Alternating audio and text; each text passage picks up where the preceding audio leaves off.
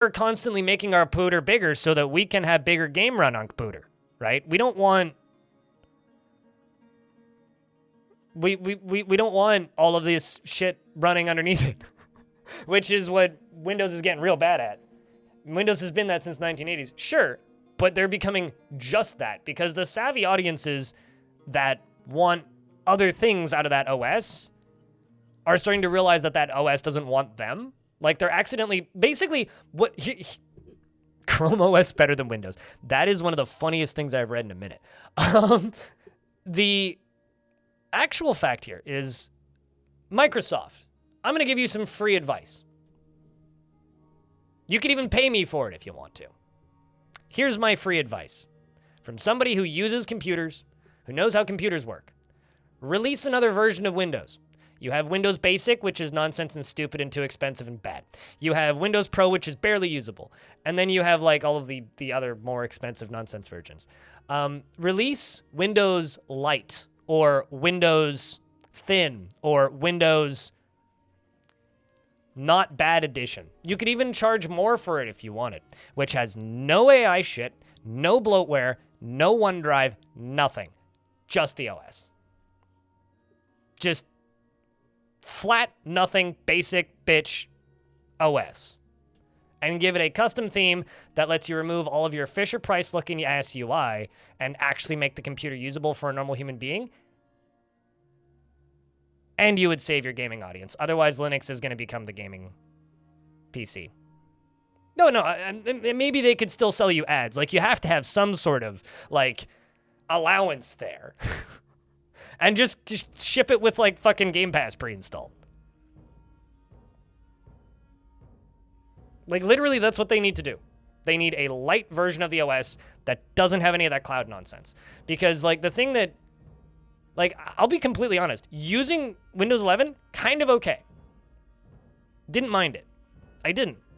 The thing that, like, took Windows and hit it so hard with a hammer that it cracked in my brain and I probably will never go back, was trying to back up that computer because, sorry, can't back up file. File isn't locally stored.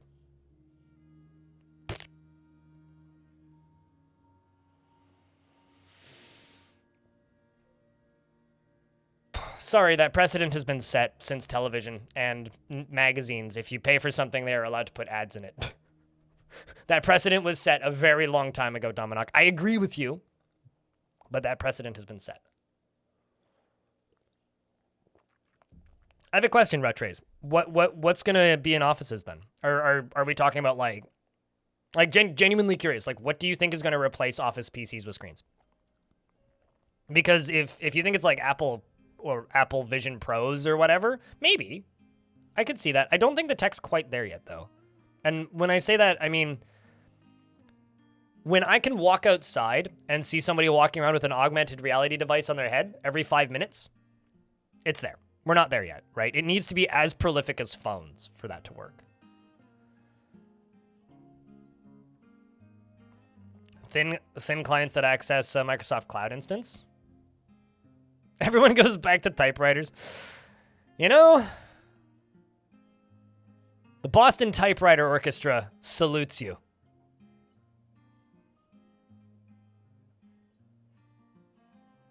So there's this complete side tangent here. This has been sitting in the YouTube chat for about 20 minutes. Cheese Lizard in the YouTube chat says, don't you think Fortnite is better than Dwarf Fortress? This is a question. It's the only thing that's been written in my chat since I went live in the YouTube chat. And you know, honestly, play games that you enjoy, dude. If you like Fortnite, go play Fortnite. That's fine. Apple Vision Pro has less real workspace pixels than 2 monitor setup. I mean, Apple Vision Pro just kind of confuses me, to be honest. Like, I don't understand who it's for. It's like, well, I hear the porn is really good on it, so maybe it'll have some success. But Apple is such a prudish company that that'll never happen. And it's so overly bloatedly expensive with all of these bizarrely strange, well, not bizarrely strange, but like useful features. Didn't they block porn? Okay, so because of the way the web browser works, you cannot watch porn videos in a web browser on the Apple Vision Pro. However, if you film porn on the Apple Vision Pro, you can trade those files. So there are homebrew adult film groups, I guess, that you can buy files from to watch in your headset. Because they have it's a unique, what's the word? File type? You can ask me how I know this if you want. Because, like, literally when new tech comes out, this is the first thing I search for. Are people making porn for it? Because that's how you figure out if it's going to succeed. If people are making porn for it and it's succeeding and making money, it'll succeed. It doesn't seem to be succeeding right now, but people are making money doing it. Basically, it's like, for me, the deciding factor of is VR going to be around for the next 10 years was a photo of E3 the year the DK2, I think it was the DK2, came out, and there was two booths side by side. The Naughty America booth and Supergiant Games right next to them, right? Supergiant Games was showing Pyre, I think? And right next to them is Naughty America. Naughty America had a bunch of DK2s. There is a line all the way down the convention floor hall to the end, to the wall, and around the corner for the Naughty America booth, and two people in line for Supergiant Games. Sure, but porn's easier to find than military and business generally. So, I don't know. If you want to know if a certain type of camera is going to be a success. There's two groups of people in the world that you can never underestimate, right? Horny people and furries. It's just like, you know, the second the, like, anime and furry communities found VR chat, it's like, well, VR chat's going to succeed forever now. Unless they fuck it up completely. What my opinion about Return to Moria? That's third-person, open-world, bonky thing with Dwarf game. I mean, I don't really like open-world survival crafting games, so it's kind of a moot point for me. I never really played it. I watched a little bit of it. It looked okay.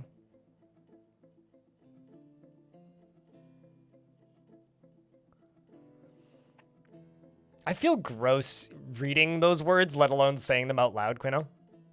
There's just something about it. It just makes me feel icky. You would go to Supergiant because you don't want to be seen watching. Fair. Fair. Today's payday? Well, happy payday. I think Friday is YouTube payday. But anyway. You having fun yet, chat? Let's go play some Dwarf, shall we? Hey, Twitch chat. You know what you have to do. There you go. So to the folks over here watching the stream on Twitch, if you want to help out the YouTube side of things, you can do that very easily. One, you can go watch all my videos and leave a like on them. But the second thing you can do after you've watched the videos and left likes on them is you can go to this live stream right here, this live stream, and then leave a like on that. And once you've done that, I would like to remind everybody that recently your streamer here has made a blog. This is a blog that will probably become a competitor, or not competitor, or my thing that I push over Patreon. Patreon probably isn't going to go away anytime soon. But if you want to get better, more consistent things from a Patreon-ish service, there's a link to my website. I'm going to post this in both chats. Go sign up to the newsletter. And if you make an account, well, then eventually you'll start to see the members-only stuff once I make that. But we have to get there, and I have to get everything planned out first, so I can do a smooth launch. A live stream? What? Excuse me? I prefer Life Rivers, actually, but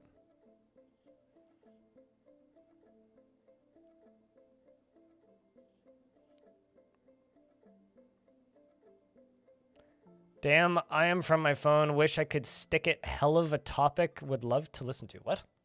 Excuse me? What do you mean? I felt like there was a reference or something there that I completely missed. That's all. Okay, Nord. 10 out of 10 picks on the website. Yeah, I need to get better headers. All right. Let's just get rid of this. All right, so we are... IKEA has stolen a black bronze goblet. What a big meanie. Welcome to Fortress of Sprithome, chat.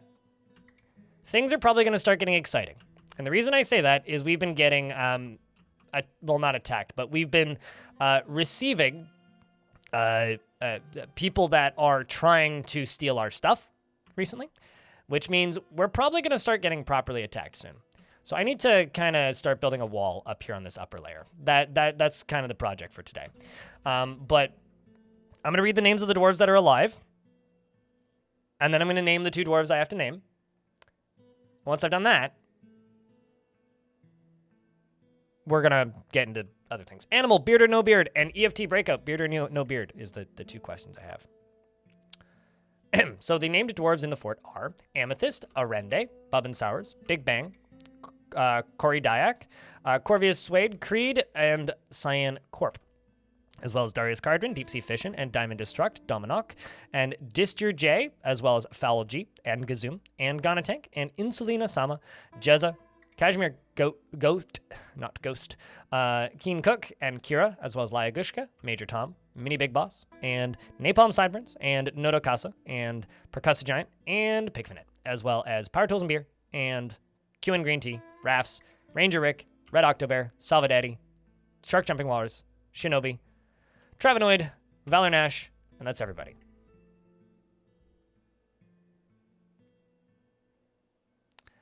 Do I seem like the sort of person who would find that anything but an anxiety-inducing and funny, and not funny? Because I don't find that to be a funny reference nor joke. I never did, Quino, and I never will, so I don't really appreciate that.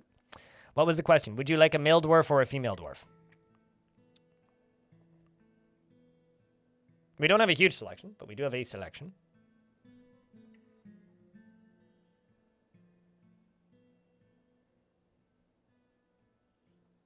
Because these are the dwarfs that we have available. Whomst would you like it?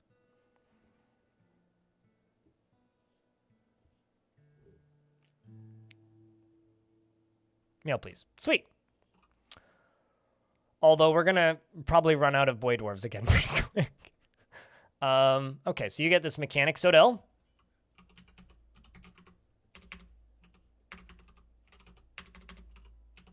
EFT Breakout is not married, doesn't have a bedroom, and is not the type to fall in love or even develop positive feelings. He is very greedy and he likes to brawl. He isn't particularly ambitious and he is quite comfortable with others that have a different appearance or culture. He acts with compassion and tends to make a small mess with his own possessions, is swayed by the emotions of others and needs alcohol to get through the working day. He dreams of raising a family and personally finds sacrifice to be the height of folly, finds artwork boring, dislikes cooperation, and doesn't care about nature one way or another. He likes iron, green zircon, and cowbone, Simang parchment, and crosses, crossbows, rabbits for their ears, and the words of the fuchsia satin, and the sight of the golden treasure, when possible, prefers to consume giant Cody, garden cress, and cherry wine, and absolutely hates jumping spiders. This particular dwarf has a medium-length beard, which is braided, and his name is Nish. He's a member of the wealthy order, which is the religion of wealth and value, and he has poor memory and he's impatient, and is currently hauling pigtail seeds. He is interested after being near a fine depot and says, "It is great when we all get the chance to be married together." Next derp is Animal. Animal, do you have any preference? You have 10 seconds to respond, or I will simply just name somebody after you.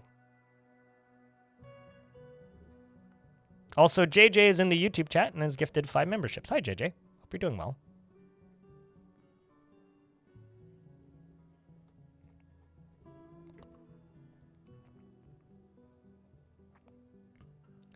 And you have 4 sons. Are you also 86 years old?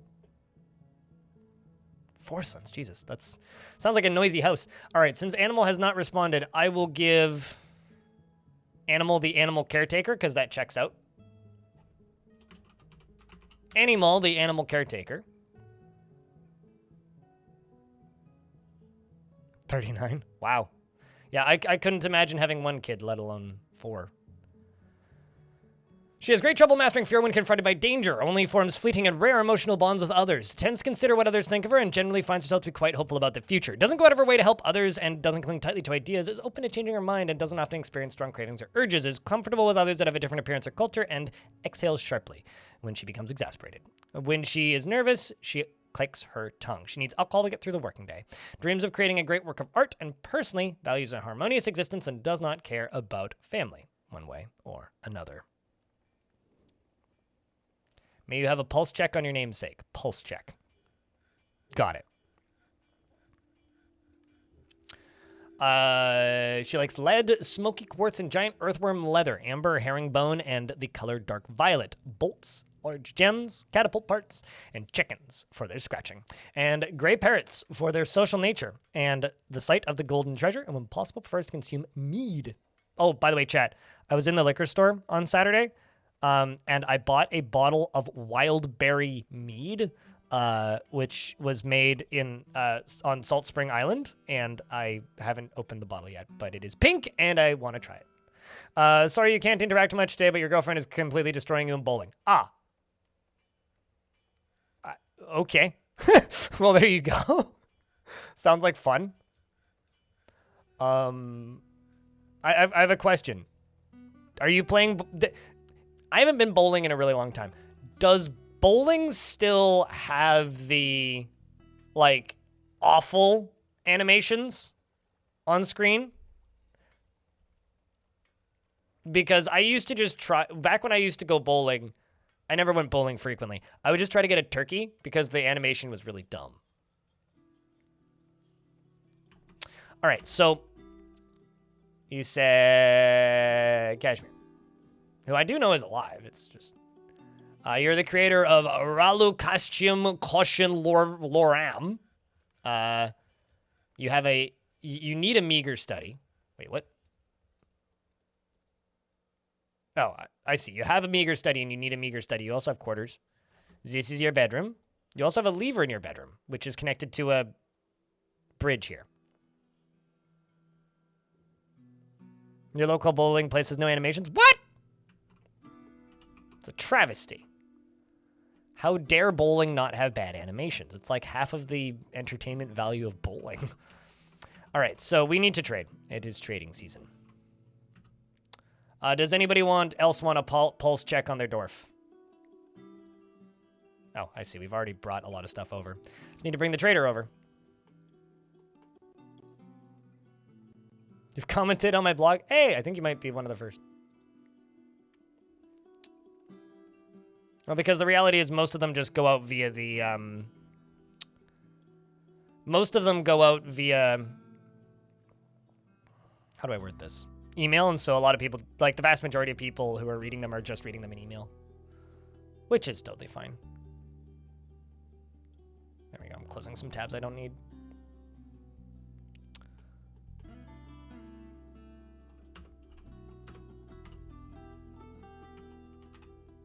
Dominok.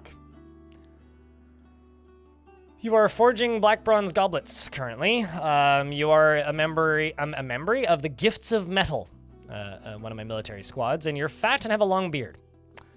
You're a member of the competitive order, in love with Travenoid. And you have several kindred spirits and close friends. Check Kira as well. 90 years old, also has close friends. Member of the competitive order. Really needs a new mitten. Am I making mittens?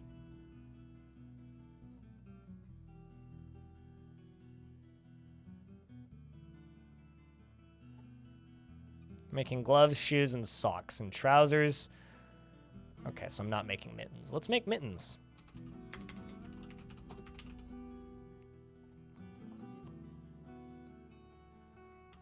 Let's just do 20.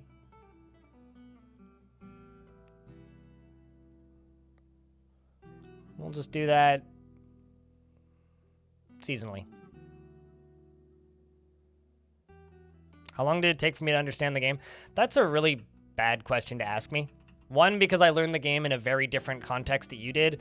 And two, like, I slowly learned to play this game over, like, years and years. So, like, I first installed it in 2009.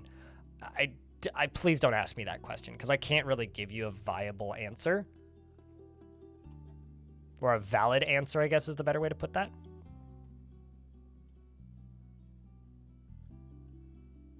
Because I played a very different and learned a very different game than the game that you are playing. The game that you are playing is significantly different from the game that I played. Also just straight up different mechanically. What a cool name. I really like the symmetric corridors. These are both like random names. The Gifts of Metal and the Symmetric Corridors are my two squads. And they're both just like perfect. So I'm just kind of keeping them. Okay, so who's the most pissed off dwarf in the board? Is it still Shinobi? Nope, it's Ranger Rick. Who wants to practice a martial art?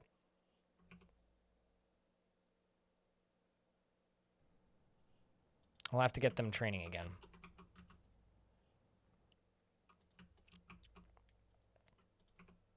Maybe just put them on monthly orders?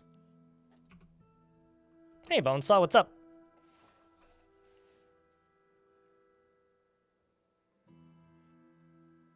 Well, I mean, the thing that's always bothered me with Discord in the long term, Bonesaw, it's not indexed in Google. You can't Google search for a Discord server. That's what irks me about it. It's like no search engine can search for it, right? That really actually is the biggest problem I have with Discord. Oh, maybe I've already traded. Yeah, I think I've already traded. But it doesn't change the fact that I can buy another additional piece of clear glass. All right, so let's let you out of here. And so this right here is just about done. We're going to make ourselves a pit pond zone, like right here. And this is going to become a fountain. You also hate this about Discord? I mean, I don't hate it. It's just, it's something that I wish wasn't the way it is in Discord. That's the easiest way to put it. It's just, I wish it wasn't that way.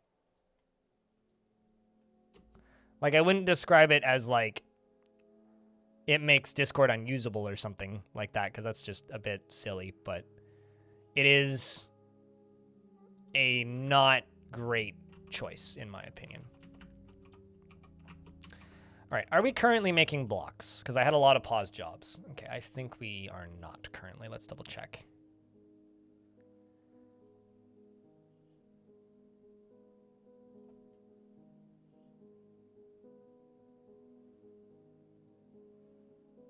Okay, well, you are making an artifact, Red Octo Bear. What do you need? What do you have? More accurately, you've got 3 pieces of coal, 2 pieces of leather. Okay, what do you need? You need rough color, rough gems. Got it. Bones, okay. Well, I just queued up a bunch of slaughtering, and that's happening, so I guess it's just rough gems and cut gems. Okay, well, what I'm going to do...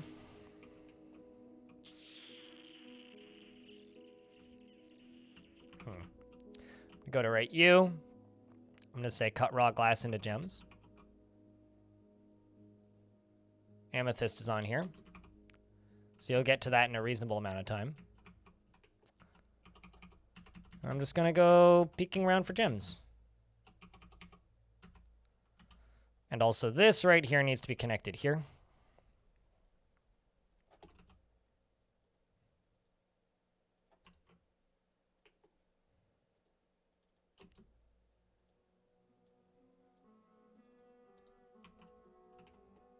And then this drops down to here and pops up into here, which is completely sectioned off in its own little area. And we're also going to mine up more of this on this side.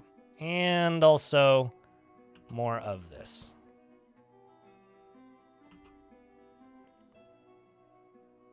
What's up, Rockcat? How are you on this fine day?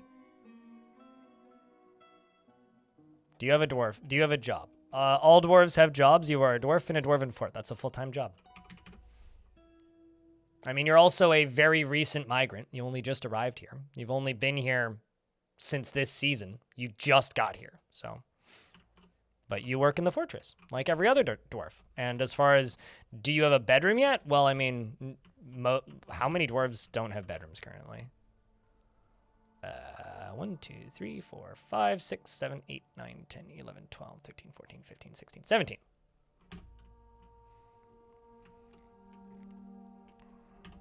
All right, so now that we're up here, I'm actually wondering if this can even be done this way. Can somebody fill this pond? No, I guess not, because this makes it considered not something that it can be filled. No, I've like unclaimed the word story for a while now because two things were happening. One, people weren't using it. Two, I was getting annoyed and tired of doing it, so it's on hiatus until I figure out a way to make it less annoying for me to do.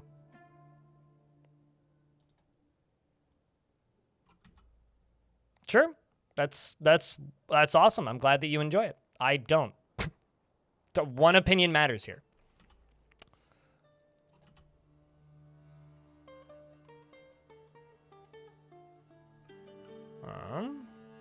If you would like to experience it, you can read it out loud yourself.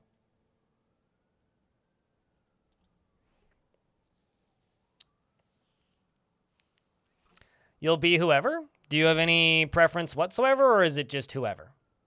Because if you don't have any preference whatsoever, I'll give you the happiest unnamed dwarf. It's not the same? Well, that's okay. You'll survive. The dwarven economic system escape us human understanding of job. Yes, naturally. Same, Rockcat. Same. Features come and go, and are better when everybody's interested in them, and get worse when they start to detract from the quality of the stream. You'll be happy? Okay. So you're this Vukar lady dwarf. Pun intentional. This dwarf actually has a child, Disturge, and is married to one of the most upset dwarves in the fort, who's now less upset, but was the most upset for a while, who's Shinobi. And she feels strong urges and seeks short-term rewards. She is an optimist. She has a calm demeanor, and she doesn't tend to hold on to grievances. She can sometimes act with little determination and confidence, has a tendency to go it alone without considering the advice of others, and she generally acts with she generally acts impartially, is rarely moved to mercy, and she tends to form only tenuous emotional bonds with others. She could be considered rude, and she rarely is happy or enthusiastic, and she is conflicted by this as she values parties and merrymaking in the abstract. She is not inherently proud of her talents and accomplishments, and she stammers when she's excited, and she holds her breath when she's nervous, and she idly chews her lips when she's bored. She needs alcohol to get through the working day and does not mind being outdoors, at least for a time, and doesn't really care about anything anymore. She dreams of creating a great work of art and personally finds eloquence and artful speech off-putting. Likes slate, nickel, silver, and tiger iron, polar bear leather, and the color orange. Swords and leggings and windows and bracelets and the words of the lark of cavorting. And the sight of the luxury of trading. When possible, prefers to consume giant axolotl and potato plants. Fonio beer and absolutely hates hamsters. And something else that's worth noting is you do have a grave, modest quarters, and a meager study. And these is your quarters. And this is your kid's quarters right here. So you actually are roommates with your kid. And then for your study, yeah, it's up here. This is your meager study that you live in. I don't know who gave you those bits. I'm assuming you bought them. And if you didn't, that's kind of strange.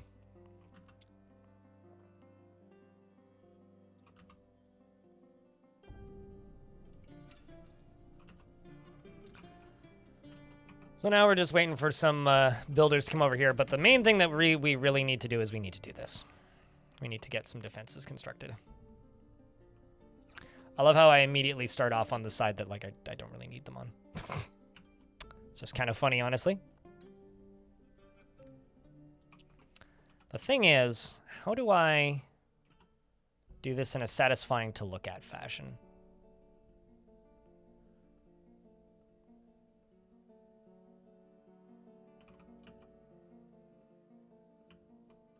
I think that'll do. Question is where's the actual front door? It's down here.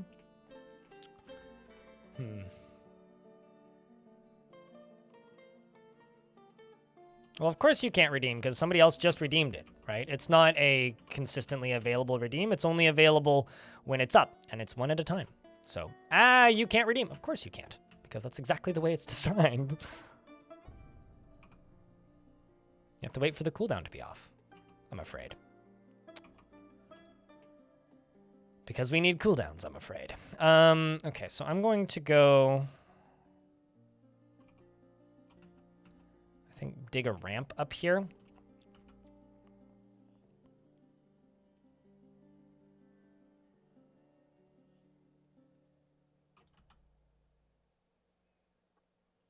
Used to get free bits for watching commercials. You do realize that was almost 10 years ago they got rid of that.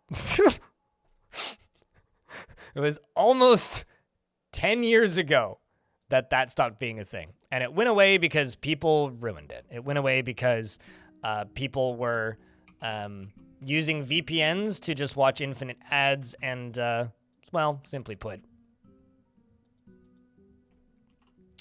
made it not very worthwhile for individuals like Twitch to keep it going.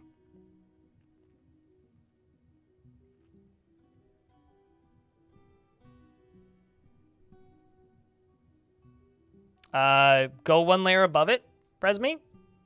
Make a pit pond zone, and they will dump buckets of water there. Okay, so now you have...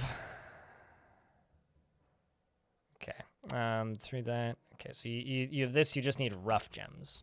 Anybody digging?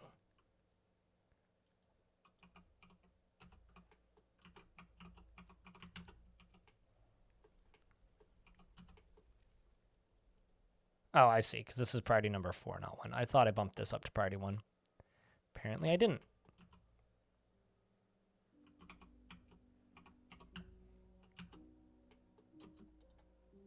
But these are right here.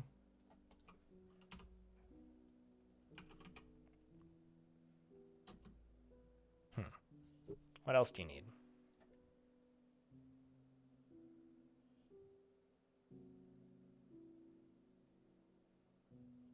Am I out of wood? Nope.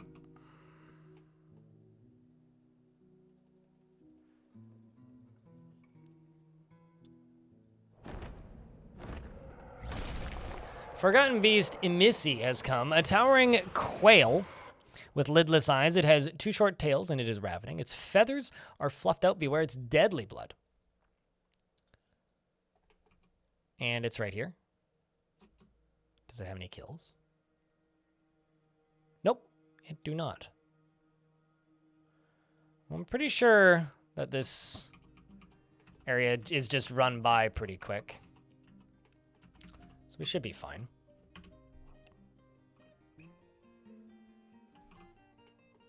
I mean, turbo isn't like the thing we're talking about, but okay.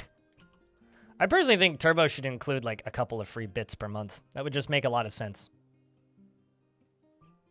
What's up, Shinobi? Your dwarf is one of the most upset dwarves in the fort. Just an FYI.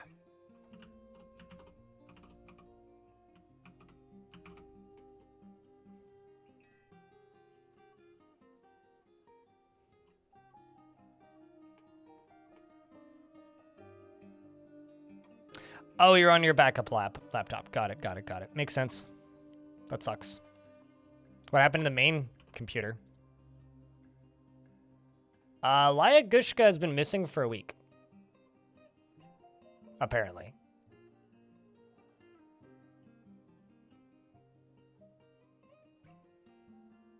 Okay, well, you were fighting with... Okay, are you at the bottom of the waterfall? It's always my first, just, like, place I check. Nope. Are you anywhere in the river?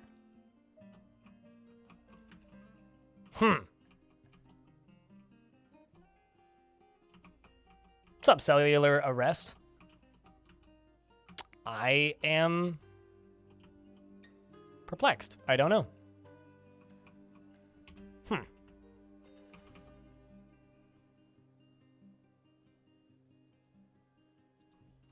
Caverns? Maybe? But that would be mighty weird. Oh, actually, here's somewhere I could check. I tried to safetyify this place, but maybe I didn't. Nope. Did not drown in the well. I don't know. I do not know.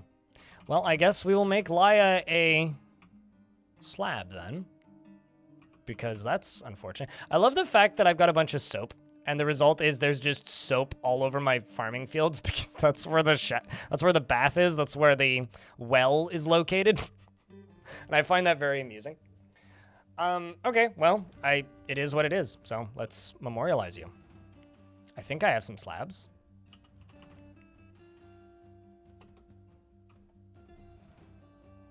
In a tree? That'd be weird. We would have found them. Because the only places here's the thing. I'm not going to be a dick, but I'm going to be a dick for a second. It would be really weird if somebody died in a tree because I disable all of the settings that practically make that possible. That would be really weird if that happened. It's not impossible, so I'm not going to completely write it off, but that would be really weird.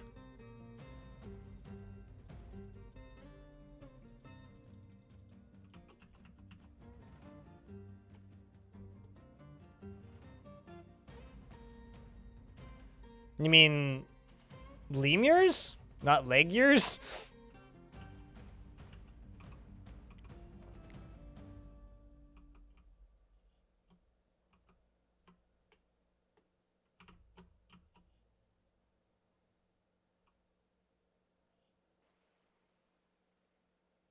Don't you like your extra soap muddy? Yeah, it would also be kind of strange if they died in the caverns, but again, I'm not going to write it off as impossible.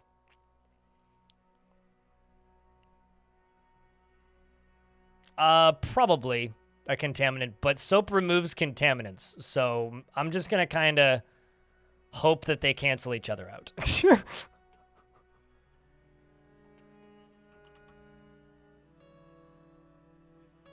See here, you want to know the trick to that? See this? This is a gather zone. See this button? Click it. You'll never have a dwarf get stuck in a tree because they don't climb trees to gather food. The only other situation where you could get dwarves stuck in trees is if something chased them up a tree, which would be bizarre because this isn't an Untamed Wilds biome. They probably got stuck in the caverns, honestly, because things got walled off in the caverns pretty quick, and that wouldn't actually surprise me all that much.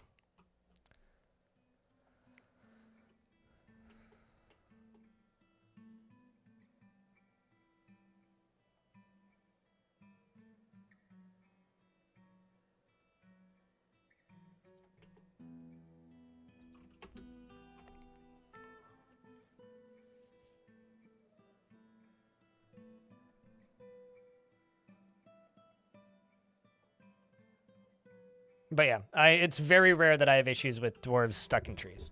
It's very, very, very rare. Also, chat room, we're at 296 subscribers on my newsletter, so thank you. Also, something else I would like to mention that I just think is kind of funny, sort of, is if I hit 500 members, I have to pay more for this for hosting. So let's hit 500 members and charge blind more.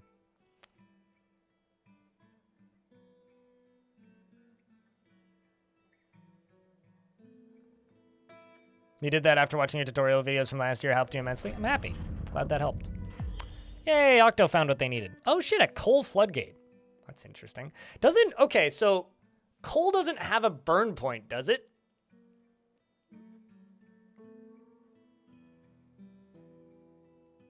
Because you used to be able to make things out of ash and coal, and it was the only things dragons couldn't destroy. But because this is an artifact, it has other items on it which do have a burn point, so it can still get destroyed. But that's kind of cool. Anyway, Red Arctobear calls it Boomaldatan. It's a coal floodgate and claims it as a family heirloom. Well, in that case, where's your quarters? There's your quarters. I will place your heirloom in your home, because your family shall gaze upon it for, I don't know about generations, but at least the next couple of months. Nope. Well, here's the thing. They're not permanently destroyed from the world, so by that matter, yes, they are indestructible. They are untoppleable, and clothing artifacts don't take damage. However, if an artifact that isn't made out of lava-safe materials, and that means it has materials in them that are not lava-safe, they are very much destructible. Very, very, very, very, very much destructible. It's like, so I would say to the, are they indestructible? Yes, asterisk.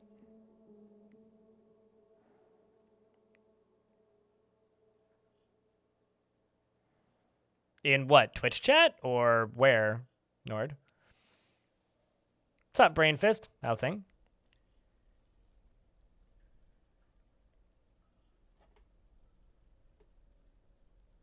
Oh, in DF? I think that they should just do what they did in older versions, which is just be better about having the translated versions right next to the non-translated versions. Because they used to be much better about that. There you go, you're no longer... Well, no longer need that, but... This Dwarf worries me, man. Well, that's exciting. The Cyclops Exes has arrived. A great humanoid monster with a single eye in its forehead. Chat room. Can I get a round of beers and a vile force of darkness? I, the streamer, have been streaming now for 2 hours. And I'm going to go take a piss break. I will be right back.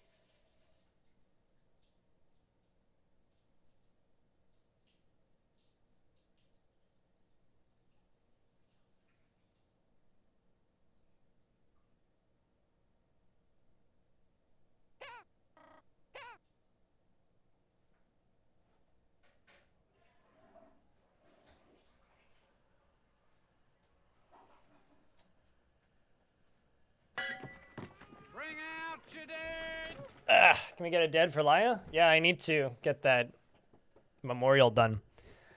All right. So, unrelated to this thing that just happened, but I just stood up and walked to the toilet, peed, washed my hands, and walked back. Yesterday, I rode almost 40 kilometers on my bike. It was like 38 kilometers or something because me and my dad went on a bike ride. Holy shit, I'm sore. I wasn't sore when I woke up. I was like totally fine, but sitting here for 2 hours, stood up. So don't drink light beer. Also, I have a very honest question for you. And this is coming from somebody who doesn't generally like light beers. How do you know that it tastes like pee?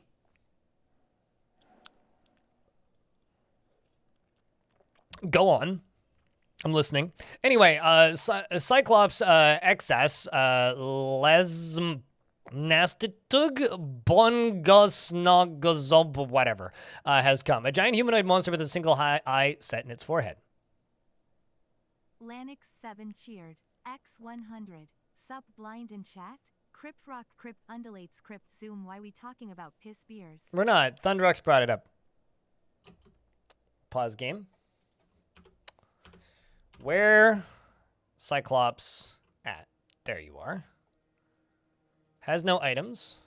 Has no family or relationships. Wow, I just realized I haven't seen their portraits yet. That's quite the portrait, actually. Holy shit. Hey, chat, have you...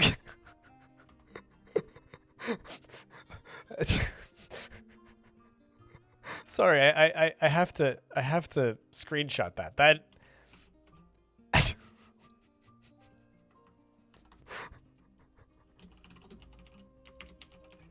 I think I have a new favorite portrait.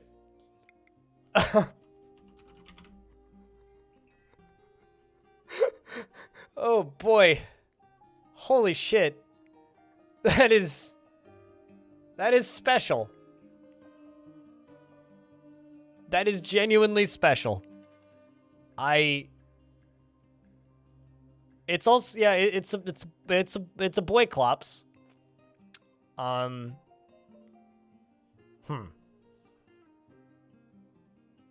It's okay. I wouldn't know the Simpsons quote, so it's fine. You know, they made everybody thirst on the walrus man. Yet they never posted this. That's peak male performance. I like the fact, and I never really thought about this, but it doesn't have a nose. Do Cyclopses not have noses?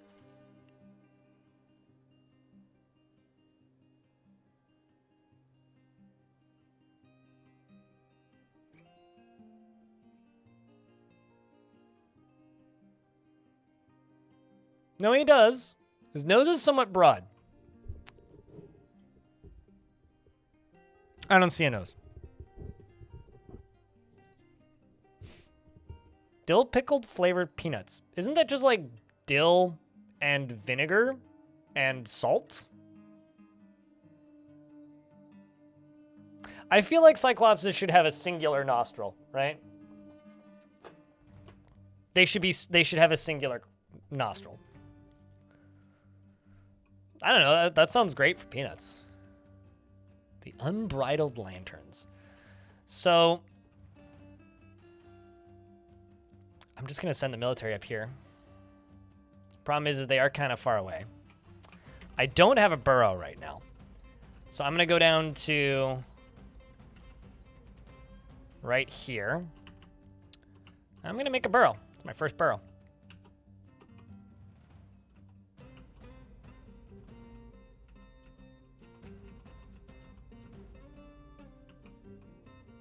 I'm just gonna assign everybody to this.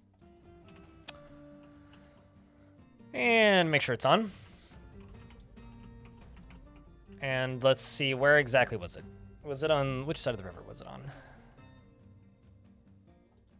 Okay, so it is on the lower side of the river.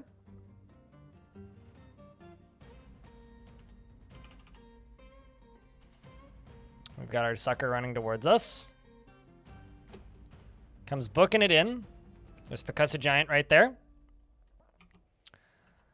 The dwarves clearly didn't have time to get underground. And just like that, the fighting begins. I think Percussive Giant just got thrown. Yep, is currently stunned.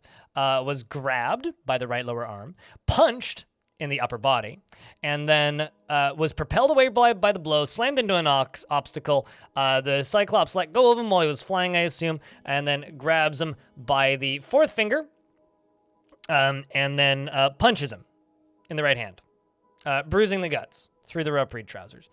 There is a lot of peasants in the general vicinity, so here's hoping the dwarves can do some okay work. There's a lot of dwarves jumping right now, like Boot Oak right here is in midair. In fact, is currently jumping towards it and says, "I laugh in the face of death." Do you now? Do you now? Would you like to properly join the military? Avoids fights. Says them as they're running into fights. Respects martial prowess. Is brave in the face of imminent danger. Well, Lorbam, you have a new job. Welcome to the military. Anyway, let's actually just tell these two squads to just kill this thing. How about you, Percussive Giant? Well, you want martial training. Well, now's a good opportunity to learn, I suppose. You also dream of raising a family. Move it forward a few turns.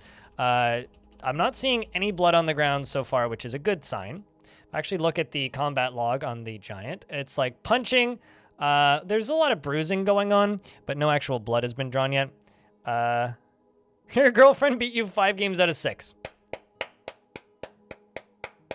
Hey, to be fair, that's how you don't become single, right? Just be nice to the significant other, and things go good in life. Now there is blood. Whose blood is it? It's Percussive Giant's blood. Percussive Giant is bleeding heavily because they've been grabbed multiple times and thrown around. Do you have a tomb? You do, in fact, have a tomb. And opulent rooms. And you are a stoneworker, Percussive Giant. What do you think, chat? Is Percussive Giant going to make it? Says, as the tide turned, I must press on. Major injury and trauma. But has been knocked back. So maybe we'll survive. Is still bleeding. Not heavily, so that's a good sign. If I let a few turns run by. Oh, wow, that was quick.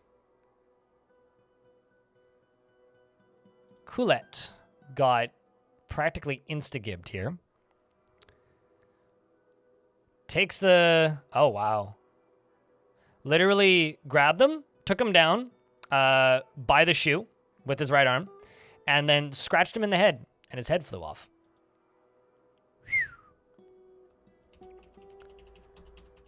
So let's just do this.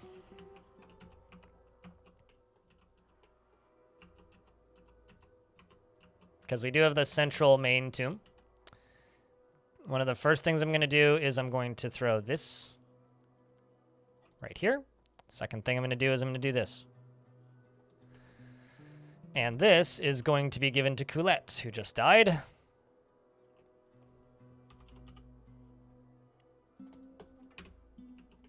Okay, so now that we've done that, let's keep waiting.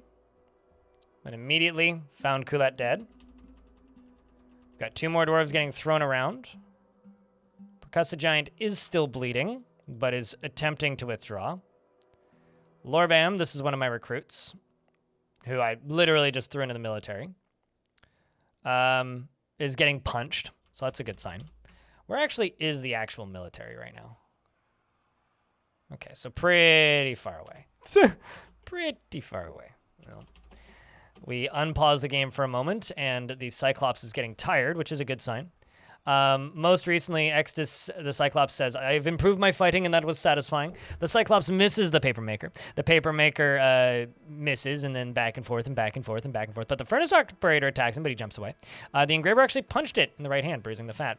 So as long as this dwarf is dizzy and winded, dude, you should retreat, Percussive Giant. I realize that you really want to help here, but, like, you should retreat.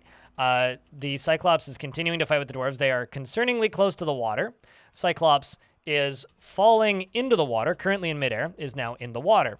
I'm very much hoping that dwarves are not going to appear in the water. However, the Cyclops is not only getting punched now, but also bleeding. It is bleeding because it, where was it? Bruising the skin, tearing the fat, but bruising the bone? No, I'm not seeing any actual, like, blood being drawn here, but at some point gained an injury that caused him to start bleeding. The dwarves seem to be at the advantage now.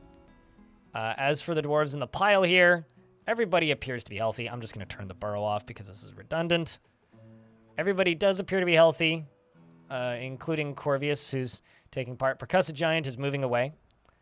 And the dwarves are continuing to fight. Although suddenly, Arende up here, the surgeon, is getting nastily attacked by the creature down below. Arende may not live to survive this. Let's double check. Where's your grave at? Right there. Okay. Arende, what is your job?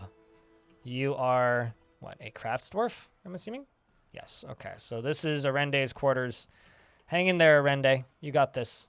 I have not much faith, but I can hope. Rest in peace, Arende. Arende has now passed and is no longer one with us, so we must find a new person for Arende's house. But It must be somebody who doesn't yet have a space to live. So let's say... It has to be another crafts dwarf. So let's say paper maker? Normal? Normal. And... normal. And down into here, this can be Arende. Rest in peace, Arende. Continue on. Cyclops is in the water still. The dwarves appear to be retreating from it, which is good. We've got Goden the Hunter, who's very enthusiastically running directly at it and attacking the Cyclops. Goden here is an expert Marks dwarf. Is not in my military, I don't think. Nope. Not in any way. Is terrified after seeing some bodies. Dreams of crafting a masterwork and is not friends with anybody in the fort, so it's impressive the speed at which this dwarf ran into conflict. Is currently getting some assistance here from Corvius as well as Nomal here. The Cyclops is missing them quite a bit and is getting tired, which is good for us. Once he becomes exhausted, then we'll have a chance to win here. Most recently is horrified while in conflict and doesn't actually feel good after seeing Arende die. Didn't want to kill anybody. Was hoping to, do something a little bit more neutral, I'm assuming. Fighting around a beehive, which, by the way, I am going to do honey today. That is something I'm planning to do. Hi, Radbug. How are you doing? Chat, do you think we're going to lose any more dwarves? What do you think? Nomal here is injured. Doesn't have a tomb assigned. Does your quarters have a tomb? Oh, wait. Was it literally who I just... The dwarf... No, Nomal right here, who may die, may immediately end up next to the other dwarf. Although the creature is now unconscious, which is really good for us. See? Although is now conscious again, is just overexerted and nauseous and bleeding. Is currently mostly missing all of the dwarves. The hunter actually kicked it in the fourth toe, which is good. The papermaker punches it in the neck with her left hand, bruising the muscle. Papermaker punches it again. If the papermaker gets the kill, we need to make them into Arende's successor. The Cyclops passes out from exhaustion. That's good for us. They are just punching the ever-living crap out of it. And I think that's the fight. Up here, Dalmas the miner has joined in. Nomal the papermaker has ceased bleeding. The military finally arrives. And Nomal didn't get the kill. But who did? That is the question. The spear dwarf stabs the Cyclops in the head with an iron spear, and the injured part is cloven asunder. I think it was in Selena who got it. Yep. The Unbridled Lanterns. The Cyclops. Congratulations, Insulina. You've done it. Live, laugh, Dwarf. If I kill this, maybe I'll get some friends. I mean, maybe. So now we have this injured dwarf. What I need to do is I need to get my hospitals functioning again, because I did just lose 2 doctors, I think. The problem is... there it is. I was just going to say I need to remember where I put it. So I need a new diagnoser. Let's go with Odam. And I need a new surgeon. Lorbam. Welcome to the fort. Also, I need to check this. I need to deconstruct that, apparently. Okay. Oh, I never said I would seal off the rooms for dead dwarves. Chat wanted me to do that, and I said maybe, but then said I think that might be a bit too much work. So instead, we're just adding more tombs and then moving dwarves around accordingly. But if there's a full family in a room, then the family continues to occupy it. But if there isn't a full family, then there's only one dwarf. So I never decided that. Chat decided that on my behalf. for clarity here.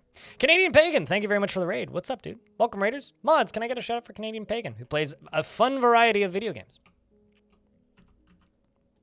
So, yeah, no, I never decided that. Chat decided that for me.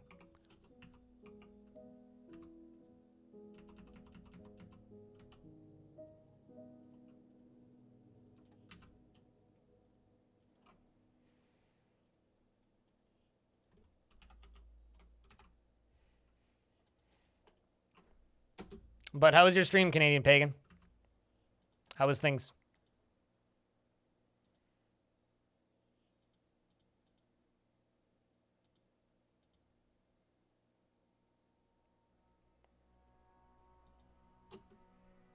And I hope that your stream was good. And Raiders, hi, I'm Greg. I play too much Dwarf Fortress. Sometimes chat lets me play other games. And go follow my blog. That's where I'm at these days. My name is Greg, yes. If you start throwing old Greg's memes at me, I swear to God, you're going to make me feel old, man.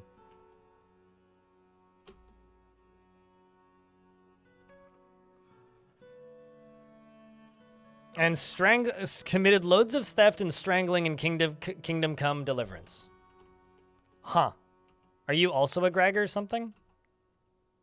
Shutterbug? What are old Greg memes? I mean, not really memes. It's a comedy sketch that didn't age particularly well. That that kids my age in like high school age used to harass the crap out of me. These days, it's just kind of funny.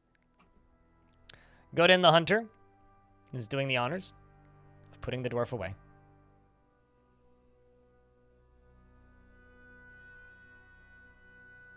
To be honest, good guy Greg is better. I'll take that. Just easily excited. Ah, okay. Well, how about you get easily excited about the blog that I've made? How about you get excited about that? I would recommend that. All right. Well, dwarves are bringing more boulders up.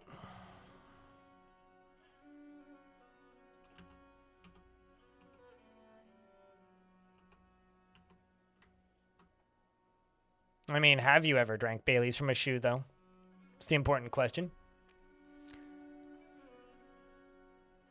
But yeah, no, just slowly building the dwarven fortress of our dreams. I still say that I think the greatest discovery of today is the icon that the Cyclopses use. That is just perfect. Like, just perfect. I might be my new favorite one, actually.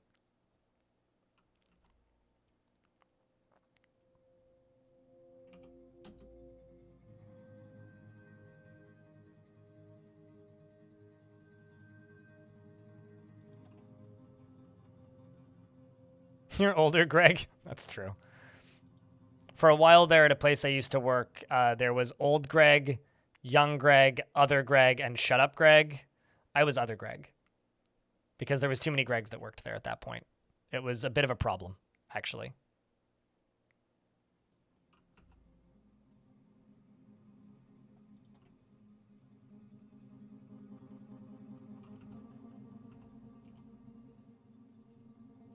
So that should bring us down to where we need to be. These can get removed. This is going to give us a ramp up from down here. And once this ramp up is done,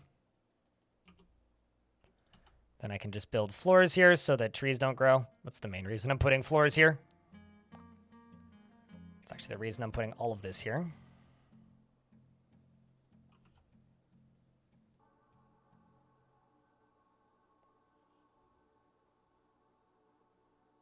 Nope, not billing. I need this one. Yeah, there you go. And then I can do this.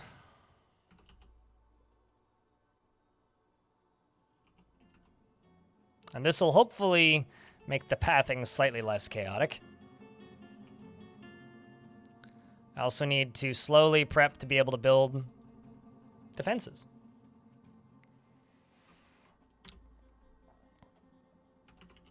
You're still alive. You're not going to fall into the river and drown because something would have to push you. There really isn't anything that would push you right now. Like, quite literally, there isn't really anything that can push you or would be a threat enough to you to cause you problems like that. So Diamond Destruct is our mayor and wants bracelets. So, Diamond, where are you? You are the mayor. And I'm going to remove all of your labor and tasks that are not pre-assigned tasks. And I'm also going to jump to your quarters, which are right here, which need to be slightly nicer. So I'm just going to smooth these walls. And maybe put a statue in here or something. Put something in here. Something in here of slightly higher value so that you get slightly happier with your living. Actually, let's just engrave the wall. That'll be the easy way to do it. And then they want a, like, ring, like bracelets, right? So I'm just going to make a Crafts Dwarf shop right here and assign it to Diamond and just be like, make 2 rock bracelets per month. I'm just going to make him make his own requests because, like, but yeah, I think that Napalm Sideburns, the Dwarf Napalm Sideburns, is quite a happy Napalm Sideburns. And you're also currently going to combat training. So you'll be able to fight back against the fish when they do inevitably attack you for stealing all of their young and all of that jazz. All right, how's Mayor feeling? Still unhappy? Okay, well, we'll make it better. I mean, it is quite literally the best property in the fort, but that doesn't necessarily mean that the furniture in it is the best, right? Like, it probably still has some improvements that we can make on it. So this is going to be for Diamond. And you're a weaver. Okay, well, can I say cloth bracelets 2? Well, let's say 3. Monthly, seasonally, or quarterly? Yes, they're wearing robes.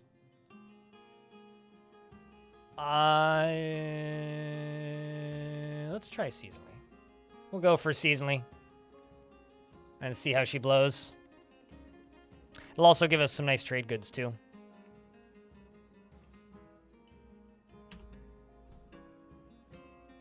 I don't understand the question. Craft item? I mean, that's what I'm telling him to do. Telling this dwarf specifically, my mayor, to craft items at a shop after they're done conducting a meeting. Which I also forgot that their office is on the upper floor of this room. I'm also kind of tempted to put a door here, but I don't really want them to just use this.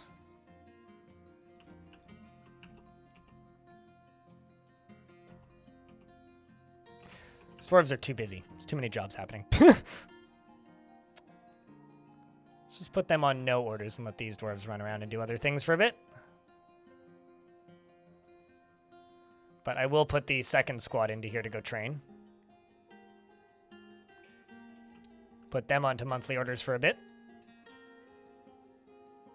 Are they a crafted item? They're made at a clother's shop. So they are like a... Well, you need looms to weave the stuff, and then after they've weaved the stuff, then you can do, like, make thread into cloth at a loom, and then cloth into clothing at a clother's shop. So yes, it's a crafted item. But not everybody can make all crafted items all the time. I had to think about that sentence way too hard for some reason. Because some factions can't make all clothing types. Clothing types are not unique to each faction, but not all factions have access to all clothing types, which is like part of Dwarf Fortress's like culture generation. So basically to keep the variety interesting, not everybody has access to everything all the time. So sometimes you'll have access to robes, sometimes you won't. Sometimes you'll have access to one thing, sometimes you won't. Having a blast playing Songs of Six? I need to dive into that game. That's definitely on the hot docket to jump back into. That and like playing Caves of Cut as a sandbox game and all that nonsense. Lots of things to do, lots of stuff to make. Brew! Is anybody brewing? Yes, you are. Cool, that's good to see. Love to see it. pathing into this fort is something.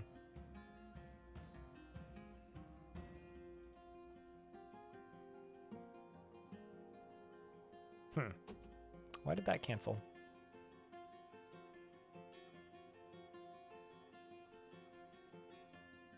Need empty food storage item. Got it. Rock pots it is.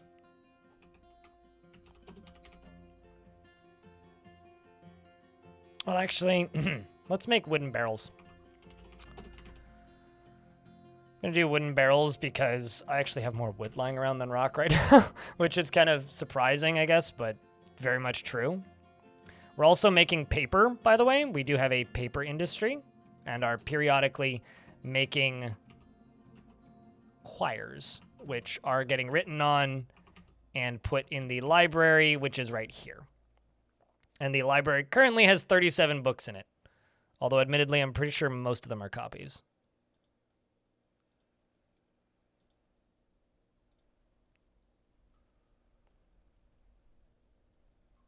It is a guide entitled The Beginning Practitioner, authored by Lacko. It concerns the town of Mob Color. Do I drink hot tea?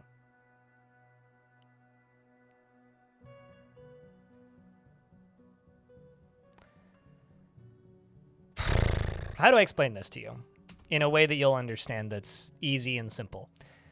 You ask me about tea. Okay. And then you say you've been drinking Lipton. That's like asking, Blind, do you like beer?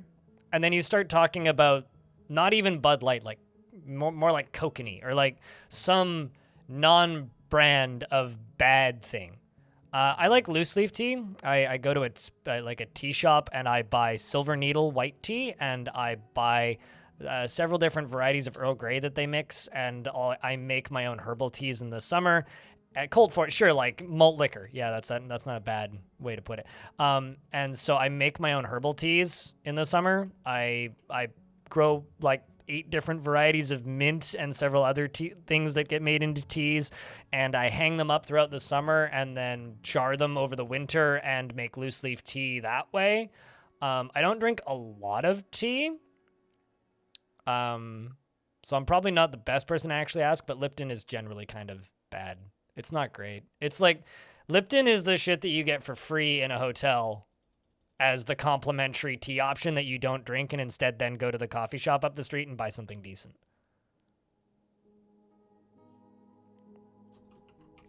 Look at the happiness list and answer the question yourself. I mean, it's fine. Dwarves like having specialized quarters. I think the issue that I'm running into right now is like, not everybody has quarters, so the ones that aren't generally that happy are the ones that don't have their own specialized quarters. Also, we've had some death in the fort now, which is, kind of an inevitability at a point. And because that started happening, dwarves are getting, understandably so, less happy. So, like, realistically, it's fine. It's just a process.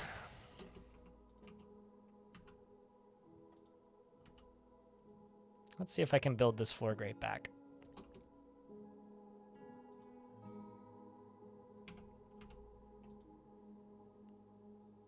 White tea is undried or unroasted black tea. So it's black tea that isn't as rebuilt. Be careful with white tea. It's very, very, very, very, very high in caffeine. But I think it's quite tasty and quite like it. It's just kind of expensive and kind of hard to get, so, because nobody makes it. So that's white tea. And the main issue with it, like I said, is nobody makes it. I think I'm just going to put grates on the ground. I just need something to like make the mud look less obvious. Something like this, maybe. We'll see how these end up looking. If they keep looking okay, then maybe we'll do more of that. All right, so we got dwarves that need bedrooms. I got walls that need building. I think we're going to focus on the walls that need building because we just got attacked and the population is big enough now that we're going to get actual sieges probably. So, entryway's down there.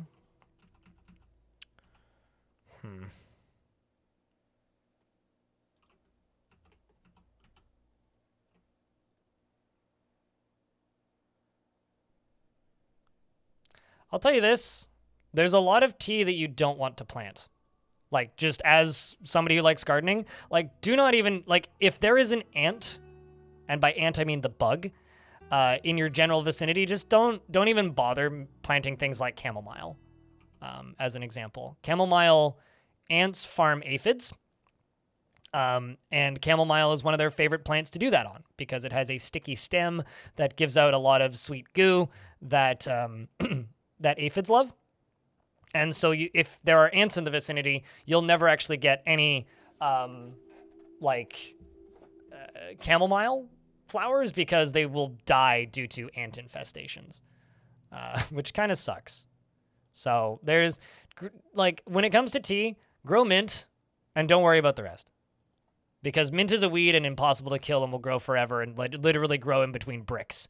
Like, it is an intense plant that doesn't give a shit about the laws of plant life and where plants like to grow.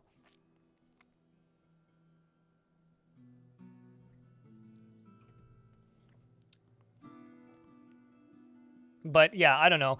Honestly, the Starbucks brand Tazo tea is okay if you just want something that's in a box. Yeah, I grow tulsi, I grow mint, I grow a few other things. I grow lemon balm, I grow lemon dorianus or whatever it's called, which is also great in tea. I used to have mint in pots, napalm sideburns, but I let it go to seed every year. Now I have mint growing through the bricks on my patio. Like, it grows in between the like patio concrete. And I also wasn't nice to it. I literally just went up to a mint plant that was a weed that was growing in one of the garden beds close to my apartment building, in a different apartment building, grabbed it by the base of the stem, ripped it out, walked over, buried the whole plant, leaves and everything, and now I have a bush. It's great. It's fantastic.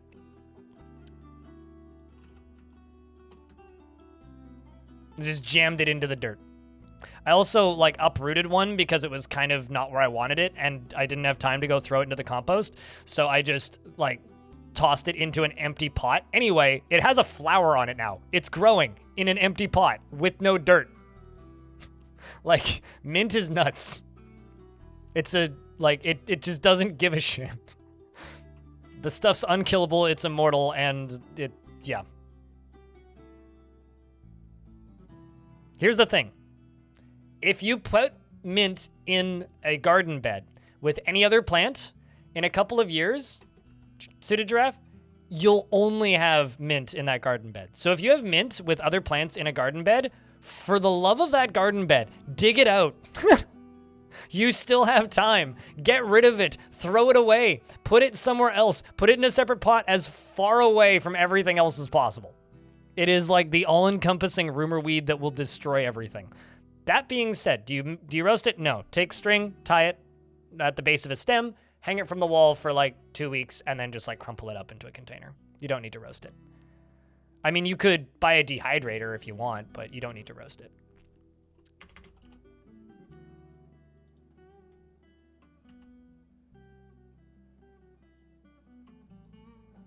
I think it's shell, right? No, it's shirt that I'm using. Got two slightly different shades of brown. I mean, you could probably just air fry it, yeah. I mean, I'm not going to tell you what to do with your oven because, frankly, I don't know.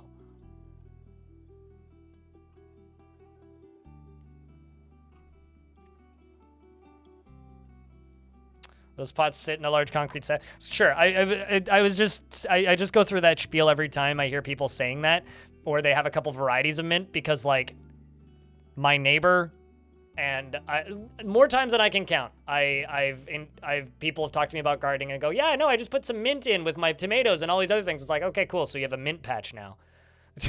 I'm almost surprised people if the only thing that would make mint more prolific is if it was more ground cover-y, like grass. People would use it as a grass replacement because it is truly unkillable.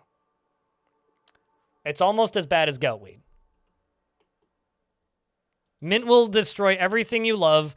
It will make your wife divorce you, and it will be your first daughter's first boyfriend. I don't know where I'm going with this. It will destroy your life, yes. Mint is horrific. I love mint. It's wonderful. But seriously, be careful when you're growing it. Now you want a mint lawn? Me too, actually. Me too. Stormwolf, don't you already have a dwarf? Pretty sure you do. Oh, I guess you don't. What kind of dwarf would you like? Here, these are the options. All the ones that aren't named.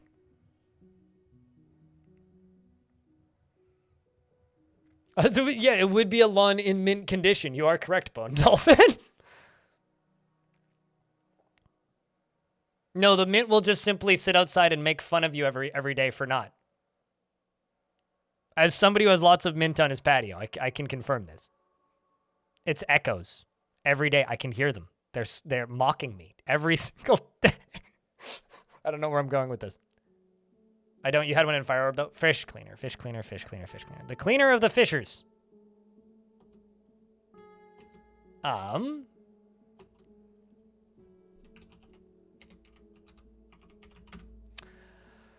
Stormwolf doesn't have a bedroom. Stormwolf arrived here summer of 44. It is autumn of the year 44. You saw Kulet's dead body, which is unfortunate, and you're dwelling upon it. He can be very single-minded and is not careful with resources when working on projects, spends unnecessary effort, and has a tendency to consider ideas and abstractions over practical applications. He tends to ask others for help with difficult decisions. He doesn't tend to hold on to grievances and doesn't try to get things done perfectly. He is curious and eager to learn and is quite ambitious, often acts with compassion, doesn't often feel envious of others, has a greedy streak, likes to brawl, isn't particularly interested in what others think of him, points and shakes his finger when he's angry, and he starts talking to himself when he becomes exasperated. He needs alcohol to get through the working day, and he dreams of creating a great work of art, and personally values family and values nature. He likes copper, sard, and green glass, warhammers, gauntlets, and hoods, and figurines and eyes for their interesting figures, and the words of the adorable monk, and the sound of the zephyr of glimmers, and when possible, prefers to consume bark scorpion, rice beer, and barley flour, and absolutely hates brown recluse spiders. I need plant cloth, apparently. Well, that's good. And it is also trading season, once again.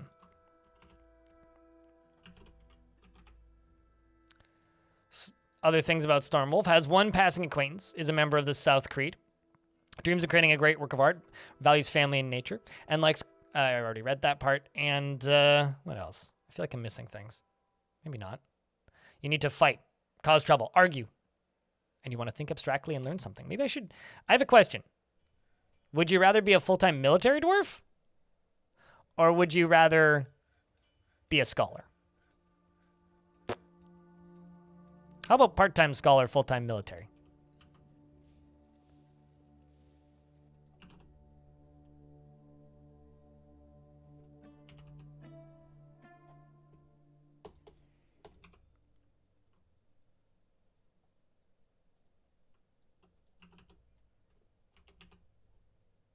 Boom. There you go. Military and recruit. Diamond Destruct meets with the Outpost Liaison, Eshtan Sazimoser. Okay. And says, I am your liaison, and they say, I'm your liaison from the mountain homes. Let's discuss your situation. Merit deserves reward. I come empowered to establish this colony as official land of our realm. Can you imagine the trade wagons? Of course, there are responsibilities, and the nobility must live well. Oh, good God, please no. Not after, I'm nobled out for a minute after the last fort. Okay. I'm going to actually go to the kitchen and just pause this, because we have plenty of lunches. You know, you writing goblins with a Z throws me off, because goblins with the letter Z attached to it is a video game publisher. So I keep reading it and like squinting for a second and being like, wait, what? Goblins? Oh, that goblin. Not that goblins. This goblins. Got it.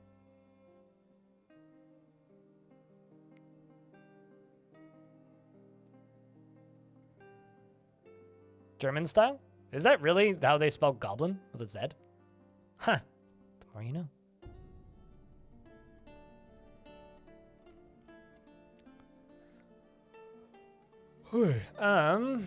Leather. That's just a toy. Isn't that many items? What else can I bring? Could bring these earrings.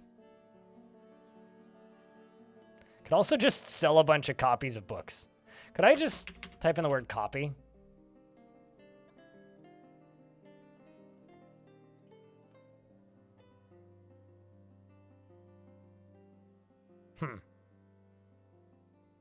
I'm going to sell all of these quires that are copies. Because that seems like a fun business, is selling unbound quires.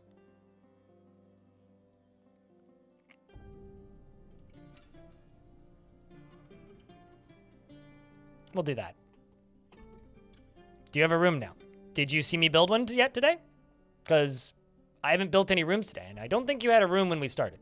So how in the world would you have acquired a room when I haven't built one yet? I haven't built a single room yet. So where would you have acquired a room from? No, you're still staying in the terrible outside, smelly tavern that's upstairs. That's also a dormitory and a hostel. So that's where you're staying. And if we get attacked, you're going to die first. If you ask again for a room, I will make sure that you stay in that tavern. Damn it. Wait your turn. I was going to queue a thing up, and then I forgot what it was. So. There was a lot of nobles to deal with. Yep. 2 rooms got freed up, and dwarves that deserved it got them.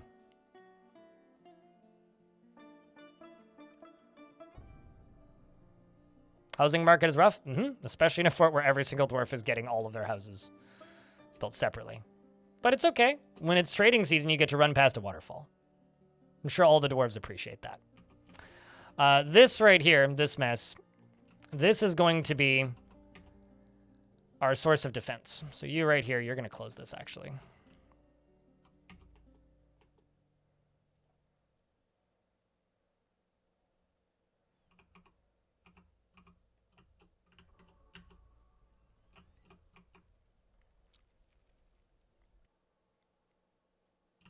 Trying to figure out exactly how I want to use this too. Probably what I'm going to do is I'm going to make another bridge that goes across down here. And a entry walkway that goes from over here with a bridge here. All the way along this and then over to here, and then I push a button and just drown them all. That's probably what we're going to do. Why is your pasture covered in dwarven wine? Keeps causing it. I have a question. Are you in a good biome?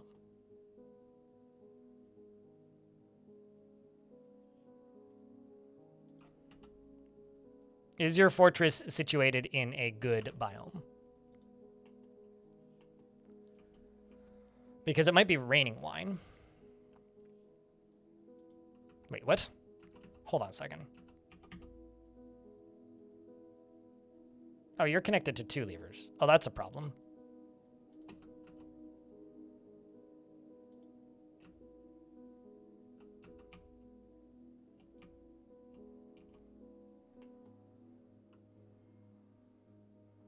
In Eurofort, one of the dwarves made an artifact platinum short sword. I wonder if they'll be any good as an actual weapon. If it was a hammer, yes. I mean, it won't be bad, right? Like, as long as it's made of metal, it'll work. Like, a copper sword can kill a foe, right? Will it be optimal as a weapon? No, not really. It will not be optimal as a weapon.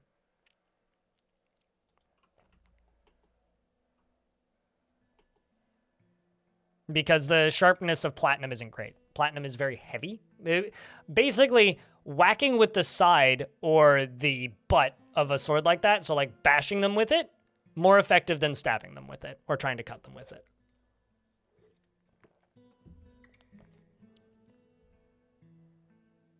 It's just the pasture, not the entire outside. Is your map really cold? Because what could be happening is it could be freezing and then getting pushed around by dwarves' feet. But honestly, I've never actually had that happen. I've seen screenshots of it happening to other people, so I know it's a thing that happens. Like, I know it's an effect that happens. But me, personally, I've never actually had it happen, so I'm not entirely sure the cause of just, like, alcohol everywhere. But I know it's, like, a thing that can happen if the right circumstances are met. So to me, it's also pretty curious when it happens. I'm actually just going to buy all of their barrels. Maybe not the most expensive one. Like, maybe not the syrup barrel, but the rest we'll buy. But we're pretty close to being out of money here. Let's actually buy these two picks.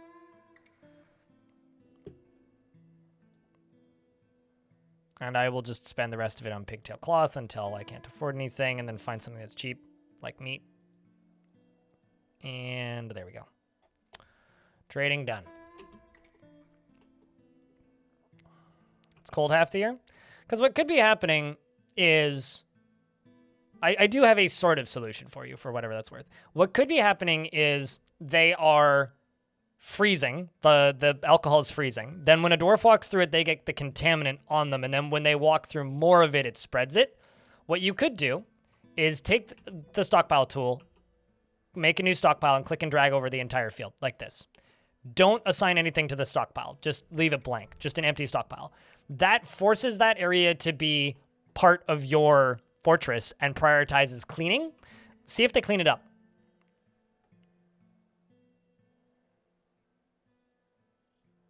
So try that. That would be my advice. Because I've had like weird spreading vomit before, and I've been able to fix it with that. Why are you dizzy? Huh.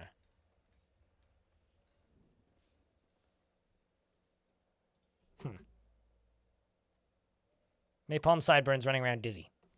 Maybe got an injury. Thwacked in the head or something.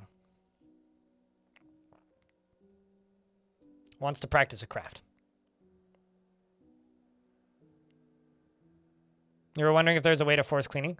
Not officially, but that works.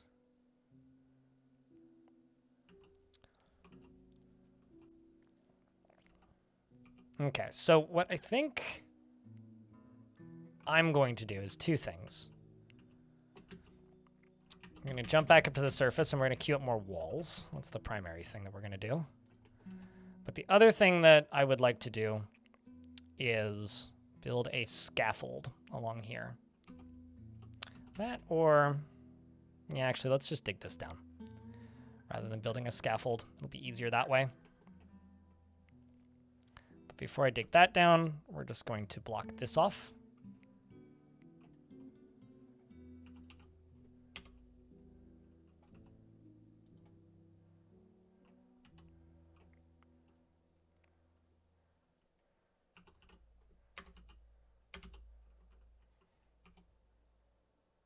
Yeah, that'll work. I think here I'm going to put in a scaffold. Scaffold, of course, just being a bridge. Which we're going to make out of oak. And then I'll use that as a way to build up the rest of that wall there. I'm going to put one in the corner here. Also put a scaffold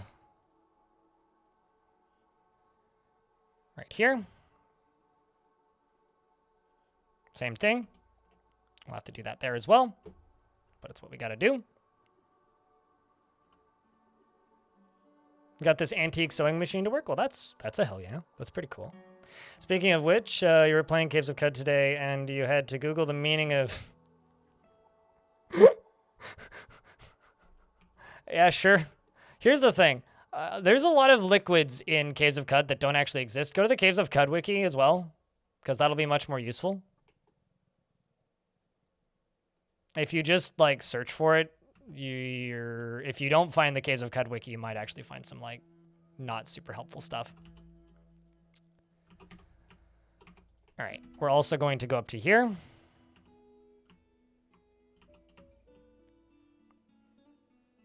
And just go shale.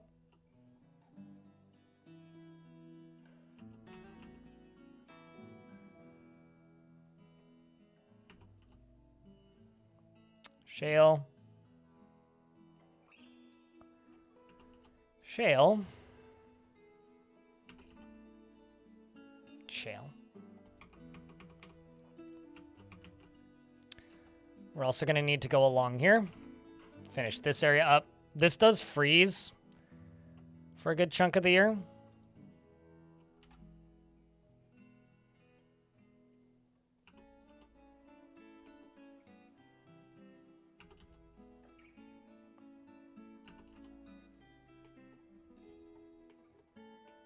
You found liquid ick.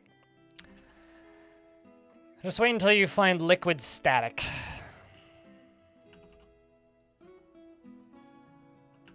Which to me is just like liquid electricity because of static electricity. But wait until you find liquid static and then things get truly strange. So I can either have two doors or I can build another bridge. I think I'm just going to build another bridge. Is actually the way I'm going to do this.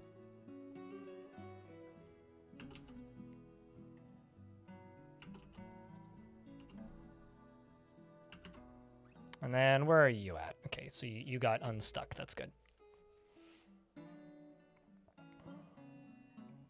And also you want military training. Turns out a lot of dwarves in this fort want military training. It's like you make those blocks and then go train for a little bit. And, well, that's unfortunate. IKEA stole an artifact. I don't even know which one that was.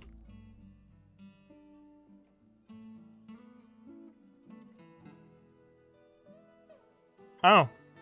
The blameless defects. This is the symbol of my bookkeeper. So my bookkeeper somehow lost their ring. Cashmere. And, oh no, wait, you're still, hold on. What?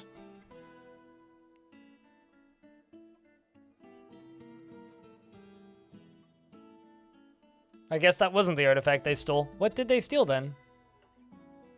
Oh, I see. They stole the symbol of the sheriff, the crown. So I guess my sheriff dropped the crown. No, okay, here's what happened. Captain of the guard became a job. Sheriff job ceased to exist. And the captain of the guard dropped the crown when they, or the sheriff dropped the crown when they ceased to be a sheriff. So, yeah. Awesome. Liquid static sounds like high viscosity. Liquid static is kind of the current, like, super buggable, or not buggable, but, like, game-breaking item. The currently designed game-breaking item that the game allows you to break the game with. And there's a few of those. All right, so...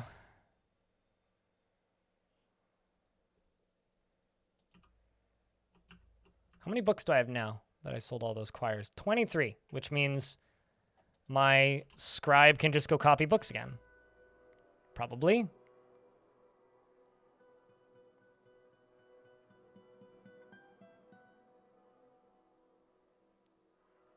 I'm wondering, like, what skill do they get when copying books? Because book copying isn't a skill.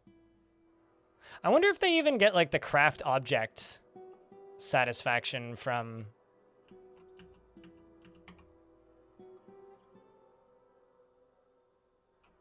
I wonder. Major Tom, you can be my presser.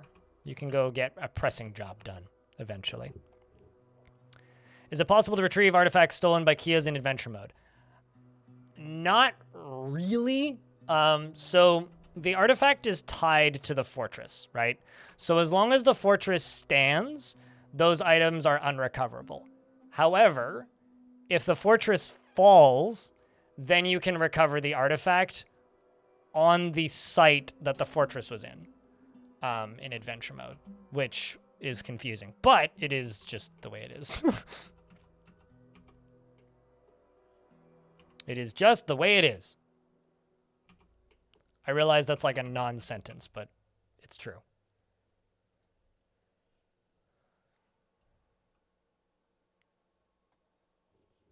Like, Kias are weird and artifacts are also weird. Because items stolen by Kiums are quote-unquote lost. So if they steal, like, a pair of trousers, they're just gone forever. You'll never get them back. Doesn't matter what you do. You cannot get them back. But, like, if Kias steal an anvil, it's gone forever. You can never get it back. So when they steal an artifact, it doesn't break the game, but it's one of those, well, slightly weird effect situations. If that makes any sense.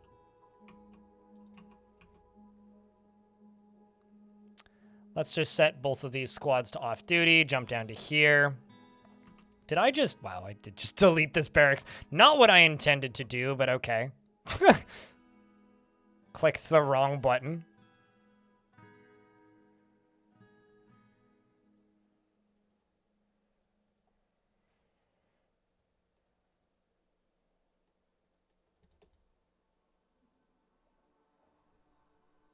And you're running around to go store item in stockpile. Okay, so who was my captain of the guard? Fortunately, this is pretty easy to figure out. Because I have this. And then all of these rooms. Ranger Rick was the captain of the... was the sheriff. So Ranger Rick... Do we keep Ranger Rick as the captain of the guard? I think we promote Ranger Rick to the captain of the guard. Because they already have all of the stuff that they need. Although they need a slightly nicer dining room. The dining room isn't quite satisfactory anymore. Nom Nom back in a bit. Alrighty. We'll see you in a bit.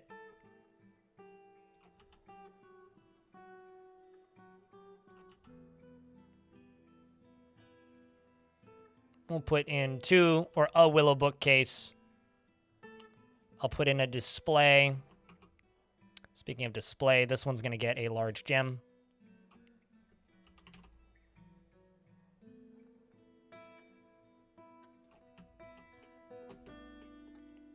And this one, we'll just put that opal on it once it gets installed.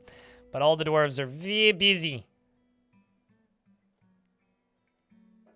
I will say that, like, I never really have problems with getting jobs done because there's always just so many dwarves around that somebody will do the thing, regardless of what the job is. The one thing I've really noticed about this fort, when every single dwarf has a pre-assigned task that they go about doing generally, it is kind of difficult to find dwarves to just do stuff.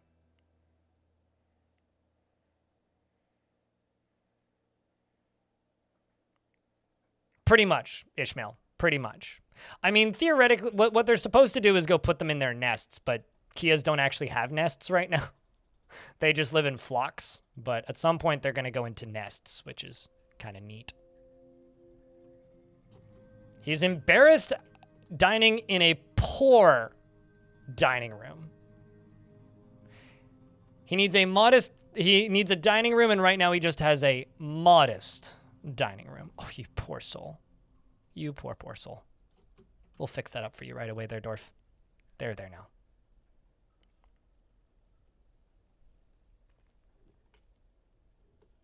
The name Ranger Rick is pretty fitting. It is just also kind of cruddy that he's also one of the most upset dwarves in the fort, but, you know. I'm just going to put a bill and pillar there. Maybe just it's funny that he's one of the most upset dwarves in the fort. I don't know.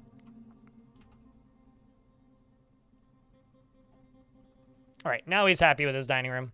That we smoothed one of the walls. That's all he wanted was like some engravings on the floor and the wall smoothed slightly.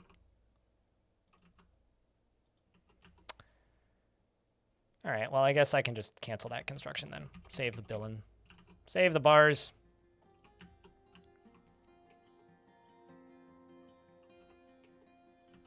There's currently just a lot of construction jobs that need doing. Oh shit, we found Laya. Oh, pfft.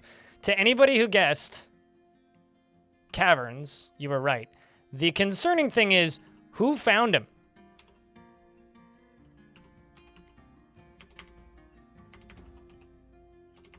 Is there anybody just stuck in the caverns then? Well,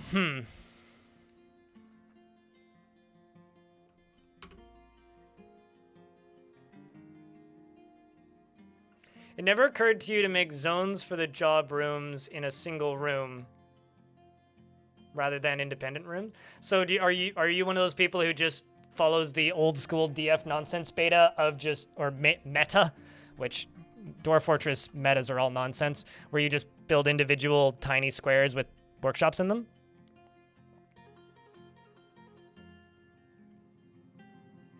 Alrighty, Elfie, enjoy your nom-noms as well. Time to go to a court hearing. Oh, good lord. I'm sorry. We're in an ad break, so I'm just going to queue up walls.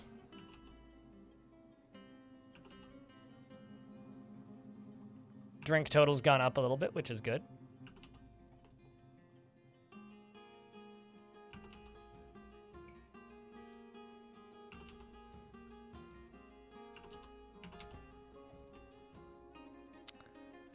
Okay, so this actually can get deleted, and we'll just build this instead. It'll look slightly nicer.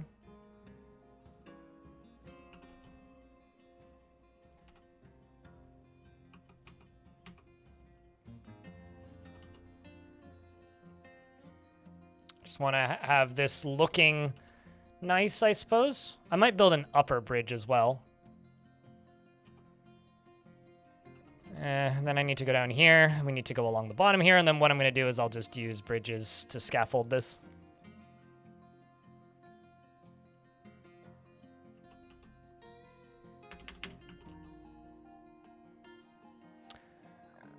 Doing the workshops that had their own little suppliers around them in the workshop, and then one dwarf pisses off because the granite next to them wasn't good enough. Pisses off? Really?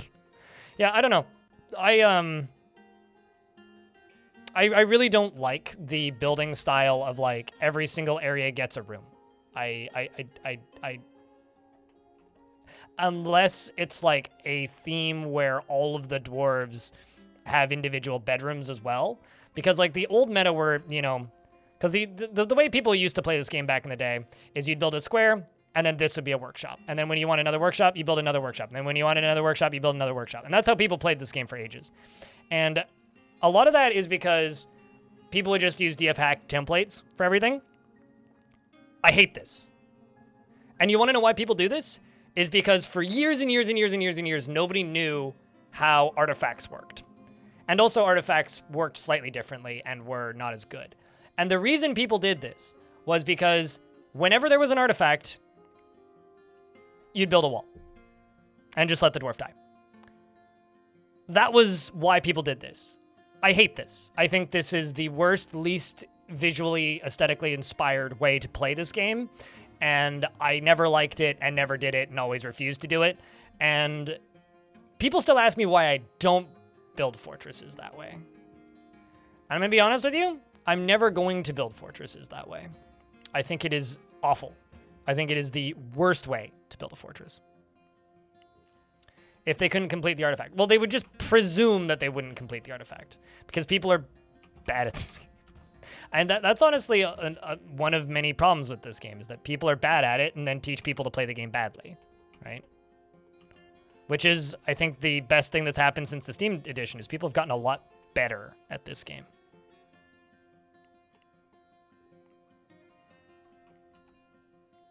You would become mad building this way? Yeah. I do. Silver Warhammers, Bismuth Short Swords.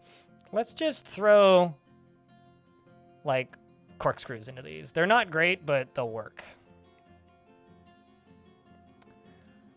I'm trapping up the front door a little bit. And also I need to check my bars, because maybe I can make some more weapons. Got 6 iron bars, 4 steel bars. Okay, does everybody... what else do I have for bars? Okay, so I got 4 steel. Do I have any silver currently? No, okay. Let's just do 4 steel short swords. Because there's apparently metal on this map. I haven't found any of it yet, but apparently it exists on this map. Time for dinner. TLDR skill issue. Well, I mean, it's not a skill issue. It's like,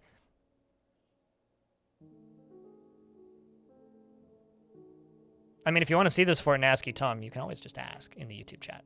Just saying. The thing that you need to remember, right, is when a game has the kind of cultural expectation of being this impossibly difficult video game, people just do what they see everybody else doing. Humans are very much like creatures of habit and creatures of copying one another, right? So if they see somebody doing something one way, everybody will just kind of start to do it over time. And I don't think that's a bad thing. I think that's actually a great thing, because that's how humans learn. However, it can become a negative thing if all you do is stare at the same thing all the time, every minute of every day. Personally, I find it quite exhausting. I'm actually going to throw Percussive Giant into the military as well, because they want to learn. They want to get martial training. But here's the thing that you need to remember as well about artifacts. Artifacts used to be a lot harder to complete, right? Because like now dwarves require less items in the early game, and then as you gain more dwarves, they slowly require more items, which makes it a much more reasonable like speed at which to have to acquire items for artifacts. So because artifacts didn't like have like time gating on their difficulty back in the day, it used to be a lot harder to complete them. But people would just presume from the get-go that dwarves would never complete artifacts. Stress used to also be a lot tougher, and combat used to be a lot more deadly. So a dwarf going berserk was like, could end a fort. A singular dwarf going berserk could end the fort at one point. So this is going to be for Laia, which I would like to give that to you as soon as you get out, basically. So many dwarves lost due to lack of shelves. Totally. Absolutely. Absolutely. Dwarves lost due to lack of shelves and shells and various things along those lines.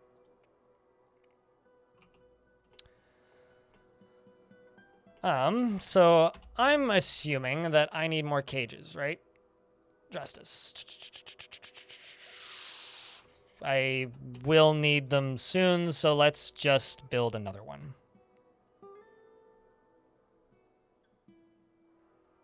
Don't really have any nice ones. Okay, we'll just build a pigtail rope.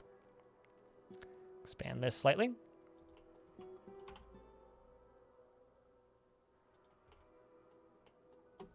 Budgie, what up? It's good to see you. Also, hi, Stingray.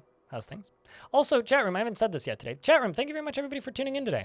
And thank you very much to everybody who has, like, a hat next to your name on Twitch or YouTube, because you guys are the ones that allow me to do this full time and keep this job stable. So thank you for tuning in. Thanks for watching. Thanks for hanging out.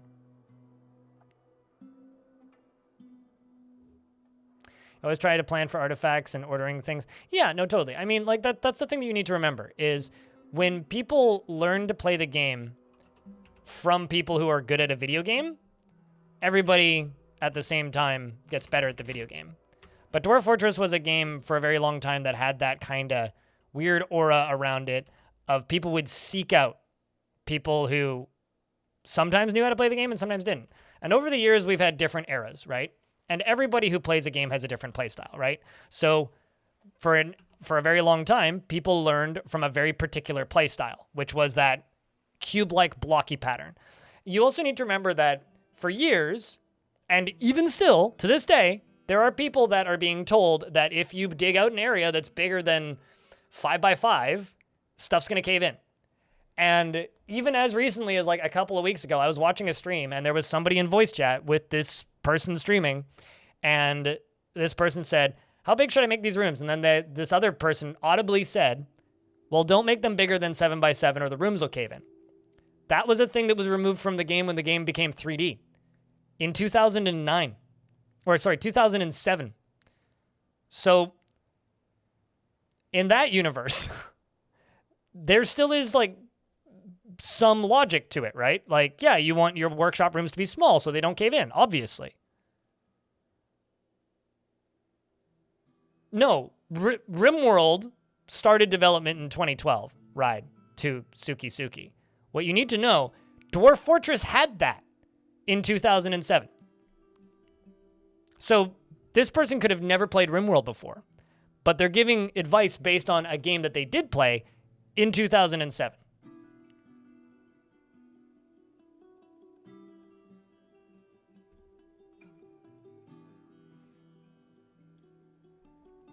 Anyway, some migrants have arrived. Let's see who's showing up. We've got 2 butchers. Ooh, a pair of butchers. And a tanner. Are they a family? No. Well, at least one of the butchers is married to the tanner. They have a pet chick. Look at that. Well, they can't butcher that. They're a member of the Doctrine of Saving. Makes me want a quick save, to be honest. Welcome to the fort. And then they brought a foal that they're probably going to butcher in a minute. And there's the chick. What about you? You're a trapper? Okay.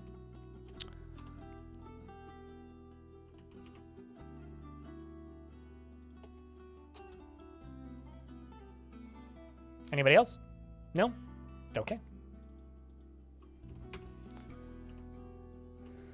Tanner has a side chick. Maybe they both have a side chick. See, I'm taking that as like a Tanner is cheating joke, but now that I reread it, I think you're just making a sidekick pun. But honestly, I can't tell. Okay.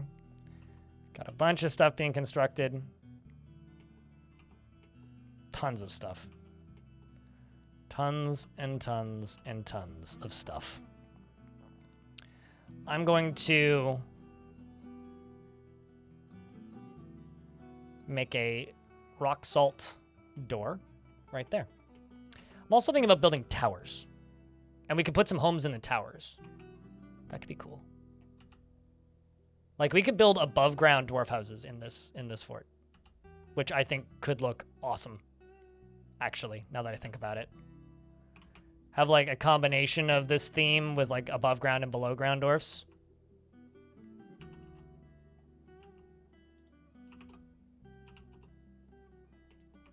I could see that being pretty dope.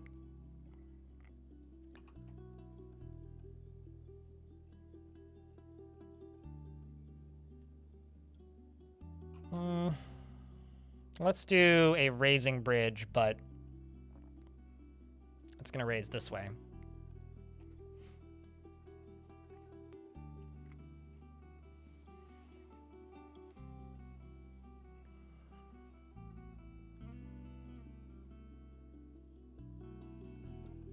Well, like fire can cause cave-ins, right? When something that is supporting a thing is completely removed of support, then cave-ins can happen. I would like them to bring back structural integrity at some point because I think that structural integrity was a fun part of Dwarf Fort. But at the same time, I'm not going to lose sleep if it doesn't. Like, I would like structural integrity to make some sort of return eventually to this here video game, but if it doesn't, I will be okay. What was that made out of? Oak.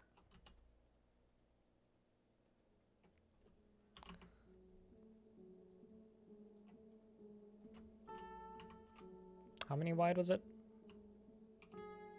1, 2, 3, 4, 5. Okay.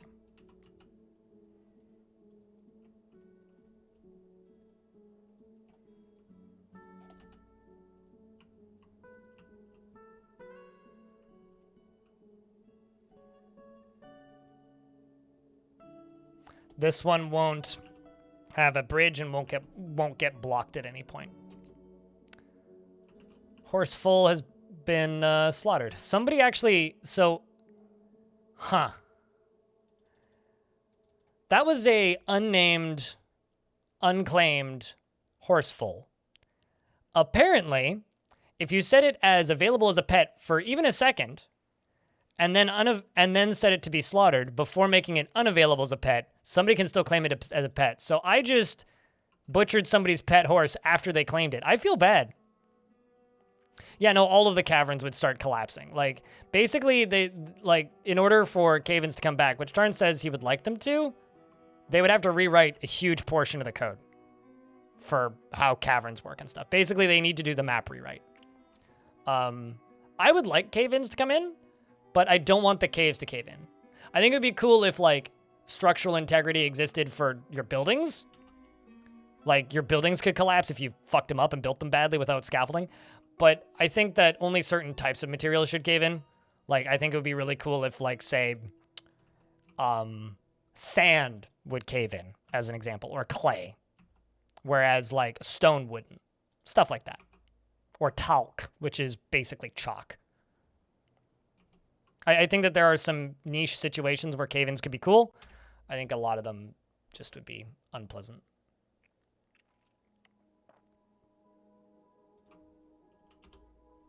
I'm sorry, you needed decent quarters? What's wrong with your quarters, Mayor? You literally have an artifact in them.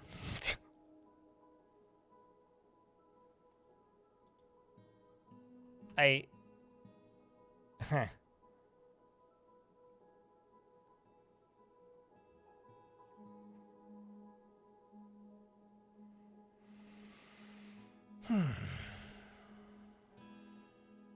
Elfie is on lunch break, Tom, which is why you're not seeing Elfie.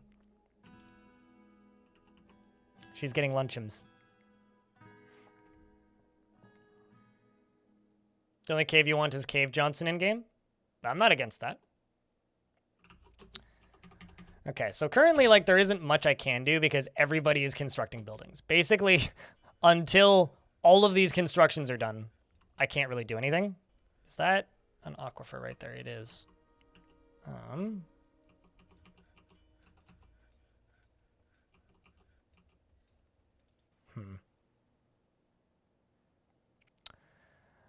Chat. Suited Giraffe would like to name a dwarf Cave Johnson. Can I name a dwarf Cave Johnson? Yes or no?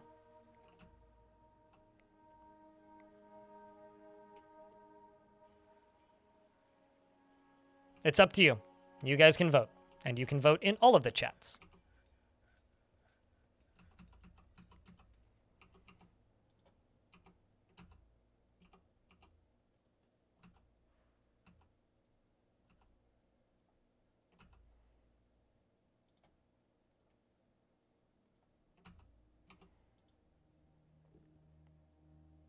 Only if I can trade for lemons. Do lemons exist in Dwarf Fortress? I don't think I've ever seen a lemon.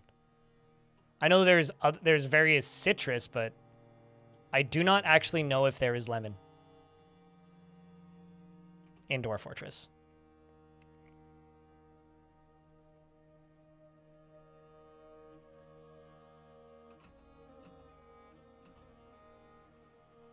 All right, well, this will hopefully speed up the construction because they can just use this door now. And then the top of this, I'm just going to throw a, well, first off, I'm going to do this. But I will throw a stair in there or something. I will throw something in there. That, or a hatch cover is what I'll throw in there probably. You know, actually, let's use oak logs for this. All right, chat. So what dwarf are we renaming to Cave Johnson?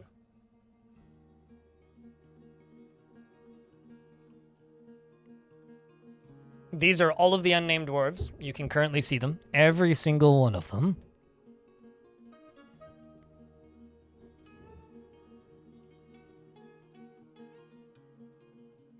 You'll accept trades for limes.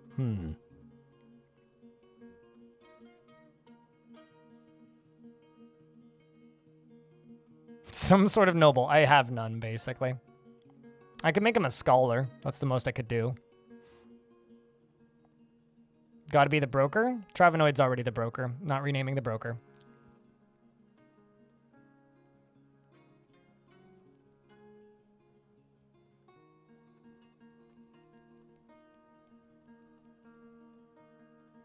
I kind of like the Edom the Engraver or Domas the Miner. I think I'm going to go with Domas. Doesn't have a room or a study. Cave Johnson. Cave Johnson is intellectually stubborn, rarely changing his mind during a debate regardless of his merits, has little interest in joking around, and can occasionally lose focus on the matter at hand. Tends to assume that the worst of two outcomes will be the one that comes to pass, and he is readily... he is rarely happy or enthusiastic and occasionally overindulges, is somewhat quarrelsome, and is bothered by this since he values friendship. He is not particularly interested in what others think of him, needs alcohol to get through the working day, and is getting used to tragedy. He dreams of raising a family and personally doesn't respect a society that has settled into harmony without debate and strife, and doesn't really see cooperation as valuable and dreams of raising a family. He likes Pericluse and sterling silver and almandine, tea wood, and the color indigo, picks and floodgates and loon men for their haunting call. And the sight of the diamond silver, and when possible, prefers to consume pig cheese, tomatillo wine, and hates rats. He's never killed a thing. The hates rats is like lore-wise kind of funny. For Portal. Is satisfied at work, and a forgotten beast named Githu Equanosquab has come. A large, it is a huge salamander. It has lidless eyes. It has large mandibles. It squirms and fidgets. Its skin is wrinkled, and it breathes burning. The burning breathing salamandy is down here bleeding heavily. There is actually forgotten beast blood here already, as well as more blood, and it is bleeding everywhere, and I'm not sure why. It must have just been fighting with something, but okay, well, it's killed a cave crocodile and 4 elk birds. It's just bleeding. It is no longer bleeding, and it is... Oh! I see why. So it sets things on fire, and then it starts bleeding because it is setting itself on fire. But I don't actually think it's burning. No, it is not burning. It is just simply bleeding constantly, which is kind of funny, actually. So good luck there, creature. It's a good thing it's not deadly blood, hey?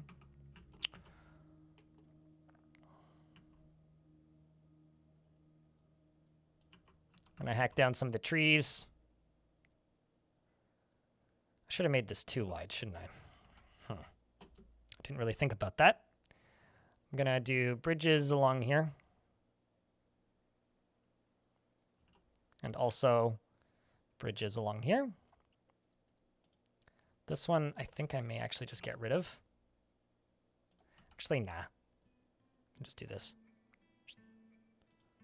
So these are shale, all the way along. Shale. Let me go along here and shale.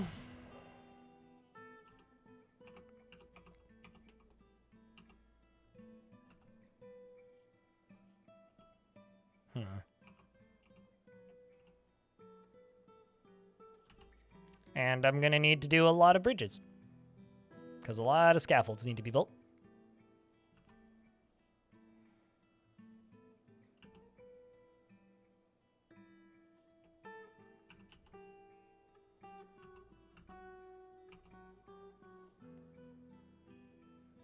Is there an unhappy kid? You want to be a problem. See, I'm pretty sure the one kid in this fortress is extremely happy. Let me double check. Although they are named already. Yeah, they're quite happy. The one child. The thing is, I'm gonna try stupidly difficult to make the kids extraordinarily happy in this fort. So if you want to be an unhappy dwarf, I'm pretty sure the happiest dwarves or unhappiest dwarves in this fort already are named already.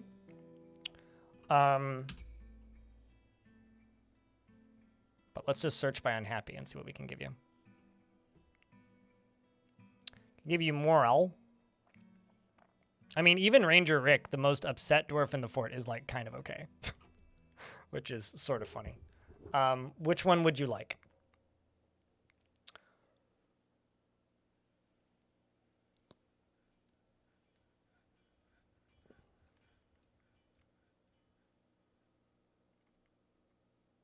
Yep. If you use any non-magma safe part in a magma safe item, this includes encrusted with bones, encrusted with gems, encrusted with or decorated with something, it is no longer magma safe. And this includes using non-magma safe mechanisms. Anyone though? Okay. Well, you wanted to be someone mad, so I will give you an unhappy dwarf.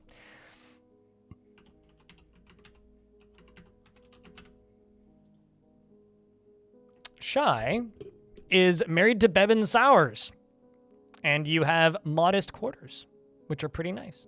You are processing plants and are a farmer. You would like to craft an object and you're satisfied at work, and you feel restless after being unable to practice a craft for too long. I should just make like, I want to make a metalworks guild, but I'm a little scared too. I need to make a crafting-based guild. What crafting-based guild should we make, Chad? She personally believes that the truth is unavoidable, regardless of its merits, and abhors those that Oh, you know what I should do? I should make a mechanisms guild, like a mechanics guild. That would be pretty good. Sees cooperation is very important and in life and disregards tradition, sees perseverance in the face of adversity, bullheaded and foolish, and dreams of creating a great work of art. Like sterling silver and light yellow diamond, axatol bone, the color ivory, high boots, quivers, and barrels, and figurines, and the words of the West silvers and the sound of the ivory diamond, and when possible prefers to consume blood gnat and foxtail millet beer, and dwarven milk, and absolutely hates brown recluse spiders. See, I want to use something that I actually have the materials to make for when they make artifacts. So if I were to make like the pottery guild or whatever, I just have a dwarf die every time they get a mutable artifact, because they'll try and make something that I don't actually have on this map, and I don't have clay on this map. She is a nervous wreck with no ambition whatsoever, is private to the point of paranoia, unwilling to reveal even basic information about herself, always acts with mercy and compassion at the forefront of her considerations, is prone to strong feelings of jealousy and is swayed by emotional appeals, has a great trouble when mastering fear when confronted with danger, could be considered rude, doesn't seek out excitement, is trusting, has an active sense of humor, is conflicted by this as she values artwork and its creation, doesn't experience strong cravings or urges, is somewhat uncomfortable around those that appear unusual or live differently from herself, can handle stress, has a tendency to consider ideas and abstractions over practical applications, tends to be a little wasteful when working on projects, doesn't focus on material goods, prefers that everyone lives as harmoniously as possible, and finds helping others to be emotionally rewarding, is always snaps her fingers when she's greeting somebody, needs alcohol to get through the working day, and does not mind being outdoors at least for a time, and doesn't really care about anything anymore. Dreams of creating a great work of art and personally believes the truth is unavoidable regardless of cost, abhors those who pursue the mastery of weapons and skill with fighting, sees cooperation as very important in life, disregards tradition, and sees perseverance in the face of adversity, bullheaded and foolish. Chat room. I am going to go get my lunch because I'm actually suddenly quite hungry. I have a Gwambly Tumbly, so I'm going to pause the game. Well, actually, probably quick save. I'm just gonna real quick run an ad break because it's gonna run in a minute anyway, and I'm gonna go grab me a cheese sandwich. It's a cheese sandwich, just a cheese sandwich with some mustard and some lettuce, and I think that's it. Yeah, I think that's it. Anyway, I will be right back. Chat, converse amongst yourselves and subscribe to my newsletter.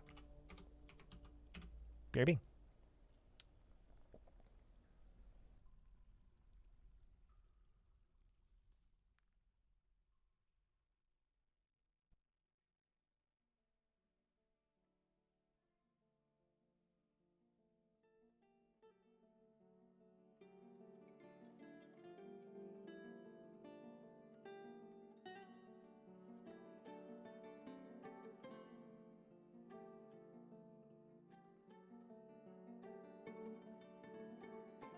Cheese for everyone!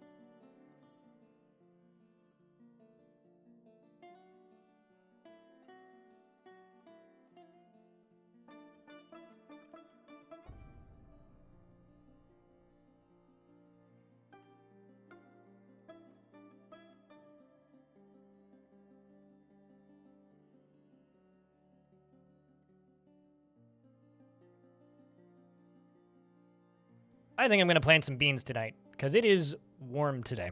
All right. Hi, I'm back. How's things? You keep reading weekly newsletters, wacky newsletter? Wacky wheels vibes, sir. You know, I saw one episode of that once on TV once and never again, and for some reason it's burned into my memory. It's like a formative memory for me, that TV show. No, wacky racers, not wacky wheels.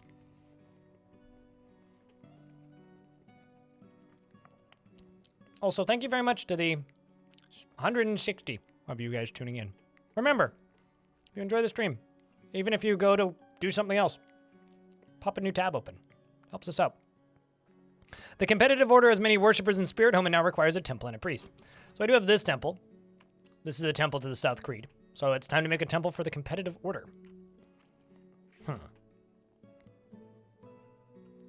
And then I'll have to make a house for it. Why don't we connect it to over here? This would be an okay spot for it, I think. Make the walls for this one pink, because I think that'll look nice.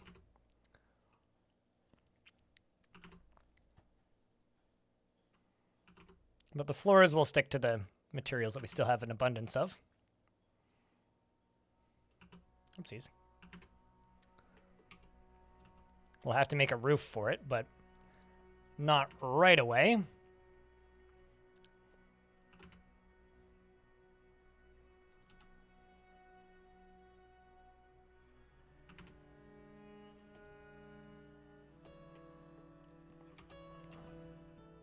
What do they worship? I'm not sure. We'll find out in a moment.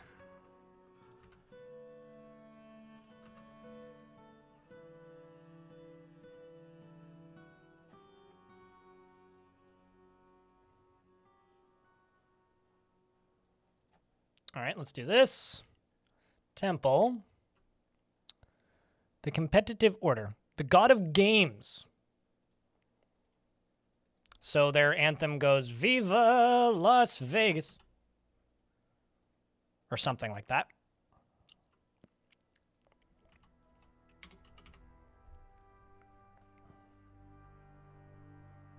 Praise Gabe. You know, that's not the direction my brain was going with that at all, but I'll take it. Also, the value of these exact floor tiles is 69. So, there you go.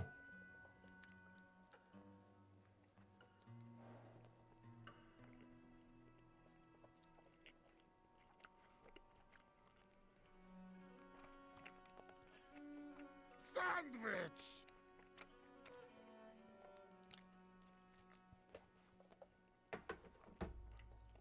It's not nice enough to satisfy them. Sounds very similar to real life, actually. It's a nice shrine that isn't nice enough to satisfy the worshippers. What a shame.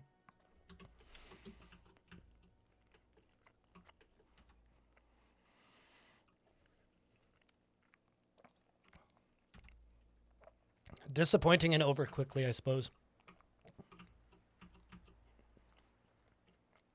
Okay, we're also trying to get these constructed a little bit. You over here.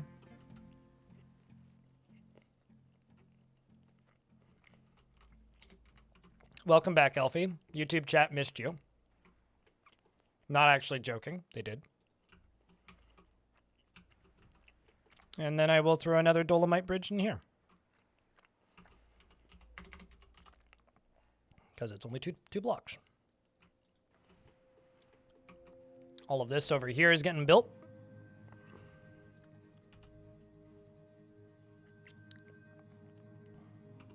Should have made this longer, but oh well.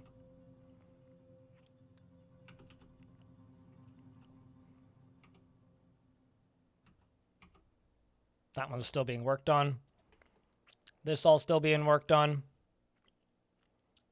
You're sleeping. Checks out. Do you actually have ammo? No, you don't.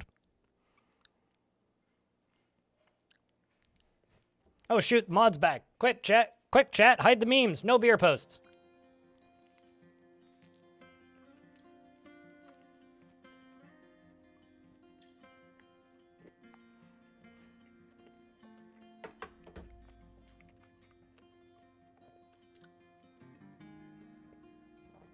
How do you generate so great base layouts for your dwarves? It's less how you generate them and more how do you find them. It just takes a lot of time to find them. In this case, I do have some things tweaked with advanced world gen, but nothing crazy. Basically, I made minerals more scarce and erosion slightly higher so I could get bigger rivers. But really, I didn't change much. It's mostly just practicing and searching for interesting locations. That's mostly all it is. And that just takes time. Use all of the different tools that show you different elevations and find stuff that's red elevation with sudden drops, interesting cliffs and stuff like that. I do have some tutorials on my YouTube channel about advanced world gen, but it's all pretty surface level stuff. Especially because everybody tends to be looking for different things. So it's kind of tricky because what is a cool base for me might not necessarily be a cool base for you, right?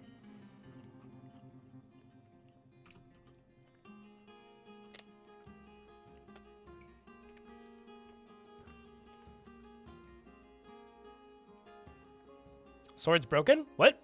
You were here the whole time? Shh, you're stealthy though, Stone. Nobody suspects the stone.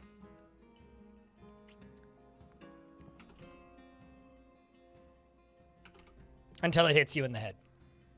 When somebody threw it at you.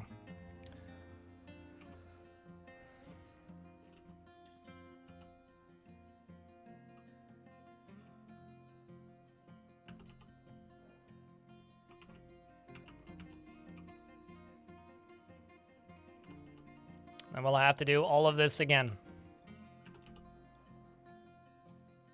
Oh boy. Well, maybe not all of it, but a good chunk of it again. And then we got to get this road coming out of here. And then we can block this off, and then we are slightly safer. Let's go build another lever. Probably a lever one layer up in here. Yeah, we'll put it in this area right there. This right here requires more floor.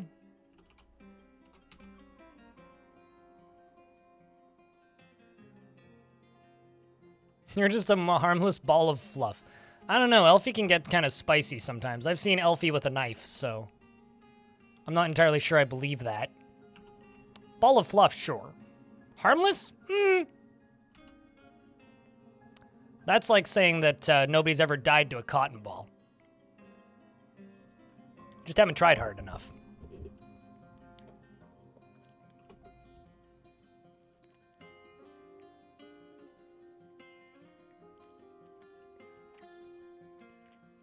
I guess maybe that's hence the mostly, right, Elfie?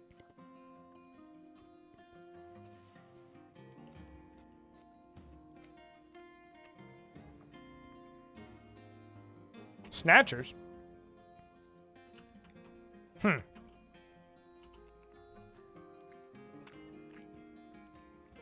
Well, they're gone. So that was quick. Gorlak is fighting? Well, it's a dead Gorlak. There was a Gorlak in the caves. So chat, what country do you guys suspect Tarn is moving to? Because Tarn's apparently moving from the States to a new country.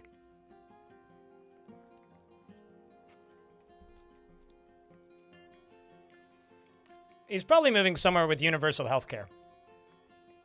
I think Canada. Germany is actually quite likely. Well, actually, Austria is another likely one because he studied in Austria for a bit. New Zealand? We could go live with Gabe. Actually, Gabe probably moved back, but... Why would anybody in their right bloody mind move to the UK willingly?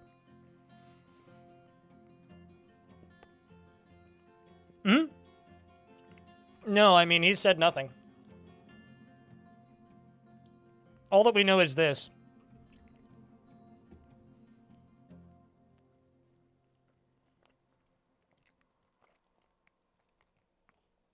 It's been a few weeks since we've updated, and we are and so here we are with some progress. For context, Tarn is figuring out the details of a fairly major life change right now, moving to a new country.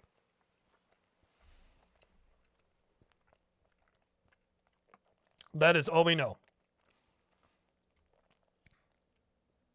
All I know is whatever country he's moving to, I hope it's somewhere in the same time zone as me still, or at least maybe not like an 8-hour time difference, because that would make in like talking in interviews kind of difficult. Zach just bought a house, so I don't think so.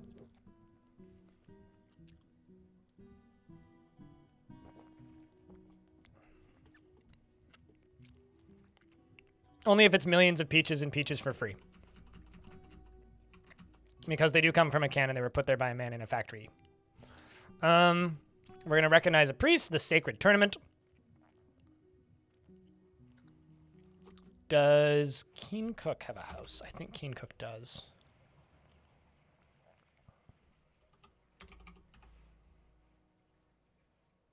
Yeah, you do.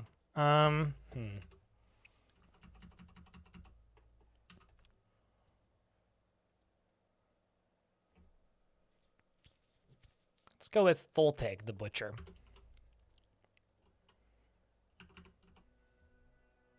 I don't think... Yeah, you don't. Which is good. Because Tholteg, I can just assign to that directly. Let's unsuspend this. Go down to this. And actually just deconstruct this sucker right here. We'll also deconstruct these, because I don't actually need this outer wall. In fact, this is actively causing me problems here. This right here can be filled in. I could see Tarn moving to Germany or Austria because he studied in that area and has a lot of friends in that area. But yeah, I'm just kind of, more than anything, whenever somebody announces that they're moving to a different country, it's always a, huh, that's interesting. Regardless of like the context, who it is, or why they're moving, it's just a, that is a lot of work. And that's where my curiosity comes from mostly, is just a, so which one did you choose kind of question. This one can go away.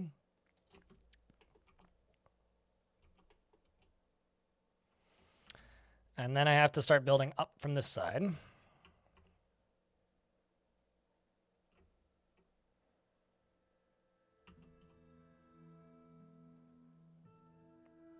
Just gonna queue up 2 so I can do this whole thing quicker.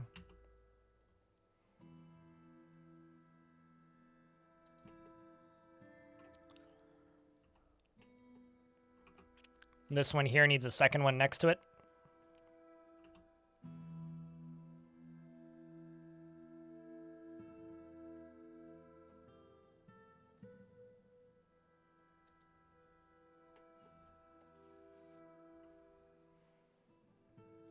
I don't even know what's holding this one up.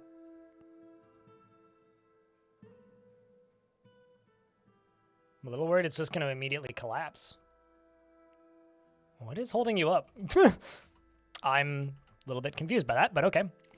Okay, so shale.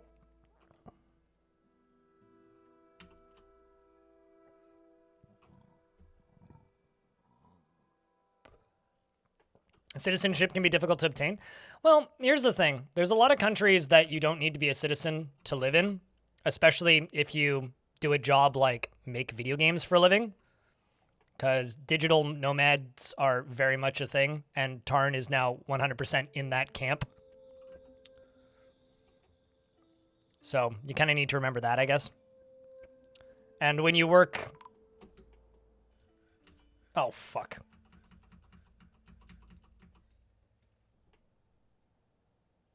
Well, shit.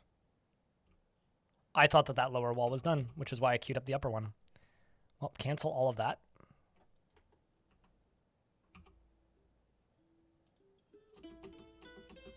Ghana tank fell over the back. You're fine. Great.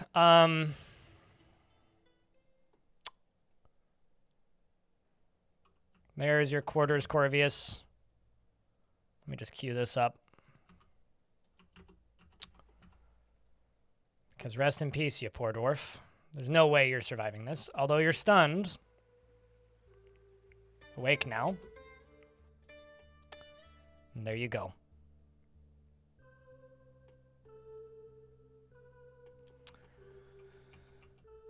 Well, that's unfortunate.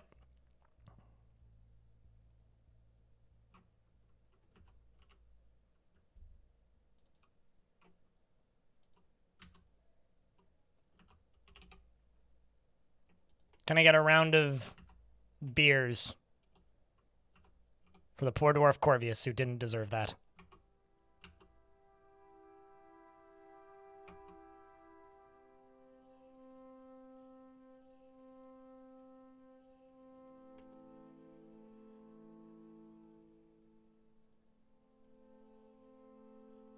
And I'm just going to try and pump this out so we can get this dwarf out.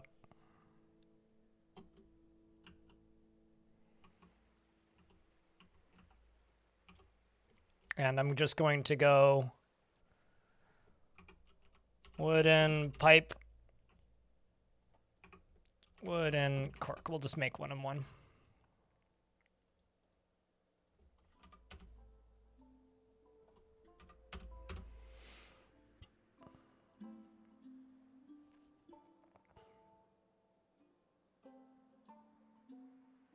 You still remember the basics? Yeah, knowing the basics of a language is definitely a helpful way to get started.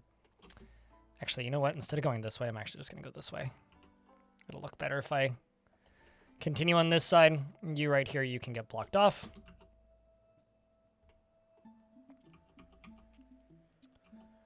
But yeah, knowing the basics of a language definitely cuts off a lot of barriers to entry when it comes to moving to a different country. Like one of the problems that I have with the idea of moving to a new country is all of the places I would want to go to, I don't speak the language and also don't want to learn a language. And I know everybody's like, oh, well, there's lots of places where like you don't need to speak the language. It's like, yeah, totally. I get it. But like, it doesn't change the fact that I don't really want to do that, which is the main thing there.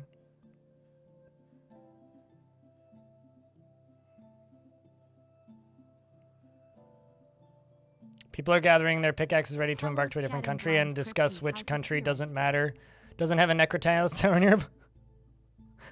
Well, I mean, I'll tell you this. America has plenty of Necromancer towers. Most of them are found in Silicon Valley. So most of Canada, well, Canada's biggest Necromancer tower is in Toronto. It's known as the CN Tower. America has one in New York. England, or the UK's Necromancer Tower, is also known as Big Ben. Neezer, thank you very much for the resubscription and for the first notification of money directly at the stream in 2 hours. Greatly appreciate you. Thank you very much, man. Helping me squeak up slowly halfway to my minimum income for the day that I always try to aim for. Remember, chat, !blog. Go follow my newsletter. Help this channel grow organically in ways that can't be provided by platforms that try to pay me less. Okay, we're going to destroy that. Move up here.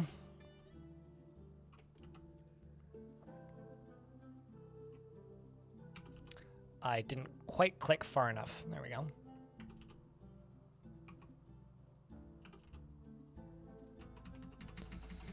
While I try and pump this stuff out here. You...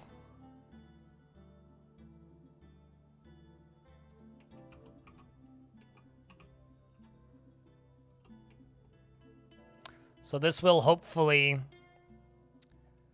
channel this down.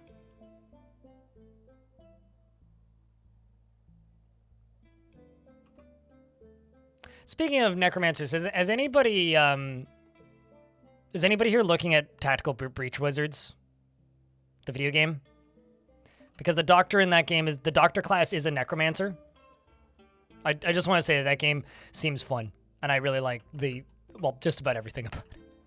It's by the guy who made Gunpoint and Heat Signature. Also, hey, Jezza. Hello. Another Forgotten Beast has arrived. This one's named Abstozu. It is a scaly ant. It has mandibles, and it appears to be emaciated. Its crimson scales are round and set far apart. Beware its deadly blood. That's just an ant, because there are various poisonous ants. This is just a large ant. I wonder if it can kill that flamey one. We'll see you later, Neezer. Thanks for swinging by briefly. We'll see you when we see you, mate.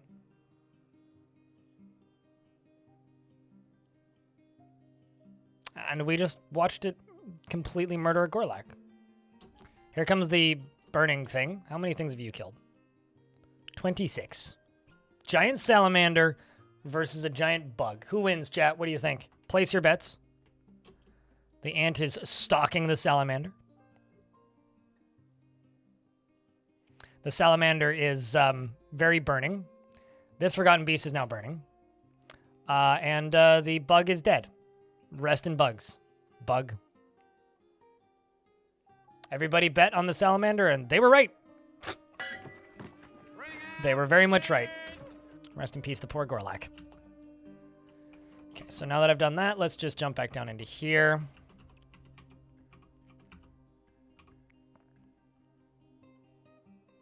Is this, right? Yes. This is going to be connected to you. And you.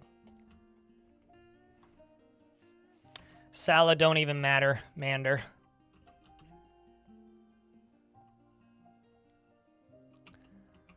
I feel like we are getting close to being in a slightly defensible position.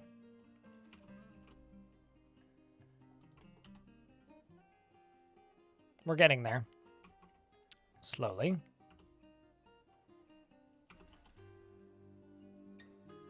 Let's just bring in random wood for this. And then this bottom side needs to get built out. Then these two bridges need to get removed. Although I'm actually going to need... Well, actually, I can just get rid of this one. I'm going to need another one right here. So let's also build that.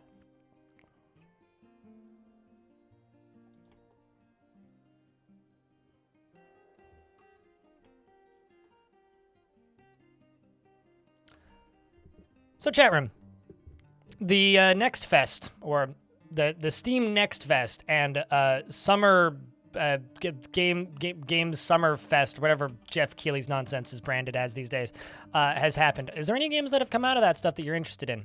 On recommendation from chat, because honestly I didn't know there was a demo, I tried the demo for Creeper World X, and it's Creeper World. I like it. I will play a lot of that when that comes out, because it's Creeper World, and I like Creeper World. I am simple human. Give me giant blue blob and tell me that I can kill it with guns, and I will play your video game.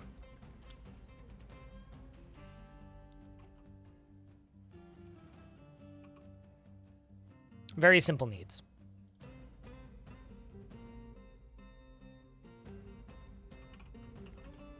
Space Station 14 and Civ. Hasn't Space Station 14 been, like, in a public beta forever? Like, can't you just go play that? Okay, so Valor Nash, we got a problem. You're a little bit too excited to get showered here. So how about... Just dig through this and let you out.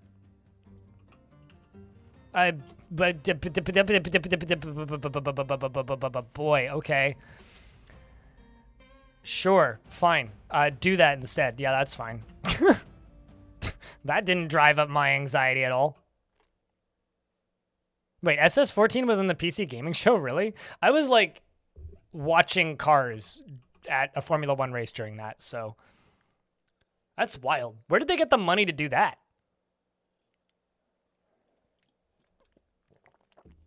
Like, actual question. Boom, boom, what's up, dude? It's good to see you. Holy shit pressure.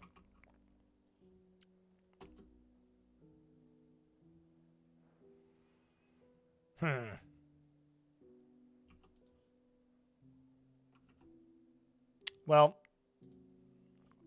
I need you to also stop, you know, getting bounced around. That would help.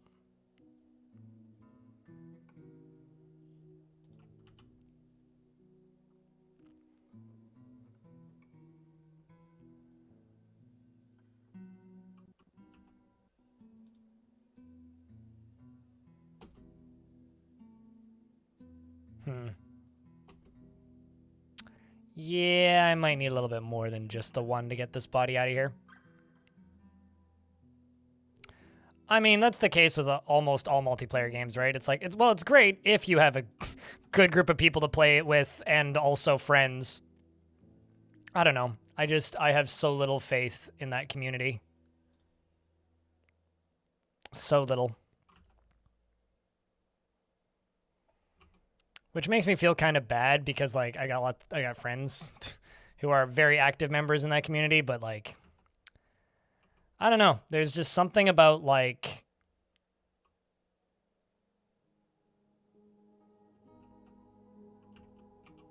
games that are built off of the back of 4chan that just spook me a lot. People need to stop taking the RP so seriously.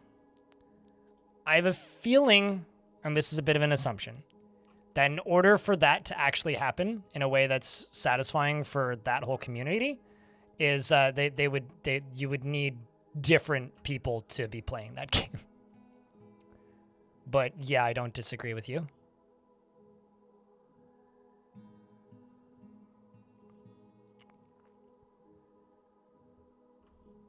I'm in an ad break, so I'm gonna wait. Anvil, thank you very much for the 18th month. Welcome back.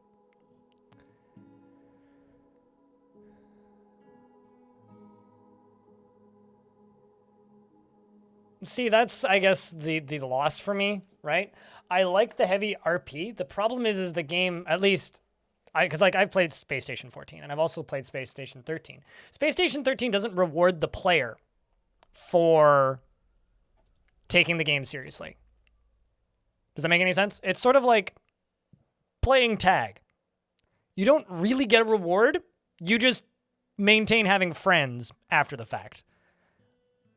Games like that, in order to work, need to have a material benefit in-game for taking it seriously. And I think that's kind of the loss for me. Is those games don't have the mechanics in them for people to be able to take them seriously consistently. Percussive Giant is very upset. Which squad are you in? Symmetric Corridors, you guys go train for a bit.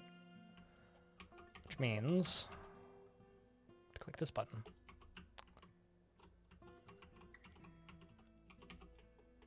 Yeah, but the thing is, in order for a video game that requires internet LARPing to work, there has to be punishments for not taking it seriously, like in-game meaningful punishments, and in-game meaningful benefits for taking it seriously, like mechanical benefits.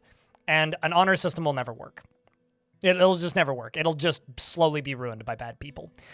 Speaking of things that are not slowly ruined by bad people, chat, can I get a big round of beers for Anvil? Keeping that subscription alive for 18 months. I realize that, you know, we're in the dregs of summer, and it's not the loudest day here today, but we can get a big round of beers, I think.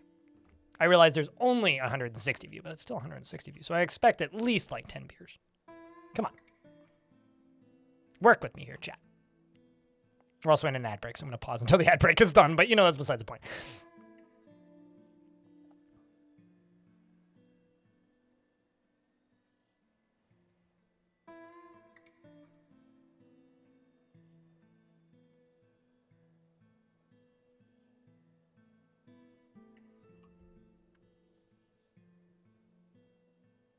We do, in fact, need a pig beer, yes. A giant pig beer. I don't know what a pig beer is.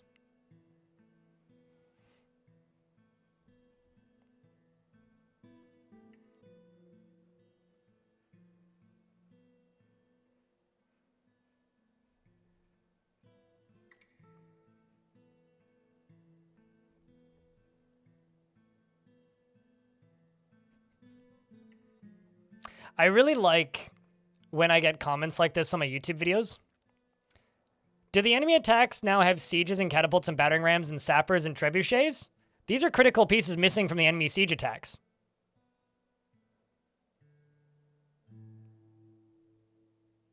Critical? I mean, it'd be nice. Then they post a meme about how Dwarf Fortress's developers are too busy programming the ability to spit. It's like, no, they did that 20 years ago. They're porting it. Goddamn. YouTube comments make my brain go melty. All right.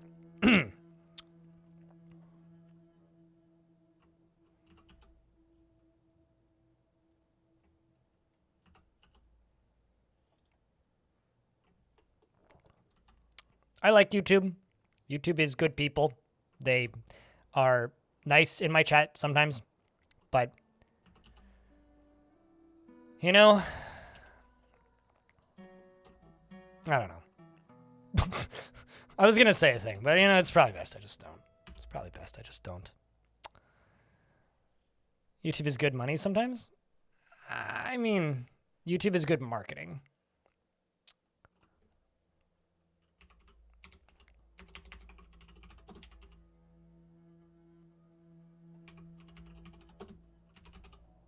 Anyway, speaking of good marketing, go subscribe to my newsletter. Actually good marketing. Yeah, no, absolutely. And you know, it always upsets some people on YouTube when I say this, but it's just like the culture on YouTube makes me want to use YouTube less. The culture on Twitch makes me want to use Twitch more. It's never a personal attack. It's not our fault that the platform is bad. It's just there's a lot of bad platforms out there. There's so much fish here. Holy shit. Okay, actually, hold on. We're going to go back to no fishing until we work through our fish. Because I have to periodically turn off fishing. Gazoom has been possessed. Okay.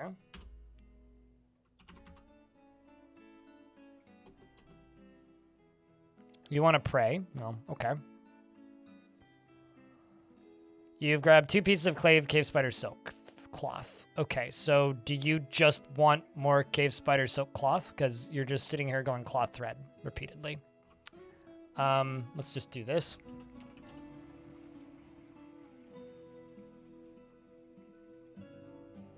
Well, we have more of it, so what else do you need? Rough color, rough gems. Ah, right.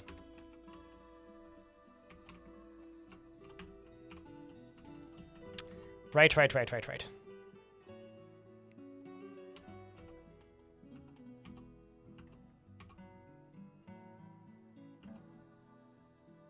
Problem is, I'm kind of busy just completely encrusting a lot of my furniture with gems, so we're actually, like, kind of not using all of the gems that we could be for things other than just encrusting.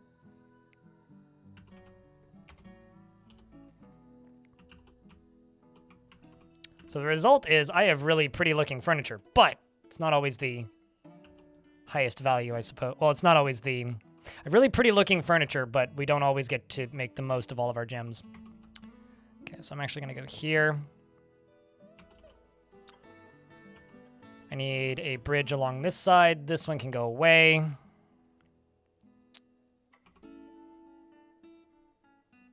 Let's bring up the feather wood because that's fine. All right, progress. And now I can go along here and build this one once this is done.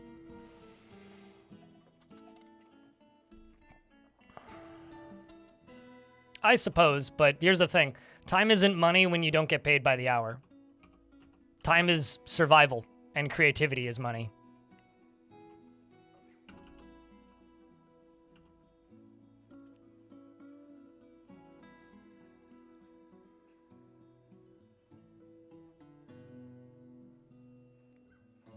You've heard Uncrustables, but never Incrustables. I think you have that backwards, but okay. Okay, let's see. Gazoom. Where are you at? Oh, there you go. Got rough moss gems. You want to wander and be with family? You also want martial training and pray to... Oh, no! I love the name of that god. O-N-O. Oh, no! It's just funny to me. Let's see. Do you run off to go grab another thing? Hey, look at you with a pig bone earring. Crafts of our great guard. Oh, there you go. It's got everything he needs. Perfect. Okay, so now that we've done all that nonsense, let's get back to what we were working on. I still need to make a guild hall, and I'm still going to make a mechanics guild. It's just one thing at a time. Let's just jump back down to here.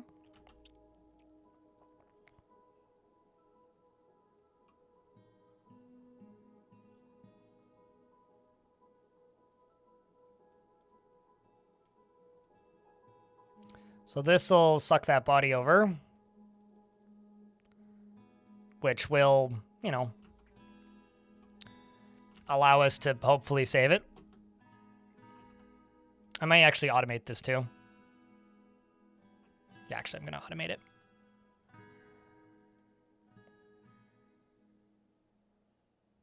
Although, actually, I need to put this here, not there.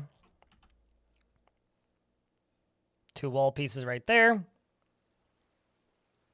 1 wall piece right here.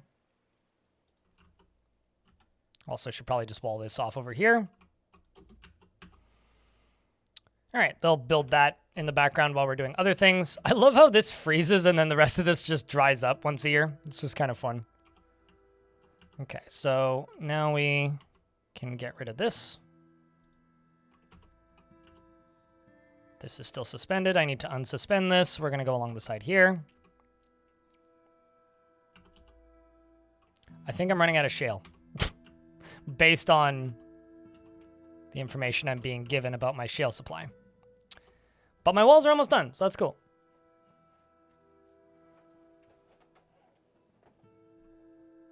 But yeah, I'm aware that a lot of people find my channel through YouTube, but I need to talk about something else. So if anybody has any subjects or anything fun they want to discuss, please do let me know. My plan for today is probably a little bit of a shorter stream, actually, because I have to run to the garden tonight.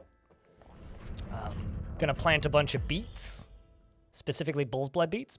Gazoom, the ranger, has created Nilestobod, a frilly giant cave spider silk shoe, and claims it as a family heirloom. You also don't seem to love being a ranger, Gazoom, so I'm actually going to take you off of hunting. And, because you do have a room, right? No, you don't. Oh. This is a frilly giant cave spider silk shoe. While craftsmanship is of the highest quality. It is encircled with bands of radiant cut giant moss agates, and this object is adorned with hanging rings of giant cave spider silk and menaces with spikes of giant cave spider silk. Welcome to the fort. Cats are starting to figure out that Bruce is speaking buttons. That's neat. Oh, that's exciting.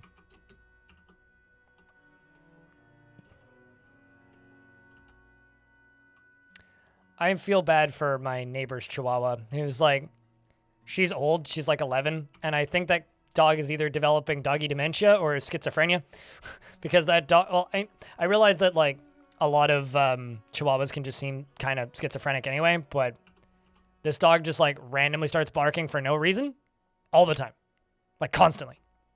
So I kind of feel bad for my neighbor. Never like to see other people's pets get old, but it's certainly happening. No, catapults and ballistas fire flat. They're also pretty useless. I wouldn't recommend using them as defense. Not until we get the sieges rework anyway.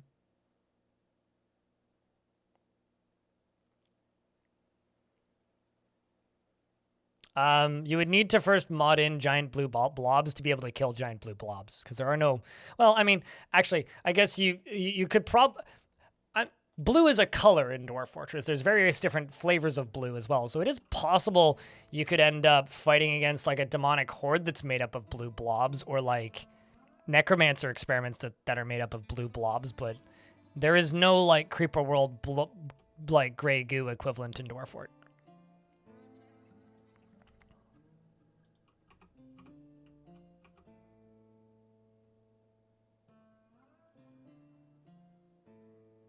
You can play the, like, half the main theme and kind of like this.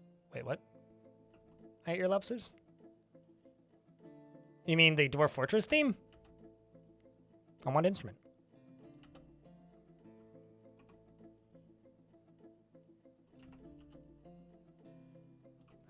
Shale.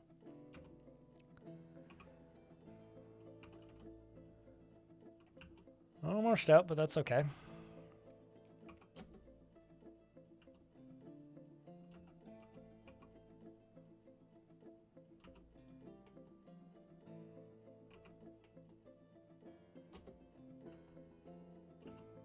Okay, now this can get deconstructed.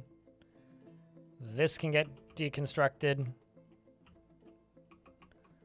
But yeah, we're just about there. We've almost got our outer walls done. Not bad, I say. Although I am going to need to build some circular structures on these corners because those are way too square.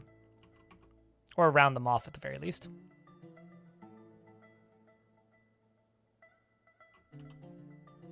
Classical taught self. So are you using like YouTube to teach yourself to play guitar or something, or? But classical guitar ain't easy. But are you using any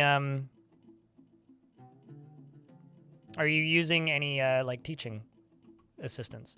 It's almost like the base just like building for the wall shadow absorber is done, but I'm also talking about, you know, like building what do you call it? Towers and things. So it's almost like it's not done yet. Overhang or no overhang walls with 3 exclamation marks, making it seem like I'm not going to do the thing that I literally always do every single time I build a wall is a little bit of a strange question to me. YouTube and tabs. There you go. Well, that's pretty cool. Of course I'm going to build overhang walls. Jesus Christ. Just haven't gotten there yet. We've just got the base layout done.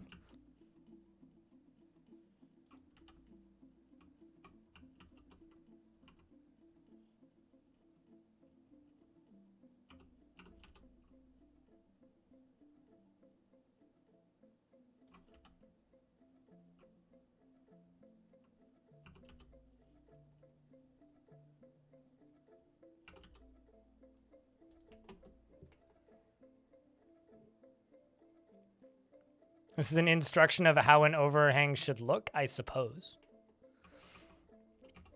That's just something that will always be kind of amusing to me about like Twitch chat as well, is just like, why don't you do the thing you always do? Because I haven't done it yet. It's like one thing at a time.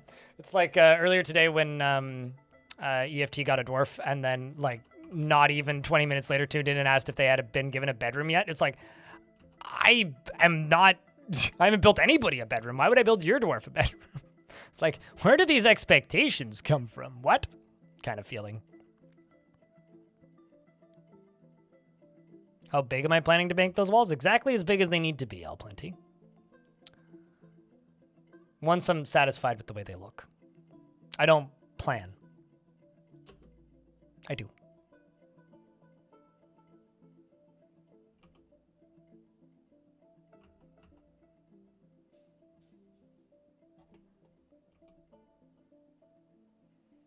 And I kind of want this to be more open looking because I think this looks kind of ugly down here.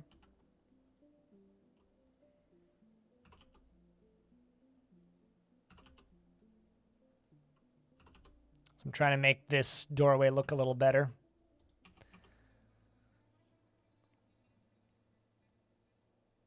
And then I can get back to working on bedrooms and other things. Although the other thing that I need to build as well is an actual defensive area. But, you know, one thing at a time, right?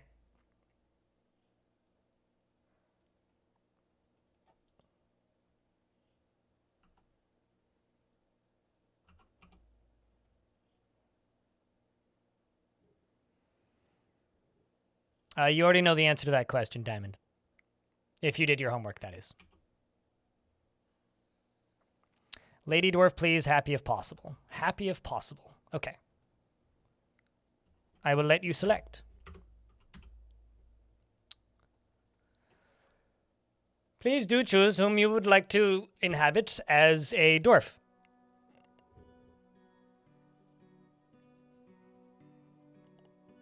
Also, Stormwolf is in prison, apparently. I guess we failed a demand. It's Dota time? That sounds terrible. I hope you survive. Let me know when you get back. We'll see you when we see you. Speaking of Dota time, this is nothing to do with Dota, but it does have things to do with StarCraft. You guys seen that?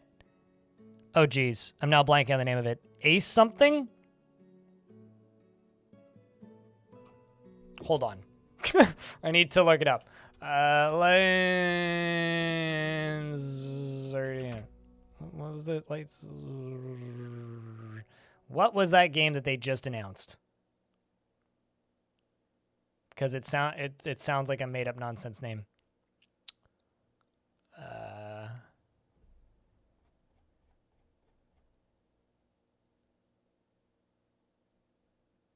Because they just announced a thing. Well, it wasn't Lightspeed.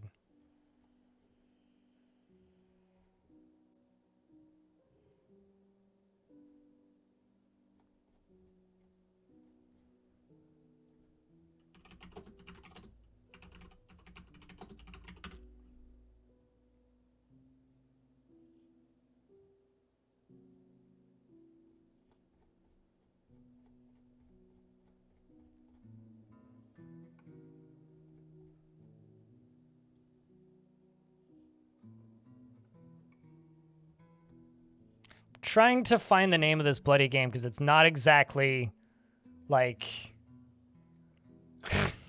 how do I word this? It's not exactly very memorable.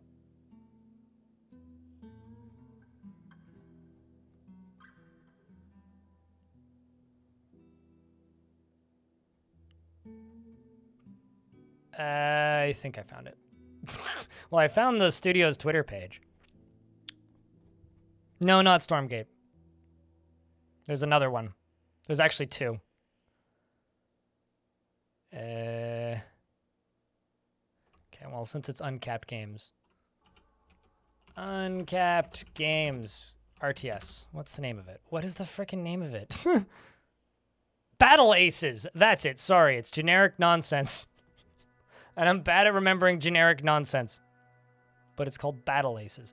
Anyway, it's an RTS game with no buildings. And the games are 10 minutes long. That's all I wanted to say. If I actually played multiplayer games still, I would be curious about it. So you want Full Take. Full Take. So not RTS. It's almost like all you need to be an RTS is real-time game that has strategy. So it's almost like that. Like, I mean, Halo Wars is an RTS, had no buildings. Finds helping others to be very emotionally rewarding. Takes no pleasure in her talents and abilities. In her talents and appearance, and likes a little excitement now and then. Tends to make a small mess with her own possessions. Enjoys the company of others, has a tendency to consider ideas and abstractions over practical applications, and can sometimes act without deliberation, is quite polite, and is brave in the face of imminent danger. It generally acts with a narrow focus on the current activity, tends to assume that the worst of two outcomes will be the one that comes to pass, and has a sense of duty, and though she still holds the law in disdain, she is not particularly interested in what others think of her, and she is quick to form negative views about things.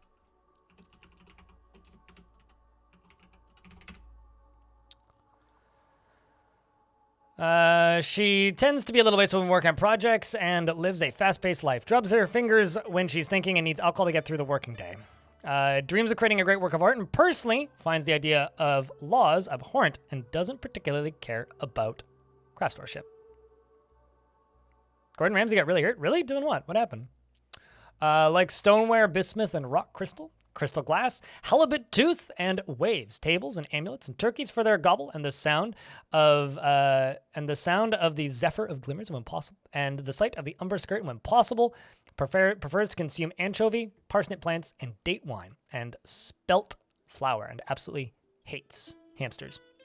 Bad bike accident. Oh, geez, that sucks. Almost died. Yikes. I don't know what life would be like without Gordon Ramsay. Certainly the memes would be slightly less interesting.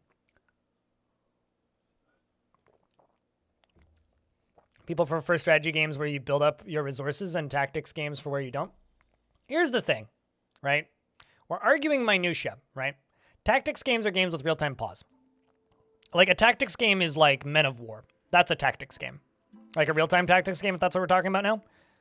Real-time strategy games, all you need is an economy and real-time strategy.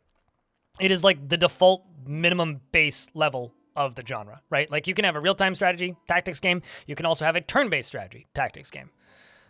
It really depends on like your very broad definitions. So if we're just going to argue definitions, I won't talk about a game that I think looks really cool that I'm looking forward to watching the competitive scene for if there is one, because you guys just want to be weird, which is fine. Be weird. I will not discuss the thing that I wanted to talk about then. Works for me. Hopefully it works for you too. All right, let's, what was I working on? I was working on this down here. That's what I'm looking for.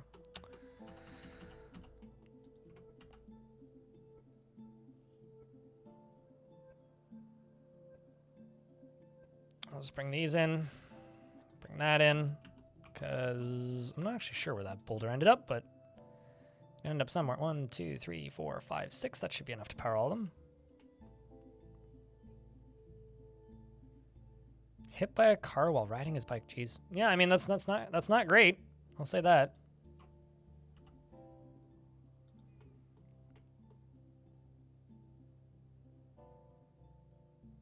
Okay, well there you go. Yeah, I mean, almost died certainly sounds like fear mongering. I mean, I assumed was very injured because all I have is the information from Twitch chat just now. So I would have assumed like pretty bad injuries if there people are saying he almost died. But yeah, no, I mean, reading what you're saying, no man, that does seem like it's a gross exaggeration, if nothing else.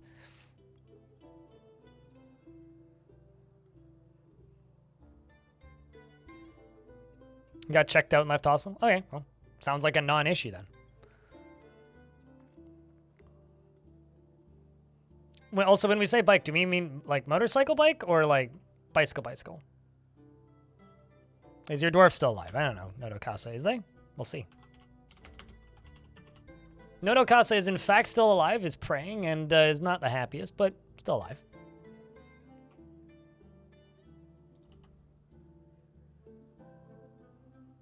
Bicycle, got it. Well, here's hoping he becomes one of us weirdos who just starts going on about how car bad. That'd be nice.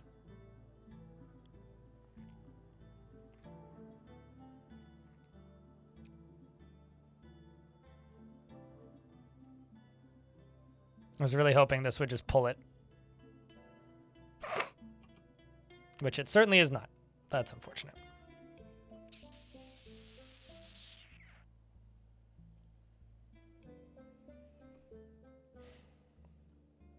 Right, well, gotta move this whole thing up a bit. And by a bit, I mean quite a bit.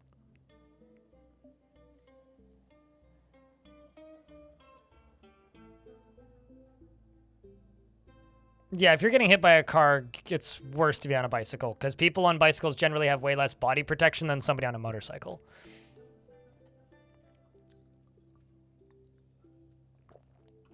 Getting hit by a car while it's on a bicycle is pretty bad. Or it can be pretty bad.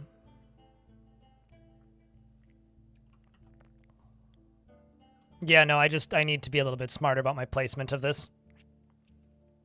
I built it where it was convenient, but it's certainly not working.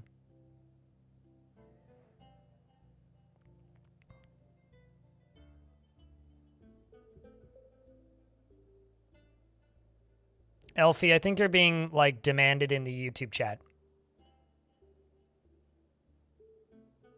Just a heads up. It's not Elfie's fault, Tom, in YouTube chat. Elfie hangs out in the busier chat room, generally.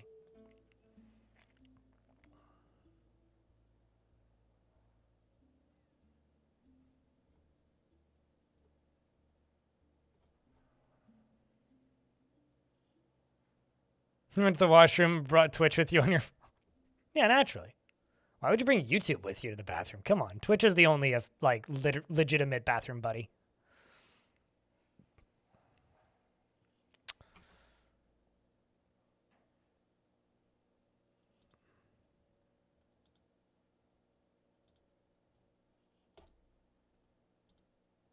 This is kind of a pain, but, you know, is what it is. So what I'm going to do is I'm going to build up to here.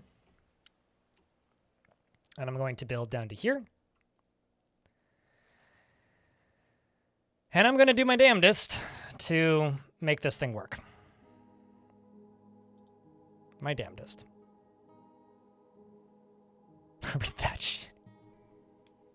There's a poop joke in there somewhere.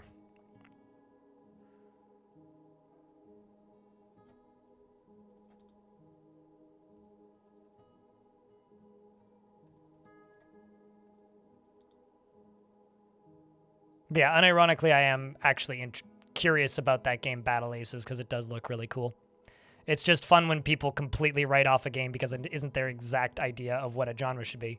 It's like, I write off plenty of games that I don't want to play that call themselves roguelikes, even though I don't consider them to be roguelikes. But I'm not going to go saying that nobody's going to have interest in those games, because often reinventing a genre or reworking something is a really good way to re-garner interest in something. RTS games are largely a dead genre that are played by a very specific group of people, and nobody else plays them because they presume that they're bad. If you completely rework the entire systems of how that game works or that style of game works, you may be able to find an audience. Yes, they do. Tolkien. They absolutely do. But anyway, this is the game that I was thinking of. This game. And it certainly is an RTS game. But I won't be playing it because it's online only, and frankly, I don't feel like playing online only games. The thing that I do think is interesting about it, though, is the fact that it doesn't have factions like most RTS games does. It lets you select 8 units. And that's where their business model comes in. So you can buy units. But, you know, nobody cares. Sad face. I just want to talk about cool video games, guys. Sick with swine flu? Oh, God. I got swine flu ages ago. Sickest I've ever been in my life. Yeah, no, I also enjoy watching that type of game and don't enjoy playing them. I'm right there with you. Right there with you, Shadow.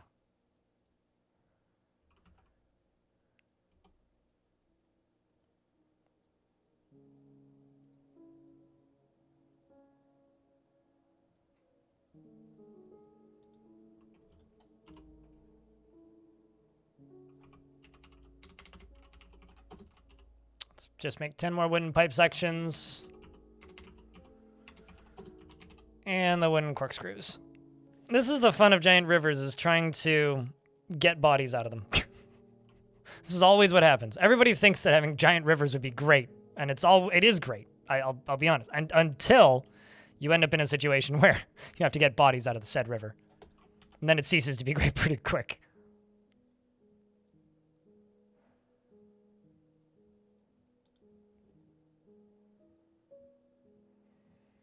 Drank Dayquil from the bottle? Jeez. Yeah, no, I had swine flu when I was quite a bit younger. I literally couldn't get out of bed. It was pretty bad. You salute the drunken dwarves and chisel their name into the slab. Damn right. I would expect nothing less, and I'm sure the dwarves agree.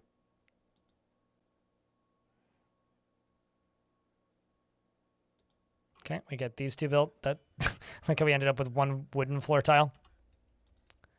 Okay, so that's 75.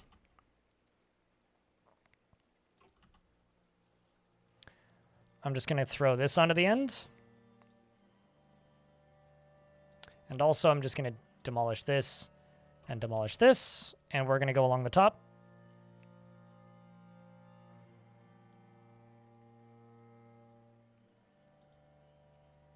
And we're going to do the exact same thing on this side. So they're just going to have these, like, water wheels connected directly to them. Your daughter's eyes are red from the flu and she looks horrible and was bedridden for a few days. Oh, God, now your wife getting better and it jumped to you. Oh, that sucks. Well, I hope you guys feel better soon. This whole getting sick thing really sucks, and I aim to stop doing it again. It's like I've been sick twice this year, after not being sick for like 5. And I gotta say, I kind of want to go back to not being sick for another 5. Like, it's just, it's unpleasant. It's not fun. Not fun at all.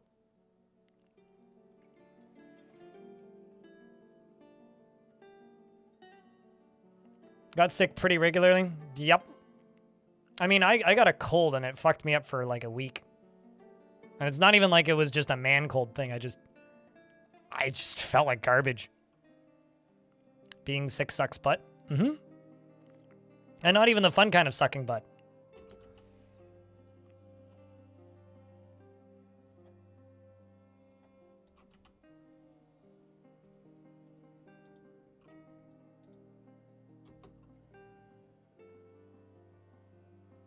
You had COVID and RSV just months apart. Oh, Jesus. What is RSV? That's something I'm not familiar with.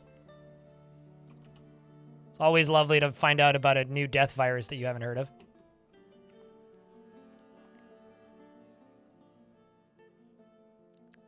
Bastet, if you have to ask the question, who are you and what have you done with Bastet?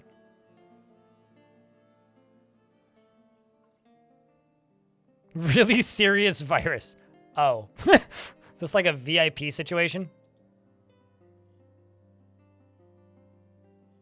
Because they're on a spectrum? I mean, yeah. All different illnesses are varying levels of severity.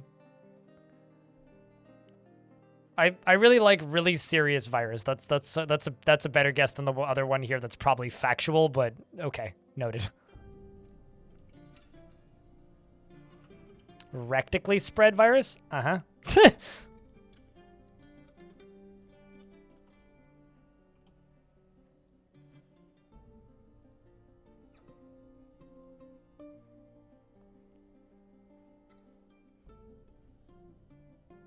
I mean, there's plenty of those. They're called, like, STDs, but those are more just, like, body fluids.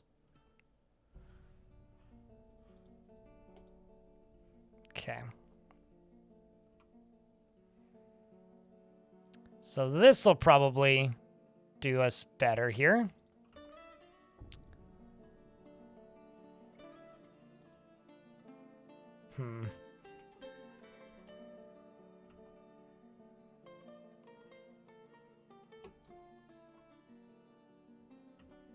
I can't actually tell if there's water appearing here or not, so I'm just going to do this. Make it invisible. Okay, so it is staying pretty shallow. That's what we need. And this is also staying pretty shallow. So what I need is I need the dwarves to be able to path down and into here. So I'm going to try, and the keyword here is try, to dig stairs right here. Or actually, let's try and build stairs. That's probably the better way to do it. Well, if I try and build stairs, it's just going to get stuck. So what I'm going to try and do is I'm just going to build a ramp right there. Let's see if they can get this body. FPS killing machine? My frame rate didn't even change. It's locked at 70. That's where it's supposed to be, and it's still at 70.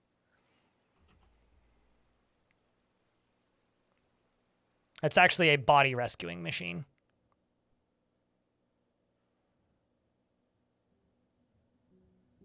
With semi-swimming lessons? I don't know about that. Who is my volunteer anyway?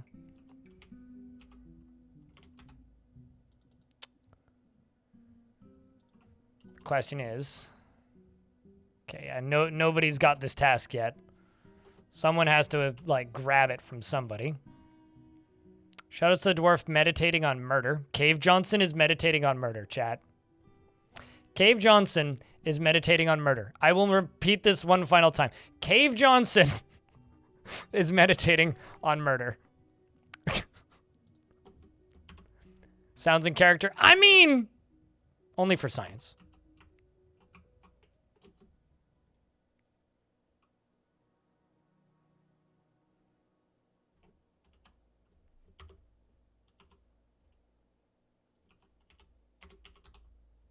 Okay, well, here's something I can do. I could tell them to build a wall. Right here. And right here.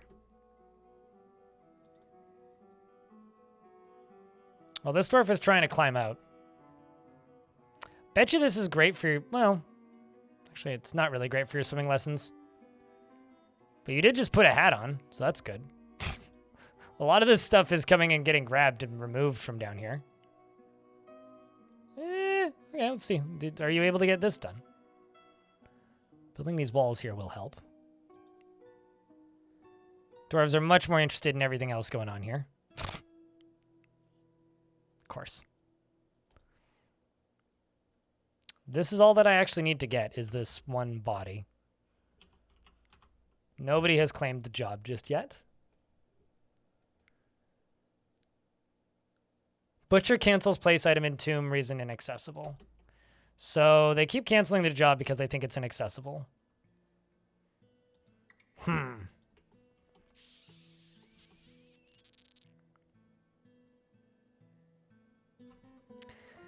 All right, well, this is a very goofy solution to this. But I'm kind of tempted to dig up to here, build another platform here, and then manually pump a bunch more of these over this way to get the water further away, but...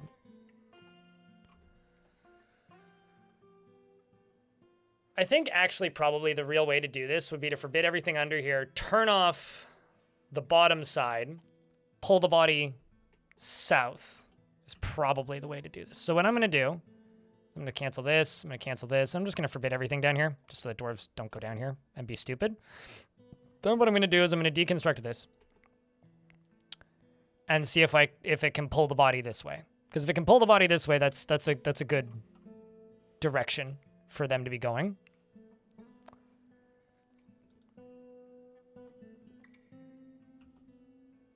Because that's kind of what we need here. Okay, so certainly doesn't do that.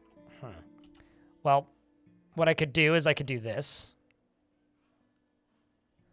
I could do a singular small pump down in here. Can throw a door right there. Build a wall along here.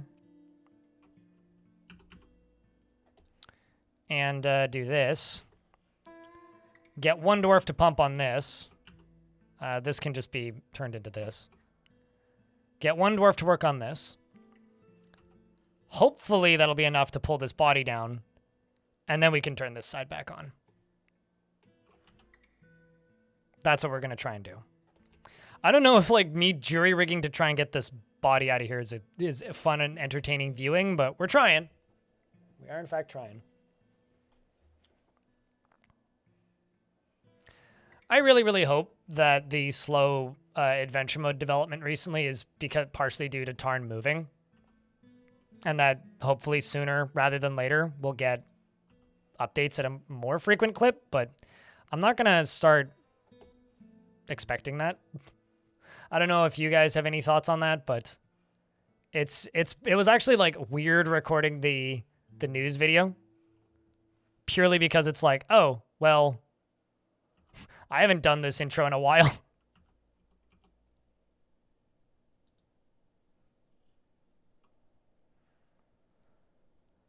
Well, I mean, it's not fun for me. I'm just always worried that the stuff I'm doing in game isn't that interesting to view.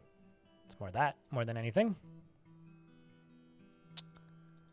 Okay, so we're just waiting on a block now. Probably you, I'm assuming. Yep. This is the first time you've seen me since my vacation. How was my vacation? It was great. The Winnipeg airport is terrible, but my vacation was good. Do not ever go to the Winnipeg airport if you can avoid it. A singular migrant has arrived because that is our population cap now.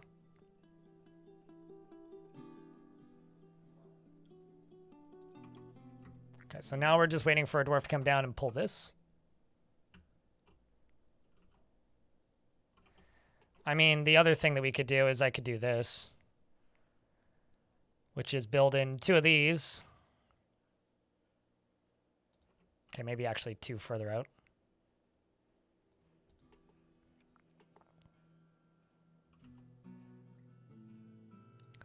Let's just try to get this out of here. Let's also make it invisible briefly. Okay, well, fortunately... Oopsies. I'd like to see all of this. Fortunately, maybe it's accessible? I don't know. Guess not. Let's try and get this water out of here.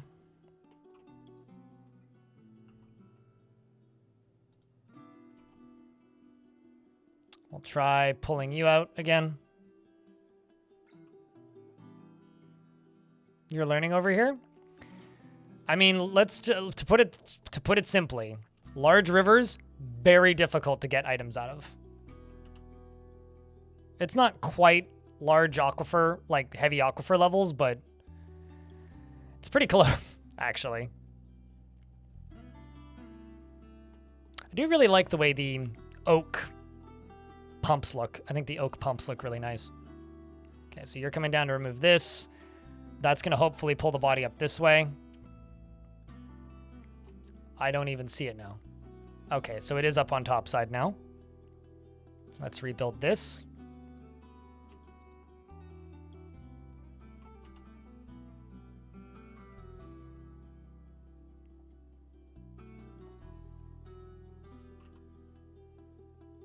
It's actually kind of weird that it's up there now.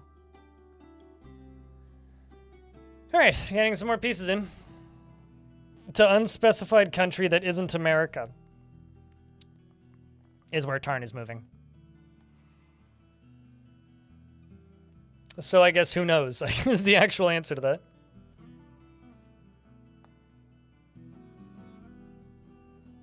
That diagonal leak at the back messed it up. Diagonal leak at the back. You mean this diagonal leak at the back? Disagree, but okay. Because it's getting pumped out from here. Well, could be if I did this. But I don't actually think that that's the issue here. Because I need to get the body out of the river, because otherwise the family of that dwarf will be sad for all eternity. Dwarves are happier when their relatives are properly buried.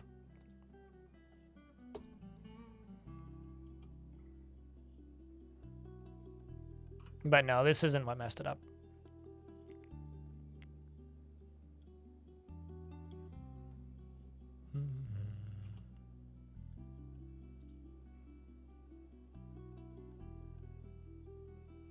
I will deconstruct this temporarily, though. Yeah, because then they get upset that their relative already, what's the word, decomposed? Okay, so that pulls you back down here.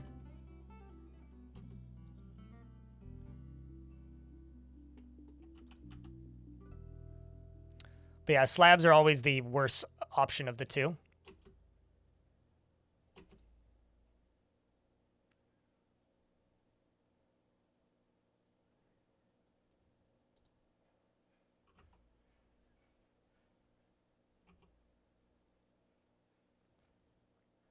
Okay, so you get removed.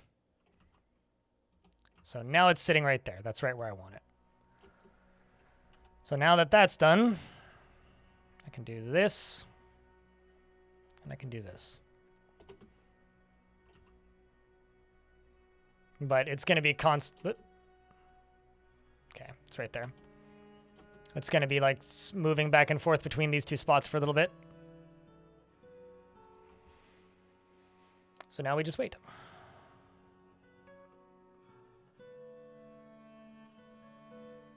Fissures of body work orders, that's a shame. Ah, that would make things too easy. I actually kind of like that it's hard to get things out of water because it continues to like constantly prove that water is one of the most dangerous substances in Dwarf Fortress. And I'm actually totally fine with that being the case. What? Oh, oh, I see. It's just not actually producing enough power. Like, why is this not roll? If I pump one of you manually, will it allow all of them to work? I mean, actually, I could just do this, and do this, and do this, and do this.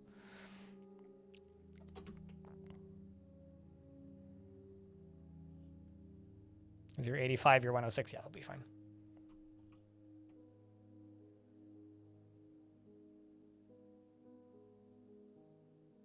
There we go. I love how it keeps ending up right here. Sag.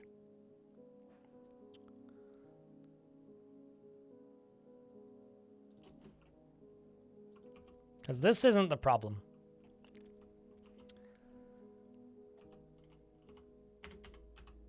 Yeah. So it keeps getting canceled still. But I'm still convinced this isn't the problem.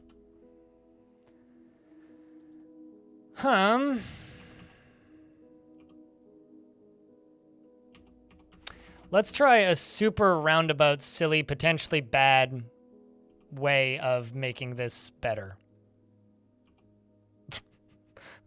I want to try this at this point. Like, that's the main thing. So what I'm going to do is I'm going to build over to here, and I'm going to put one more pump, one layer up, and manually pump it.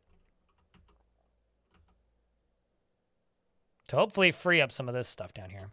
What are you trying to do? Trying to pick up equipment. Ew. Why don't you try and pick up bodies? That would actually be useful.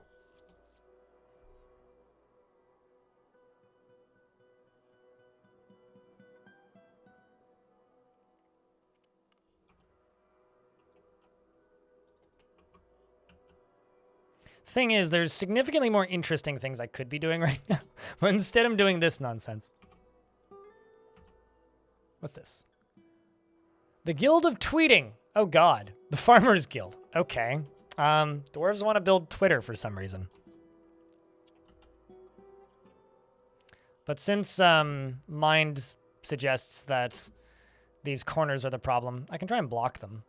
I'm convinced that it's not. It's also going to be real hard to actually build this.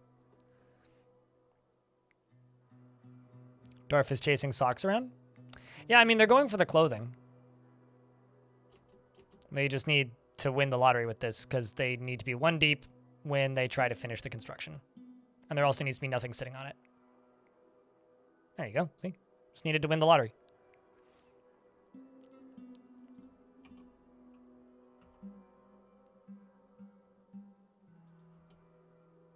So I'm also going to deconstruct this to try and move it. So what do you think, chat? Farmers Guild? It's not what I wanted to make, but I guess we're making a Farmers Guild.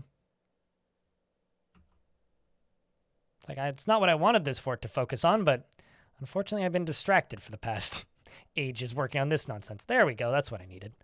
Okay. Whoa, boy. That wasn't really exactly what I wanted to have happen here.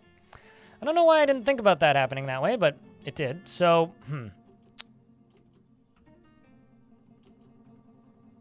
Water, water everywhere, and all the dwarves go burr. Well, this is awkward.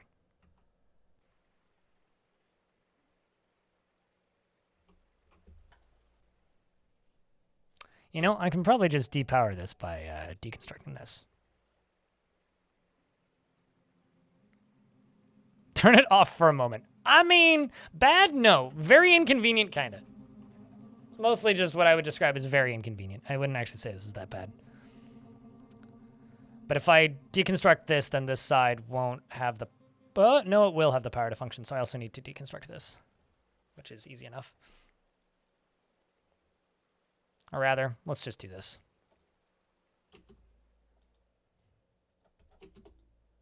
Because that should be enough. Just removing one of the water wheels will shut the whole thing down.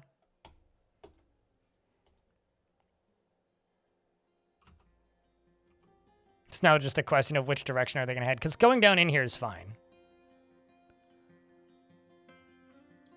Okay, so you... There we go. Easy. Okay, well... Alright, so now I can finish removing this. Which, like I said, slightly awkward, but it's fine. I've created a perpetual fountain. Not really a perpetual fountain, but more like a perpetual headache. Definitely a perpetual mood dropper.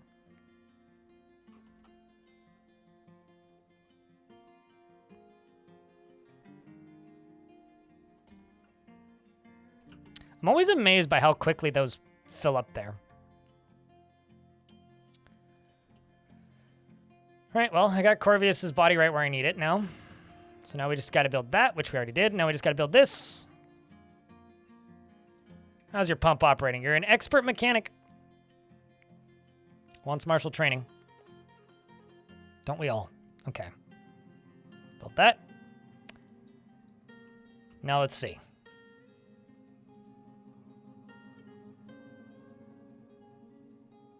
Hold on. Where's... Oh, shit. Did we get it? Wow, we got it out somehow. I have no idea how we got it out, but the body's out. Party's over, chat. We did it. There should be great rejoicing now. This is where you all jump up and down and say, oh my god, streamer, you're so great at this video game.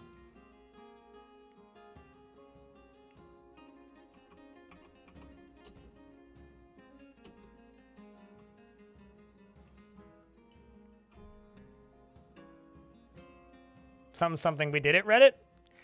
Is we did at Reddit still a thing? Like, do people still unironically say that? You know, it's funny that I'm saying this. That you guys are all actually saying what I said now. Yes, and like, Neutron Dwarf. My chat looks like it's full of bots. Oh my god, streamer, you're so great at this video. It's always like the demo things that are just like, and this is who does this thing. So Rigoth and Dastot have moved in here.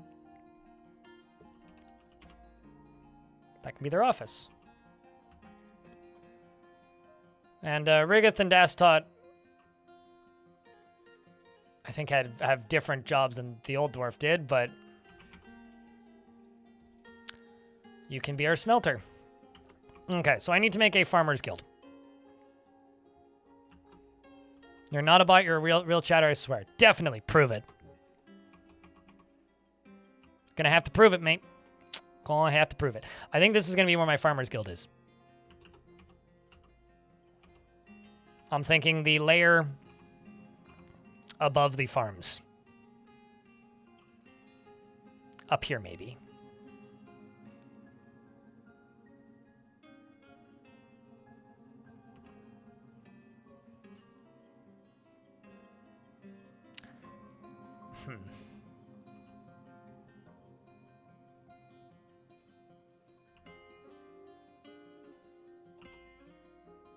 Did you win? I don't know. Did you? Were you competing for something?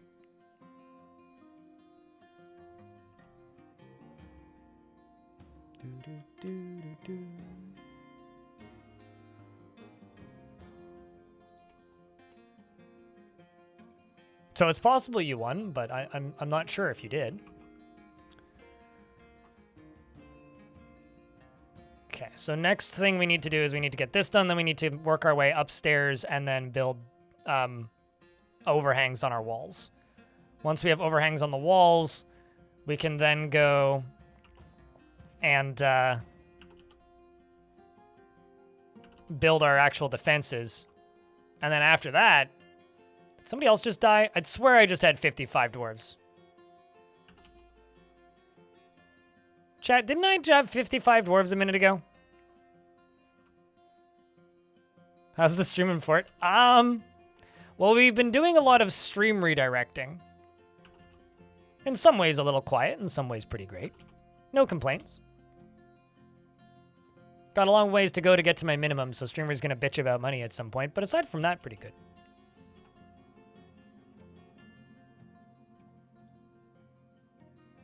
Building a farmer's guild currently, which is always a good time. Because the dwarves demand it, so thus I must build it. 6 minutes ago it was 55.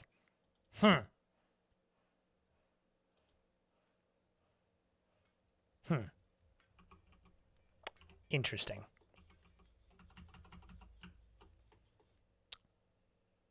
Awesome. I don't even know how that happened.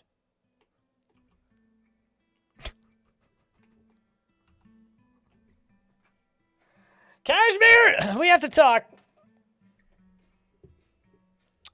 Just move the pumps. Oh, just move the pumps. Yeah, just move the pumps, they say. Just move them. Just move the pumps.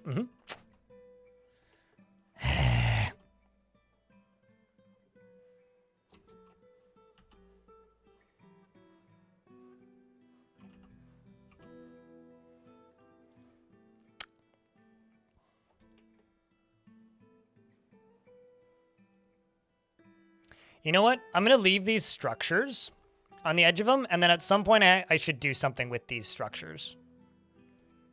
But I'm not actually going to remove the floors or the walls or anything.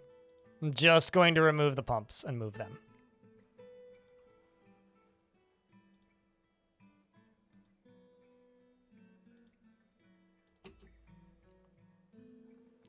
So, Kashmir died. Kashmir was my manager and bookkeeper.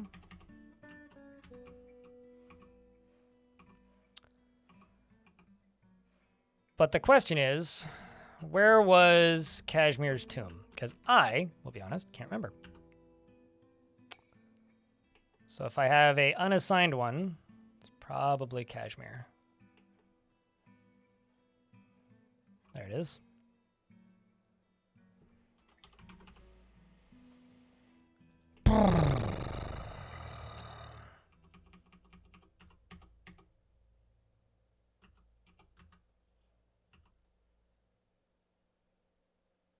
Yes. Well, Cyan Corp has claimed the room. And you know what? I won't hold that away from you.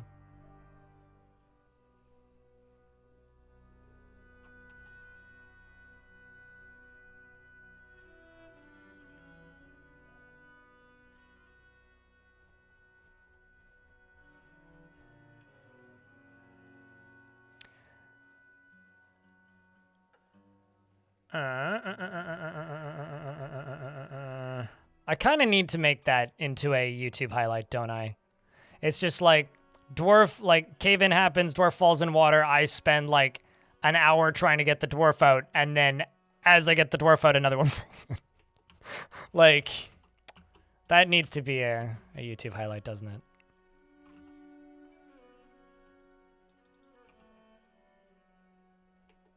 Really, really does. Grumble.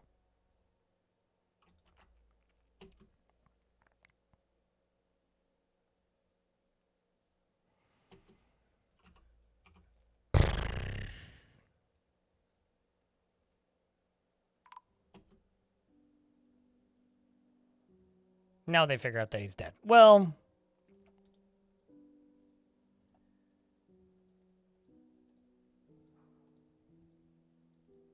it is what it is. How did it even happen? I assume he slipped in after, like, the whole fight happened. Might even get a sequel if you drown another. Don't you jinx it before I jinx myself, okay? How dare you? How dare you tempt the thing that's probably going to happen anyway? If not today, then eventually.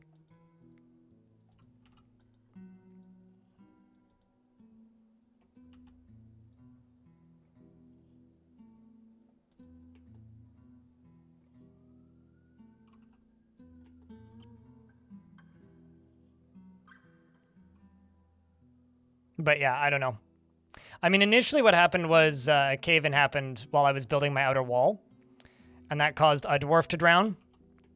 This one, I'm assuming, just happened to be underground or in the water when the end of it finished, or fell or something. Any number of things could have caused that. Up here, I'm going to make the zone for my Farmers Guild, which is going to be a members-only guild.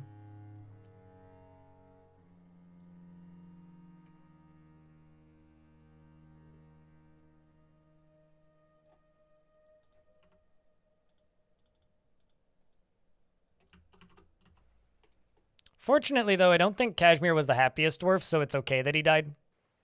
Because we don't have any unhappy dwarves now, which is good.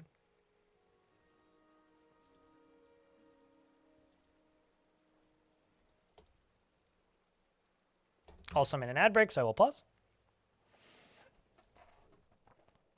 What do you mean how it's... I mean, you're not wrong. It's Dwarf Fortress. That's, of course, how it happened. You are correct. I will categorically 100% agree with this.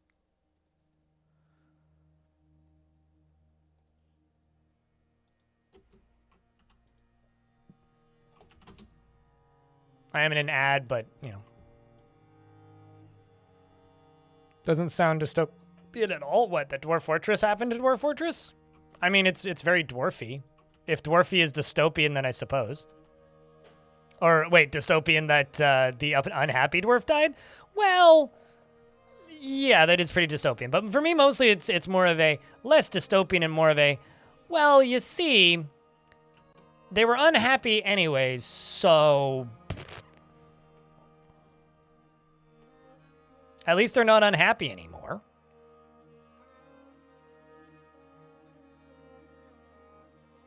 You know? Like, sometimes I'm just looking on the bright side. What you call horrific, nightmarish, and dystopian, I call positivity. So, you know.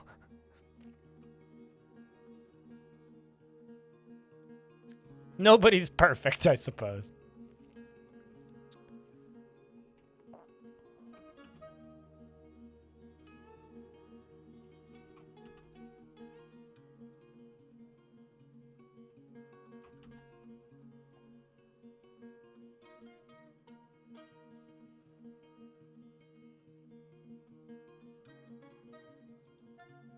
Yeah, we'll just do that. Okay, except I need to use a different tool for this.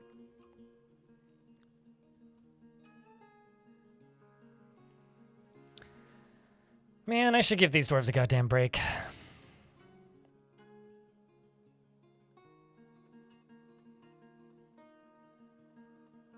Everything's better down where it's wetter. Under the sea. Right? I know that bit of that song. The better question is, why is construction not happening faster? I mean, it is. It's just... Can they not get there? They can walk diagonally there. What? It's odd.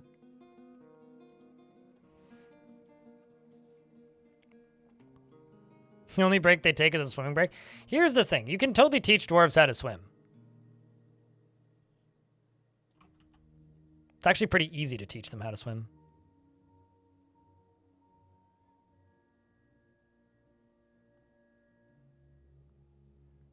It will bring body from the back of the river. It'll drain a portion of the river so dwarves can go collect body from the river. Yes.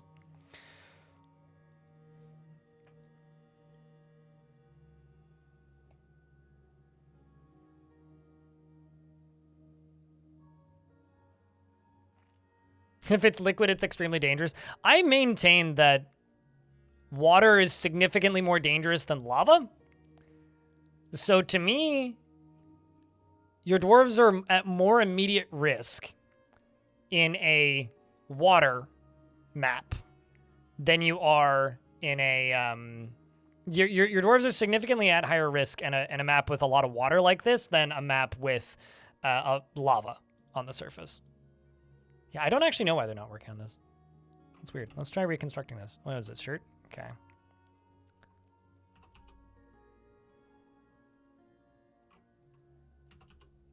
But these are not getting worked on for some odd reason.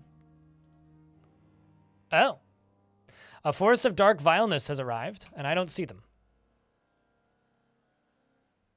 And they disappeared. Well, it begins, chat. It definitely begins.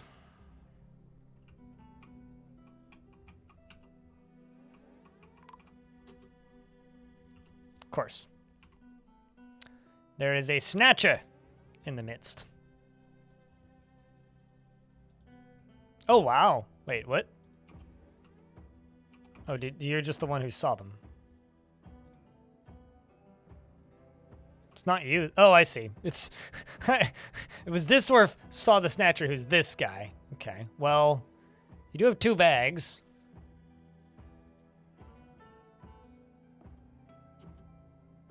And we tell the dwarves to go kill the goblin, and, well, they killed the goblin. Poor Toad. Impenetrable object. I mean, we're definitely penetrable still. We have not reached impenetrable status yet.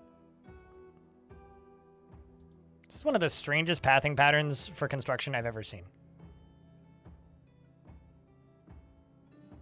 Like, kind of seriously. This is bizarre, the direction that they're pathing here.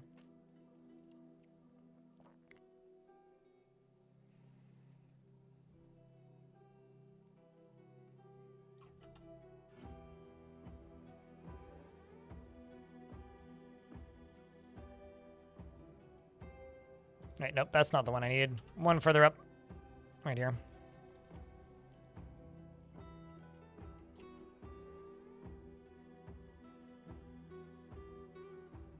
Oh no, actually, that is right.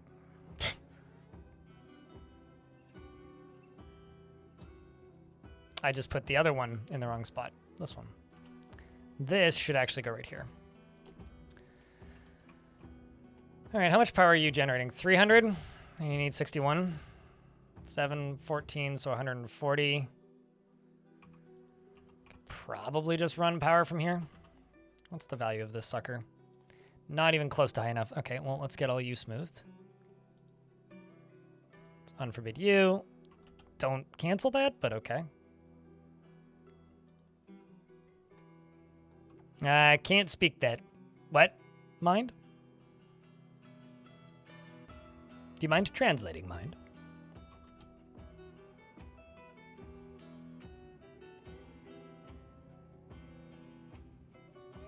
I do like that on the bright side we get the good siege music though.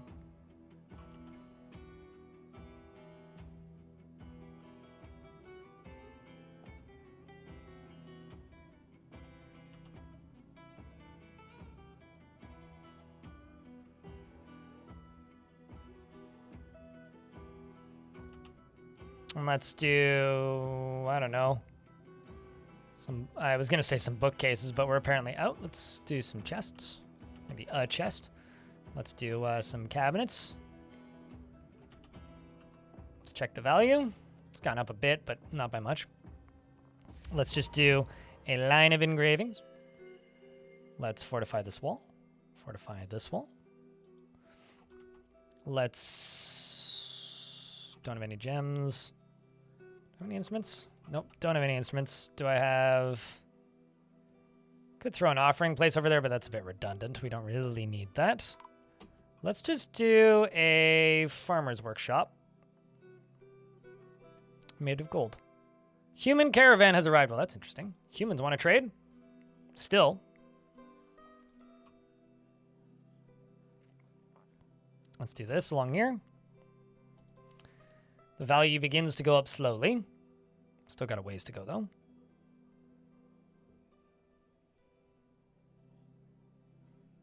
It's definitely Dwarf Fortress Disney Karaoke Night in my chat, that's for sure.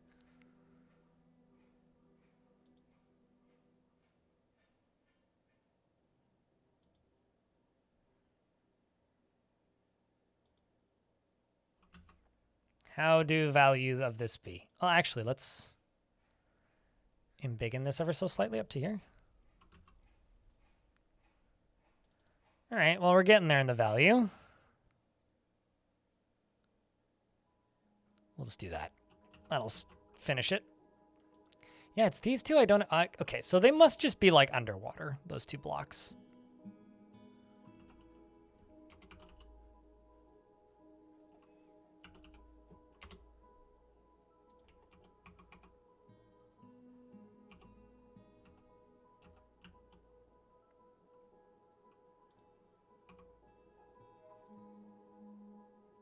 Okay, so we'll just do two of these.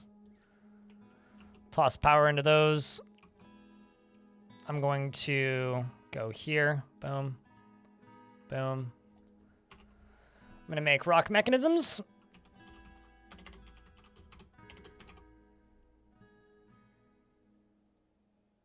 I'm just going to queue up 10. Doesn't matter the material. Okay. I'm just going to go down here and I'm just going to forbid all this. Because there's a bunch of stuff there that I can't access. So let's just go chert and chert. Then go down here and reclaim all this. And see if they build those now. We are going to go to this, go to this. Do that. Then I just need these suckers to get done. Another individual migrant has arrived. We are back up to our... Wait. Did I lose somebody again? Is there another dead dwarf elsewhere? Oh, God. I hope not. Admittedly, that would be mildly hysterical, but... You just got down to watch proper. Chat room, you guys want to fill in our friend here? What's going on? Insert Krug Smash meme. Oh, look, a way to die.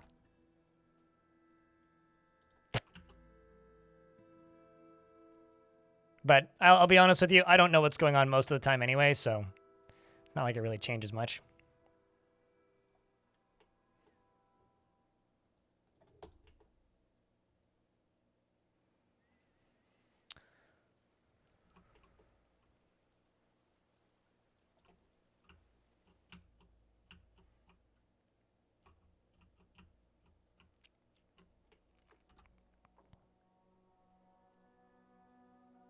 Water happened to one dwarf and then to another. Mm-hmm. It's very accurate. We're singing Disney songs. Right. And Mind is singing Disney songs. And some poison gas beastie showed up. I'm trying to get a body out of the river. And I've been trying to get bodies, plural, out of the river for a while now. So that's what we're doing. And chat's doing a Disney sing-along. This is what happens on quiet days when there isn't a ton of chit-chat going on in the chat. Chat just sings Disney songs, apparently. Chat's like, Disney karaoke, fuck yeah. You know what, actually, this is a sign of? This is a sign of that my chat is truly just a bunch of parents. because all of you guys just have undead to see stuck in your head. Just chronically parents.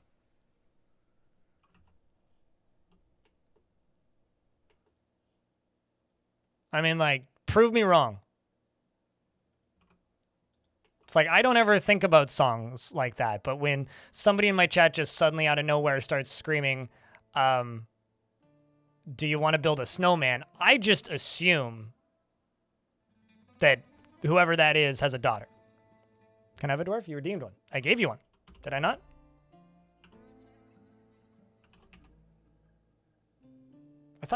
I'd swear to God you redeemed one earlier today, but I'm confusing you with somebody else. But yeah, no, I see it.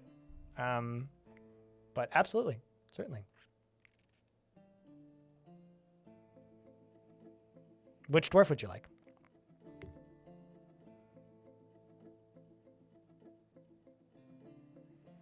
You're not a parent and remember them? Really? Well, I don't know. I've got useless information too in my brain, so I can't judge. Madness!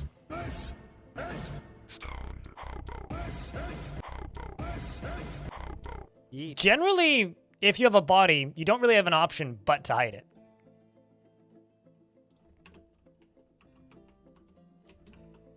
Like, I'm not really certain that that is a would you like to. It's just kind of a, well, I guess you have to now. Also, hi, Hobo. How are you? So, Hobo, are you going to Formula E? Asking for a friend.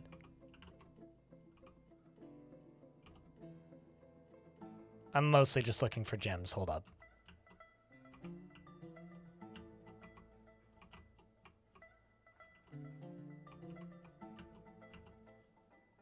I mean, I realize those are gems, but there's also big scary monster right there.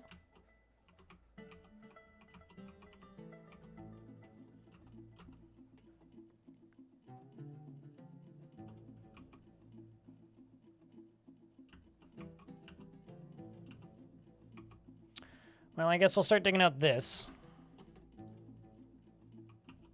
Because I do need to find gems.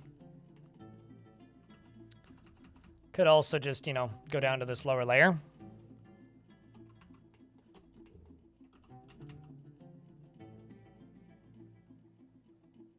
After hyping you for it, but you're hella down. I mean, it is like the hairdryer racing series, so... You know, I showed my dad Formula E cars driving the other day because he wanted to, like... He didn't believe me that when I said they sounded like electric hairdryers. And he just burst out laughing when he heard them actually running. So, you know. I won't hype you up for it, but I will tell you they sound like hairdryers. All right, well, let's try and get that artifact sorted.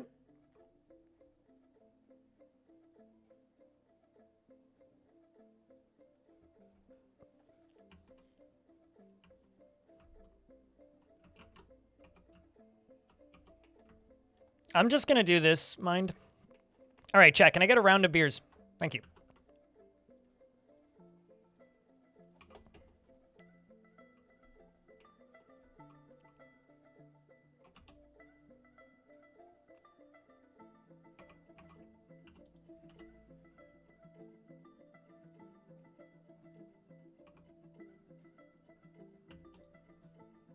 $714, 140... 70, 170? Yeah, that's fine. I will have 200 power from this.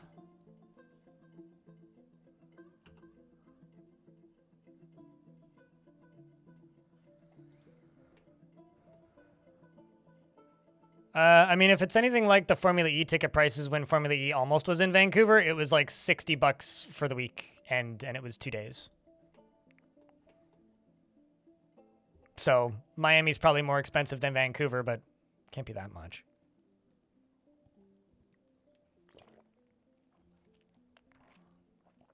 I would expect like $150. Like probably IndyCar prices. Also, apparently building axles clears mud. Interesting.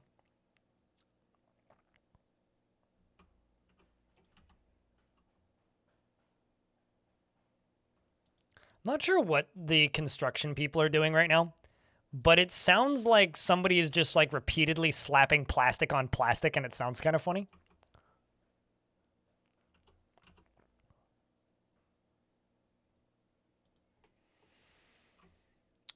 I'm gonna go put my dishes in the sink. Hold on a second, chat.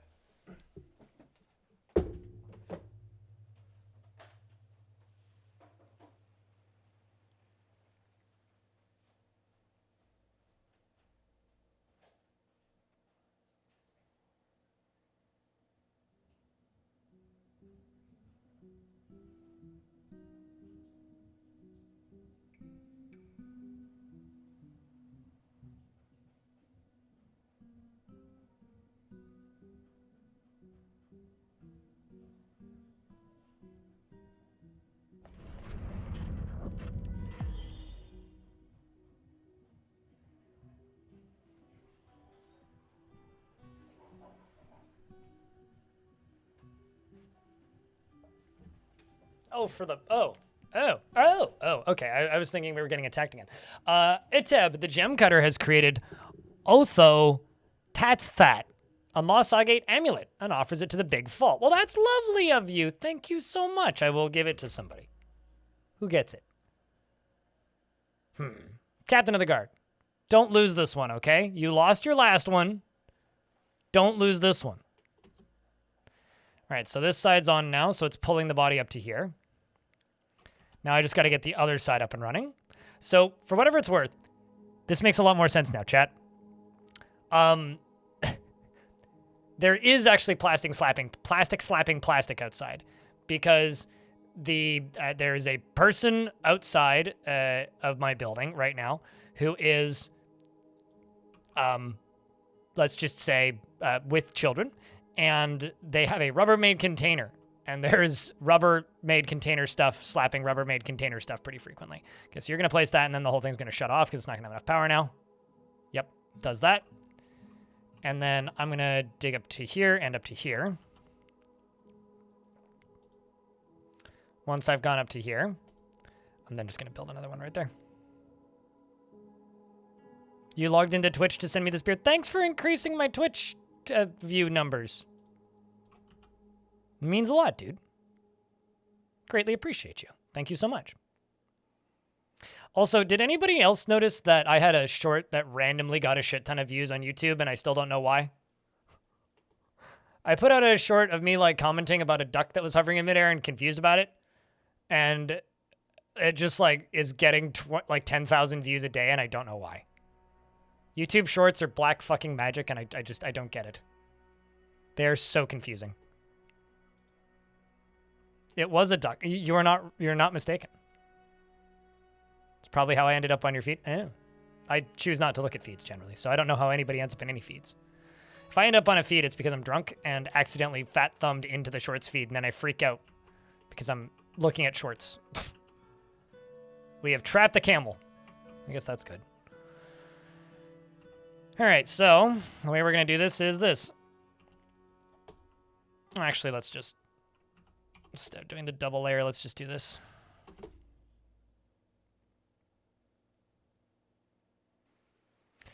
I mean, most of the comments are, what the fuck is this? So, I don't know if people love that short. I think that shorts that do well, people don't generally actually like. Because all of my shorts that do well have very, very, very heavily negative like to dislike ratios.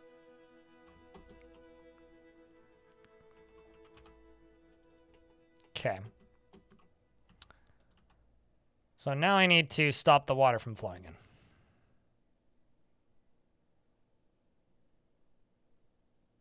A second time.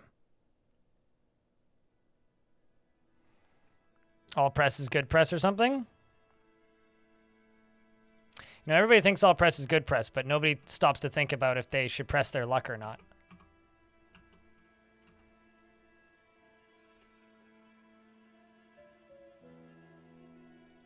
And then trying to climb out. Winded drowning. I'm sure this is great. Absolutely great for your swimming skill.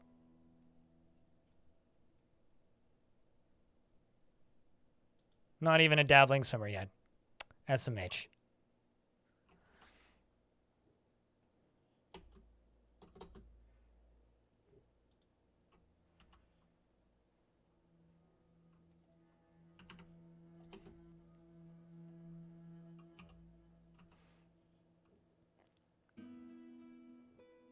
Prod's luck with a 20-foot pole. I mean, it's worse things it could be. Could be a 20-foot python.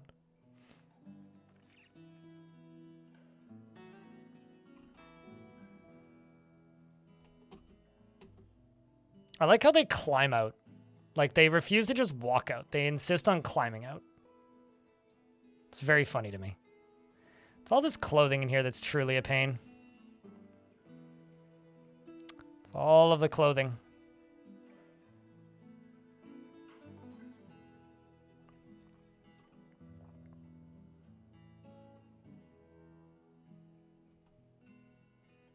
Well, at least they were able to get it into the right place now. Did I give the dwarf? I asked you what kind of dwarf you would like, and then you didn't respond. So I sat here and waited for a moment, and I didn't see a response. So what kind of dwarf? Which dwarf would you like? Brave isn't a response, by the way. Brave is not a response. If you would like a brave dwarf, then I should just not give you a dwarf, because I guarantee you none of these dwarves are brave.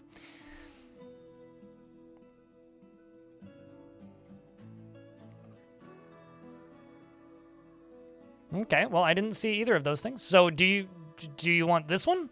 Dastot? Because these are all of the affordable dwarves, all of the acquirable dwarves. So if you would like, you can have Dastot. Dastot is the only one that you could have. I just want you to confirm that. All right. Strixa Trixa.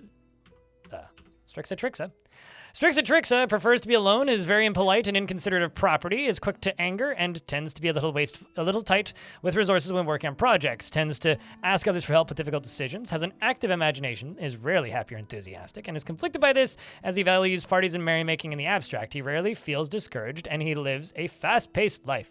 He is quite comfortable with those that have a different appearance or culture, and he often feels lustful.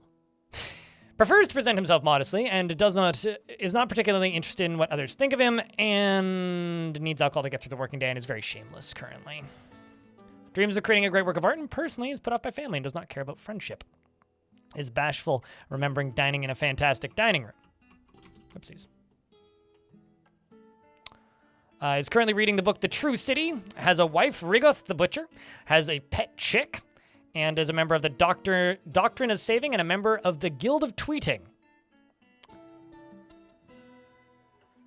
A guild that has yet to be bought for billions of dollars by a moronic billionaire. And you have poor memory, developed empathy, weak and impatient, and you're a loner. And rude. You do sound like a Twitter user. You've never killed anything, and you have some close friends.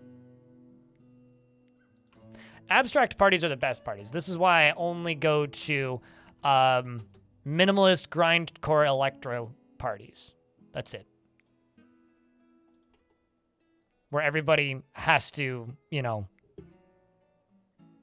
draw MC Escher paintings. That actually sounds like a fun party. This is mostly a bit, but does seem kind of cool. All right, I think we can get this done. Okay, come on.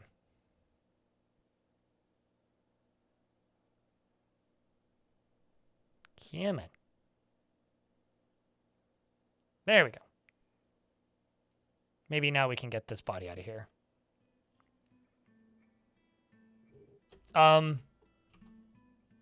What? Where did that dwarf come from?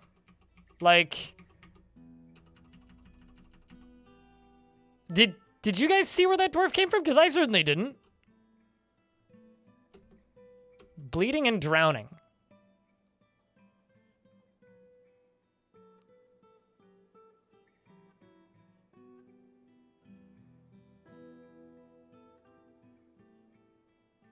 I have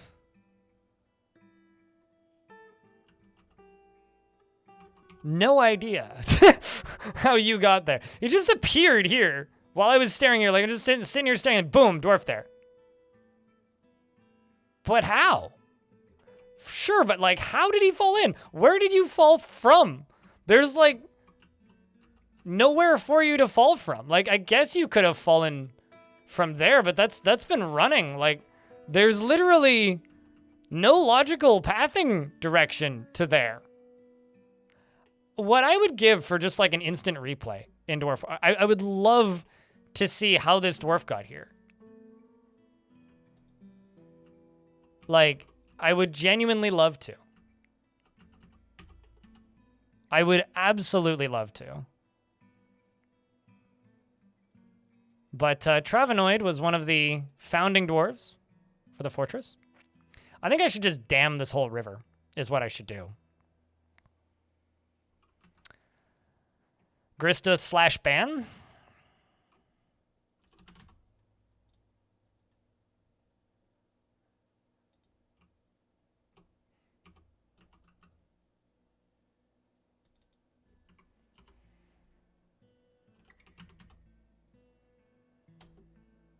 Come on, dwarf.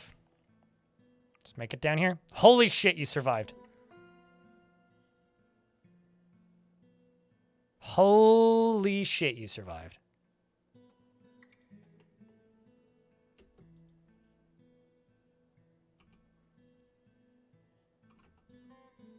Holy shit, you survived.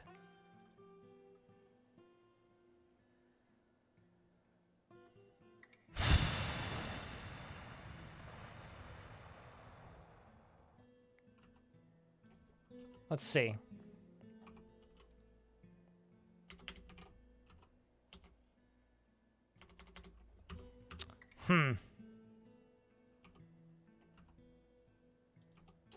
Okay, you were able to get out. Good God, man. Okay, so something I'm going to try and do. I'm going to try and improve this or finish this the way that I finished the other one.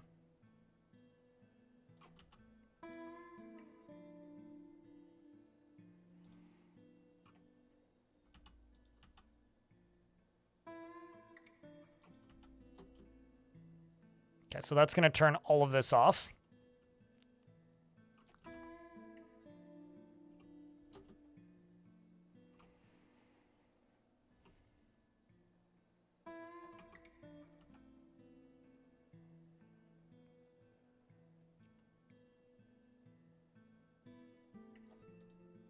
We're going to get rid of this.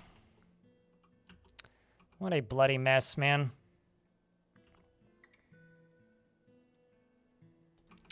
What an absolute bloody mess.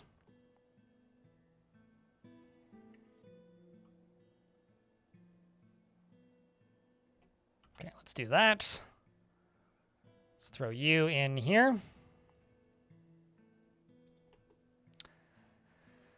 Out of curiosity, just because I'm curious about your guys' taste in games, chat, does anybody else here play the Creeper World games ever?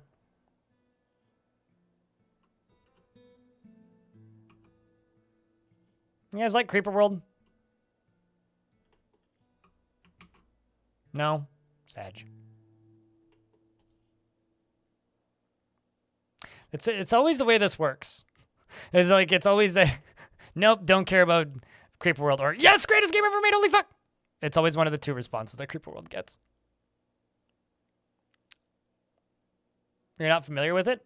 You'd like it. You'd like it. I'm saying this because I'm I'm not planning on doing a stupidly long stream today, but I'm kind of tempted to stream the demo Creeper World X and just play the demo levels repeatedly, because I think that demo is still available. Now, it predates Minecraft by a lot. Yeah, the demo's still available. It's like the anti-RTS game is what Creeper World is. It's sort of like if you took all of like the micromanagement of units from an RTS game out of the RTS game, and then all you had left was like almost a tower defense game, but not quite. That's Creeper World.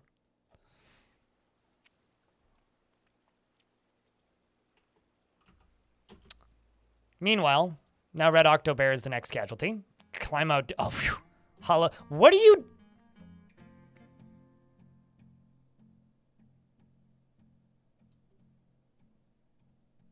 Dude. What?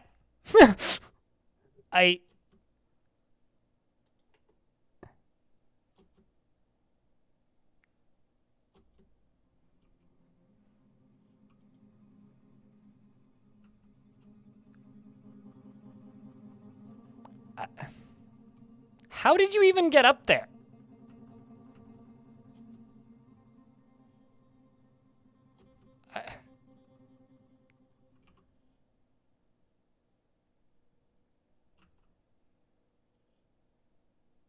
No, they're not jumping. I don't think. Like, there is no way down. They can't climb down from up here. So I have no idea what they're doing. Why is it raining dwarves? The dwarf was right here.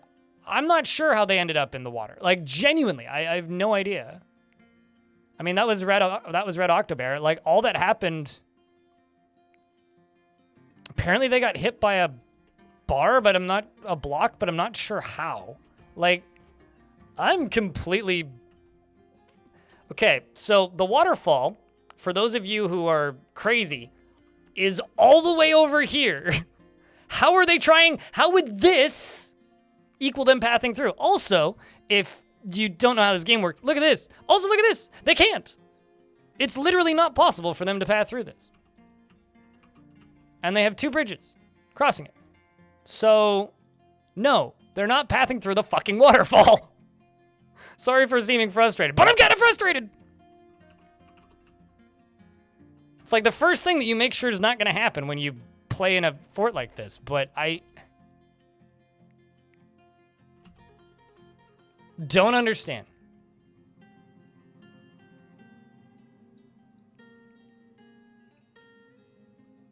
Like, this is making me salty enough right now that I might just do this.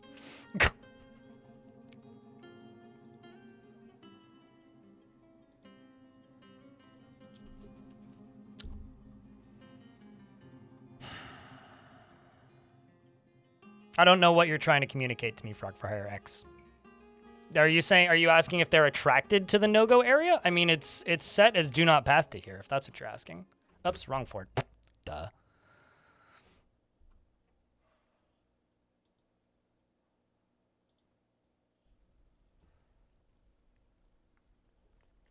There is no scum when you are saving and reloading a save when frustrated in a single-player game. There's only scum if you are using it to gimmick higher scores or cheating at a speedrun.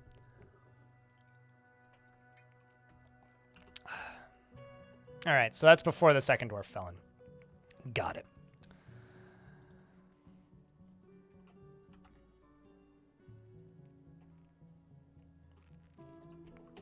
Okay, well...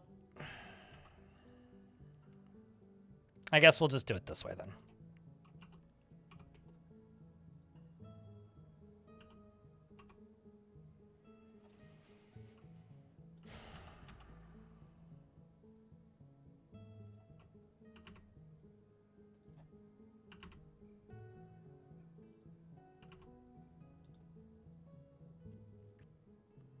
Hope you're not melting and having fun. The weather hasn't gotten super hot here yet. It's supposed to get hot tomorrow. So, I'll probably be dying soon. Just not quite yet.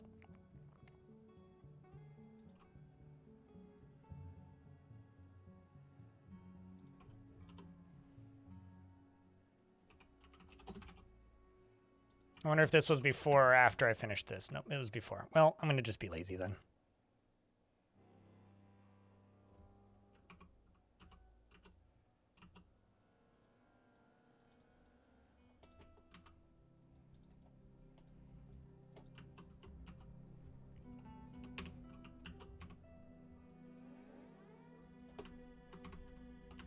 I'm assuming, yeah, they're just going to leave. It's just the snatchers is all it is. Can you follow the second dwarf till they plummet? How do I know which dwarf is going to plummet? It's almost like the pathing changes if you change the order of things, so they're not going to plummet. And if they do again, I'm going to tell you this. And I'm going to tell you this because I'm being deadly serious.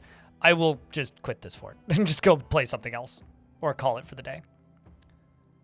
Because we are early summer, not late summer now, right?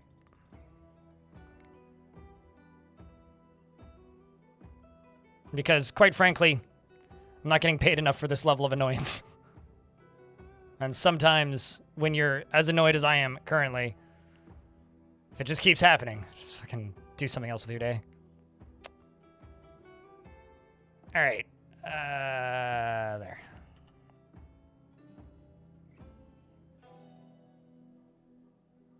There's part of me that would love to know why the hell they were plummeting, but I don't think we'll ever know, to be honest with you.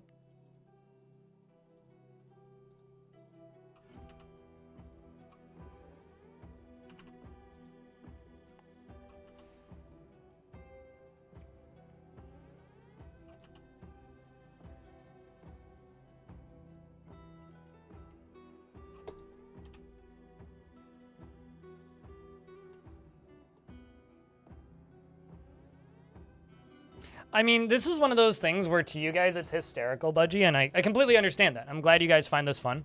But I can deal with this sort of like nonsense to a point, and then there's always going to be a point where I go, all right, this just isn't worth it anymore. And I'm already past that point with this particular thing. I just want to build this fort. I don't want to be sitting here like constantly pulling dwarves out of the water. I want to finish this side project, get this second dwarf out of the water, and then just go back to building the fort and actually doing stuff that's interesting instead of just frustrating. Best way down was to climb the cliff? Probably, but how about this? It didn't happen, so let's stop worrying about it. And also, 1000%, that wasn't the best way down. If anything, it was probably him trying to get up that way, not down that way. I just don't want to think about it anymore. So, you know, is what it is. It happened. Let's move on.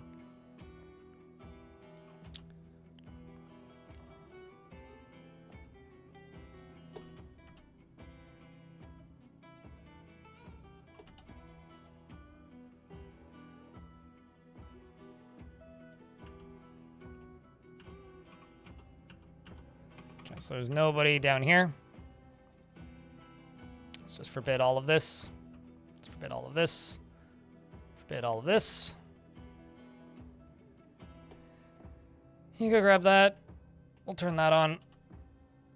Let's place you right here. Get this connected.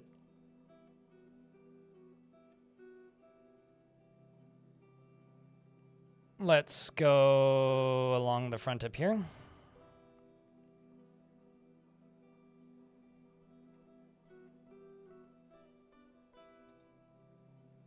Okay. I'm not sure how that happened. Oh, probably because it was one of the forbidden items.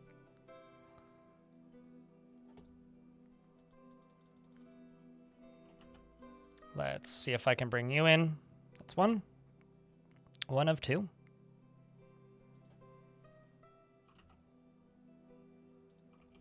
So now we literally just need these to all start up, and then we'll have it.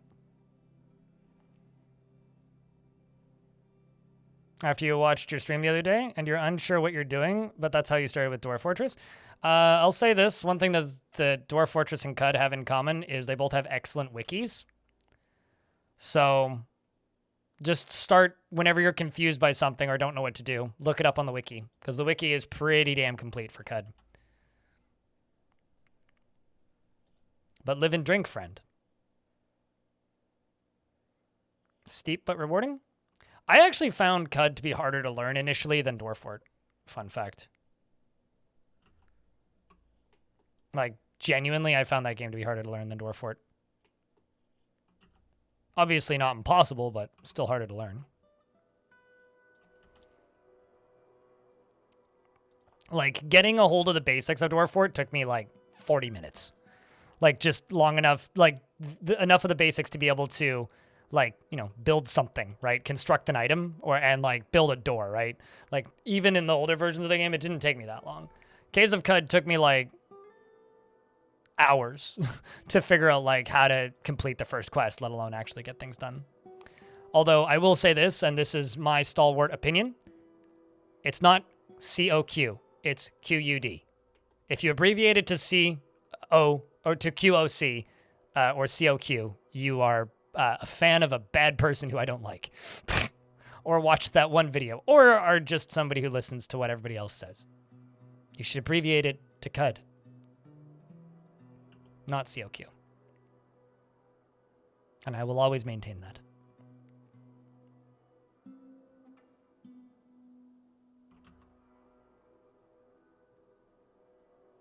Because nobody called it that until Seth reviewed it. You're just dumb, but fair. Hi, dumb. I'm blind. Okay, so now we just need that. And hopefully we can just get back to stuff I enjoy doing, because Jesus. I should set up the ability to dam this whole river on command, though. That is probably something I should do. Which wouldn't actually be very hard. Because then that way, whenever there's a problem, I can just pull a lever and just non-issue after that. There you go. See, now Gone Tank's going to go place item in Tomb. Your dwarf was named. You know, Strix, I swear to Christ. Like, there's this thing called timing, I guess, is what I'll say. You don't have very good timing.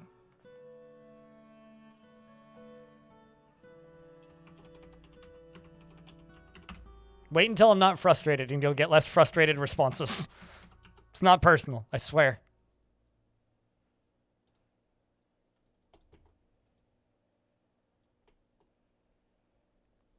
Okay.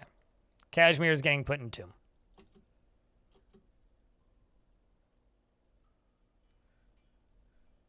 It's not much, but here's some energy. Uh-huh. How about go subscribe to my newsletter instead? Exclamation point block. That's the energy I truly need.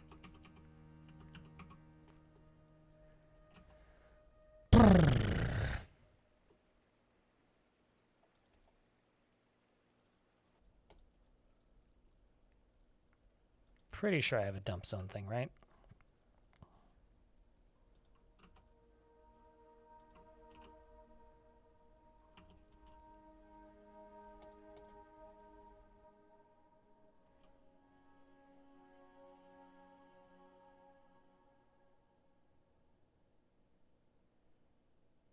Kind of want to get this clothing out of here, but we don't really need to.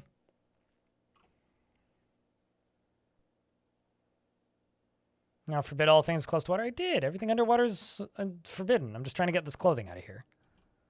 Because it's not hard to just put it right there real quick. A few more to do.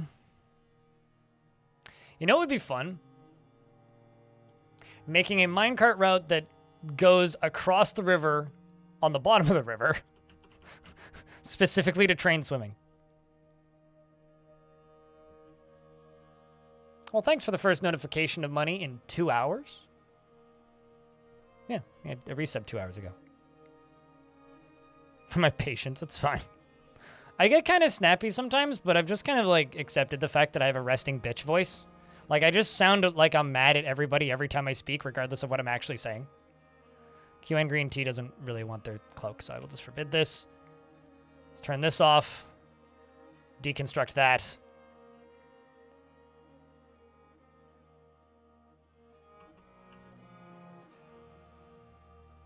Deconstruct this. And this.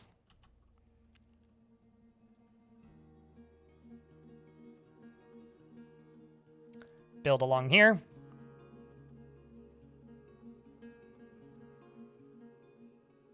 Thank you for the big emote, Gazoom. I did make them cost $1, which I think is fair.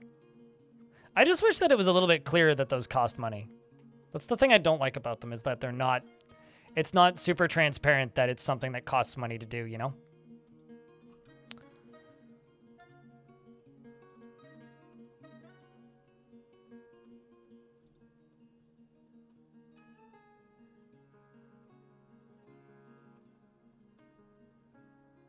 Subscribe to my newsletter. Thank you.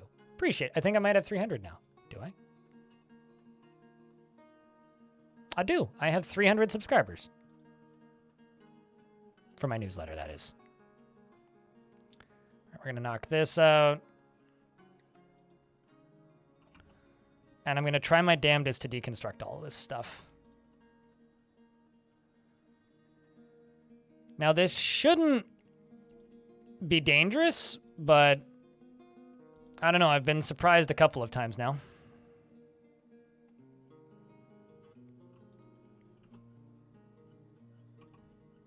Let's just get all this stuff dumped over there.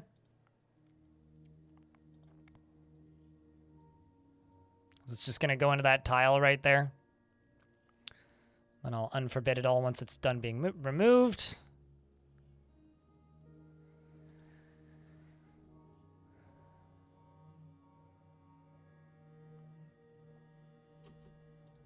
All right, we're going to remove that. This can be unforbidden. This can be unforbidden. All this stuff can be set to be dumped.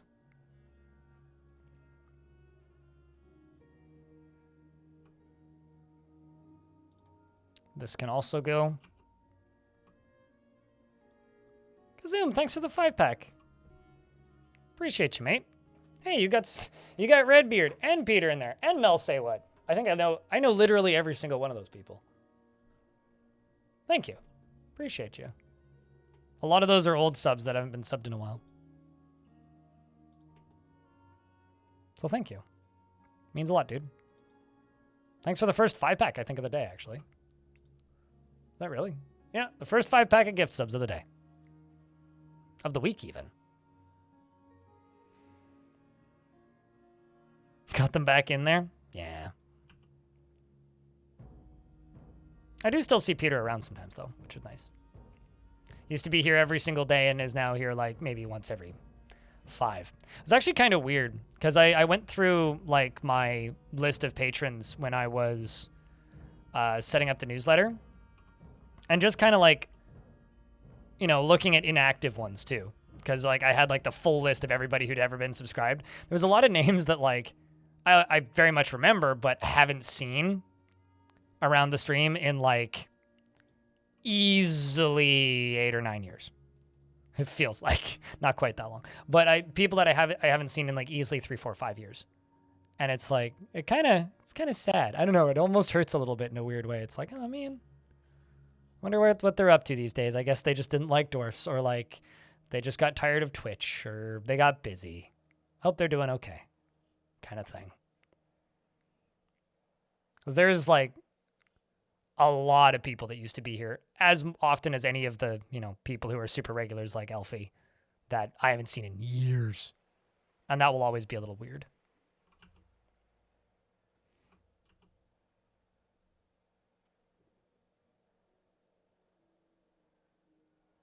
Yeah, no, it's like people that you talk to for a really, like, basically every day for a really long time, and then they just vanish. I was like, why are they not deconstructing that side? Well, I kind of built a wall in front of it. I thought I removed one of those, but I guess I didn't. Okay, let's go across here. Let's do this. We're getting there. We can get this whole area blocked off in a moment.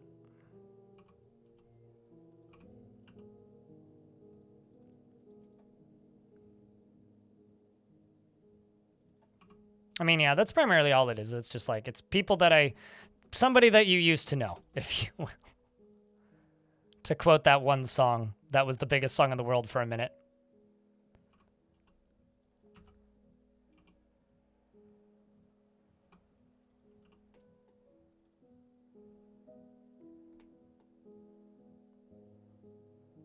And there's a few names that you don't see in chat anymore. Yeah. Yeah, no, there's plenty of names. I mean, like, there's people who used to watch the stream back in 2015 that are on the Patreon, that are still on the Patreon, that I haven't seen in years, which is its own, like, equal weirdness. It's like, do you know you're still giving me money? I hope you do. I hope you're okay with that. It's like, please stop if you don't, like, get anything out of it anymore. That just vanish from online communities that you've been a part of before. I always hope that they decided to leave rather than something bad happening to them. Yeah, I mean, there is one guy who used to watch me named DJ Technotronic, who his Steam page is now literally an obituary. So it's like, well, rip, dude. That sucks. So yeah, it's like, oh, it's always that kind of feeling where it's like, man, I hope they're okay.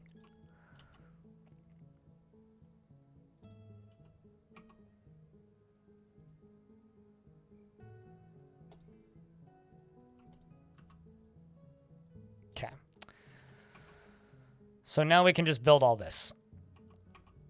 Yeah, it's happened a couple of times to me, Salva, where I haven't seen somebody for a long time and then find out later, like indirectly from someone else or someone who played games with them or something, that they were passed away. It's happened 3 times to me now. It's always just kind of sad.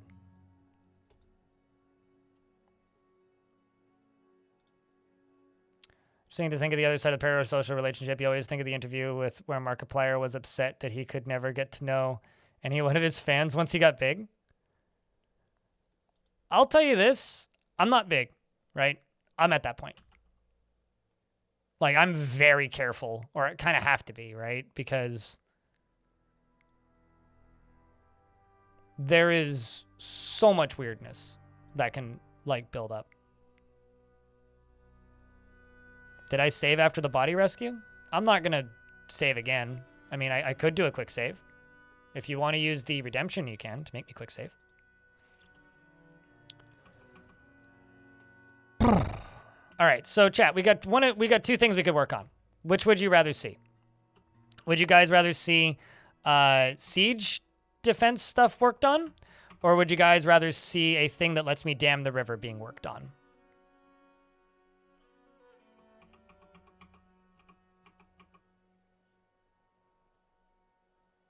Because I kind of need to do both.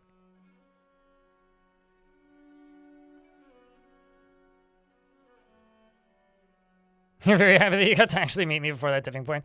Yeah, no, I mean, here's the thing. If somebody wants to meet me now, that's fine. You can. But I'm a lot less open to it now, if that makes any sense.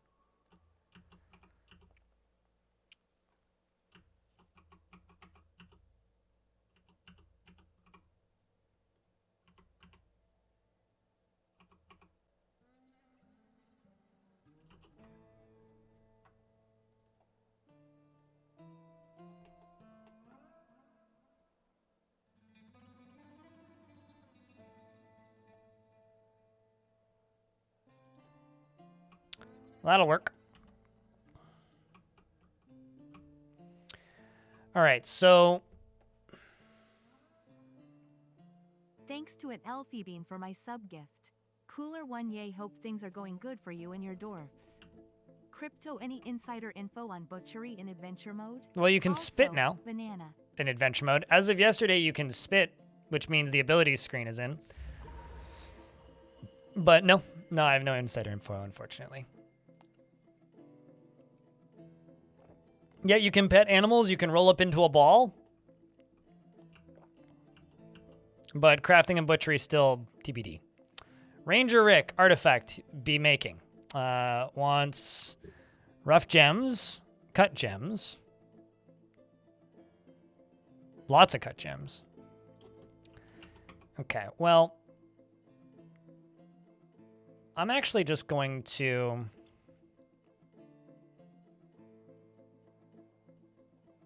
say if the amount of cut gems is greater than 30, do 5, or encrust furniture, and we'll do it seasonally, so I should ideally end up with more gems around. Let's also then drop down to, well, actually, I guess I could just go to one of those jeweler's shops and just get them to cut stones. Let's just cut some glass.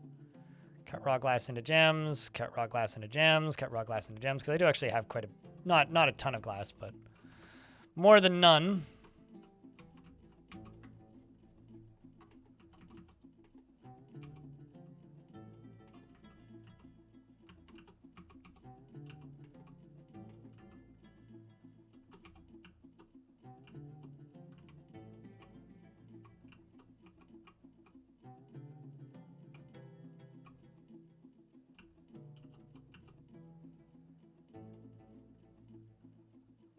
I need to find gems. I need to find gems.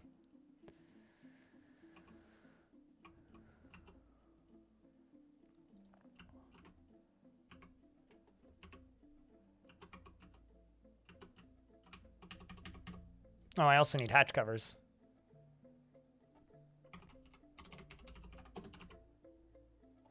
Let's just do 10 hatch covers.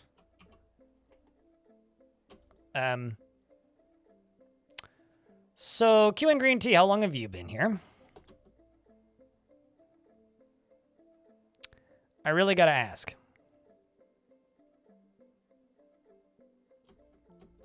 Like, I really gotta ask. How long have you been here?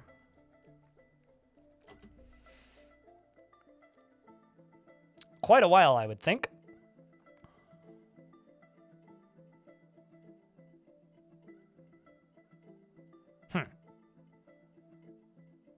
Interesting. I think I should make stairs up to the outside of this, is what I should do. So that they can escape from here if needed. Like maybe right here. Oh, wait, no, I literally can't. Well, not from there anyway. I could do it for here. But, I think we'll just put a door here. Starving and dehydrated, eh? Come on. Has anybody seen the movie Dread? Or Dread 3D?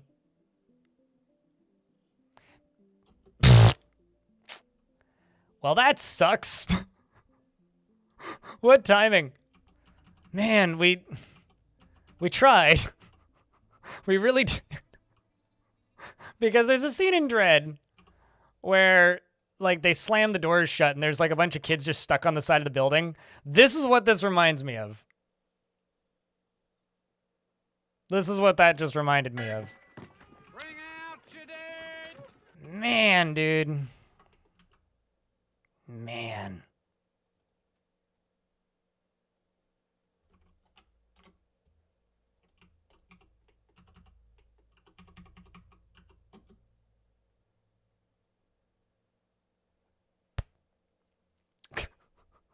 The death count has been comedic and horrible today. But on the bright side, Kazum can put this away. How's the strange mood doing?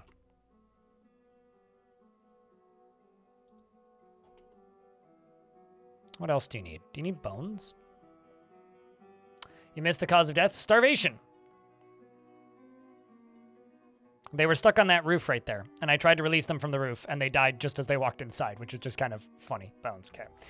We'll also just go butcher some animals.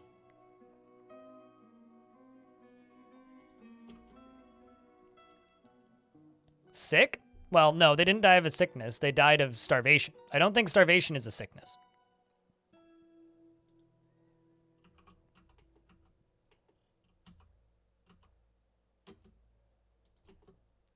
Fortunately, we got them buried, so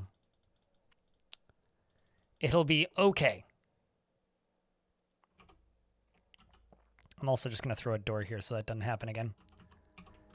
Did this get high enough value? Yes, it did.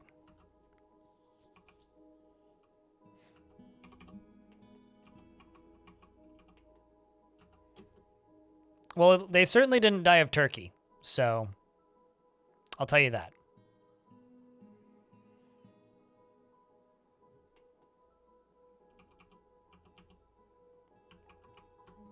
All right, let's set up a thing to dam the river.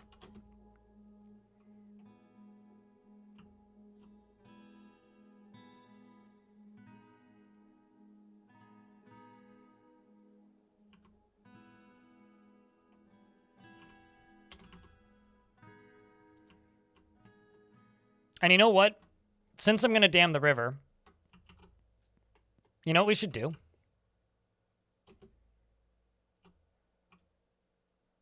Probably figure out which direction the river is going. Okay, so the river is going that way, so I need to do this on the other end. Since I'm damming the river, why don't we figure out some way of... How do I put this? Since I'm damming the river, wouldn't it be kind of awesome to use the river as the front door of the fort? And then when we need the enemy siege to die, we just simply let the river do its thing? What do you think? Because I think that would be a pretty rad defense. It's just summon the tsunami. And then when we need to get the stuff, we just simply dam the river.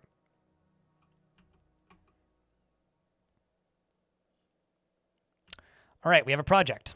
Let's build a project.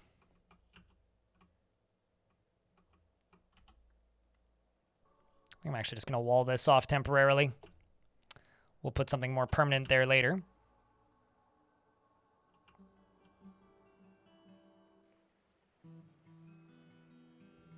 I mean, how would it break down?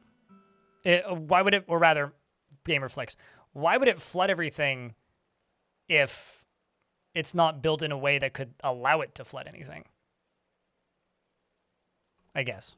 It's like, how in the world would it flood everything if that's literally physically impossible?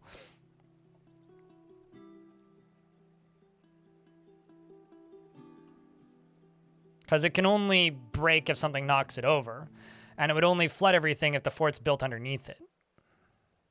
Also, yeah, the fort is significantly higher than the river. Like, this is the lowest level of the fort. Most of the fort is up here. So how would it flood everything? Water doesn't flow that way.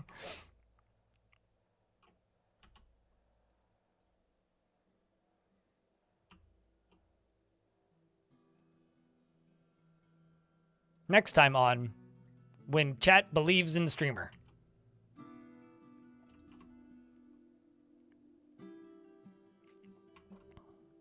This is a really shallow fort, admittedly, Gamerflix.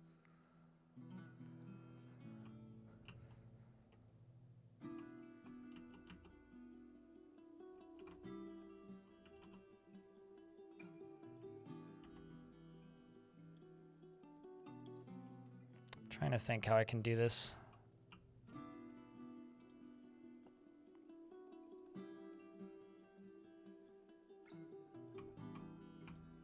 Yeah, we'll do it this way.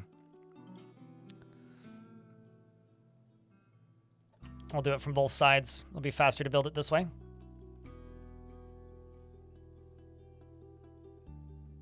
Also need to check that artifact.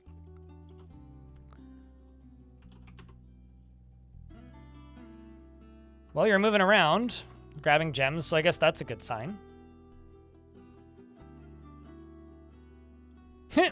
Just realized I still haven't fixed this. This was a thing that I built a while ago and then proceeded to completely forget that there was an aquifer there. So it's just like dribbling water down into here, which is fine, but it's just kind of funny.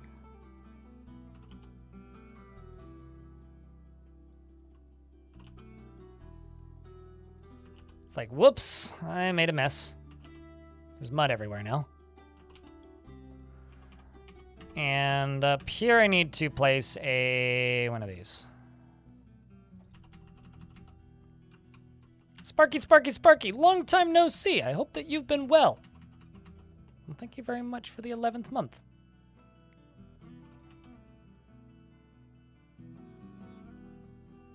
All right, let's do pink.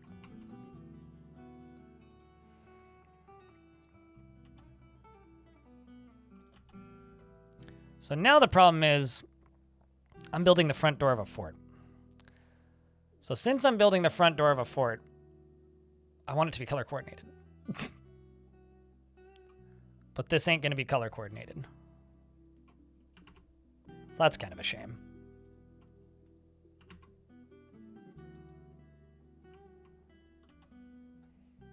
Because the water is flowing in from this side.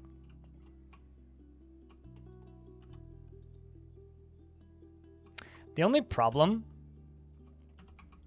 is doing this is going to block this sucker.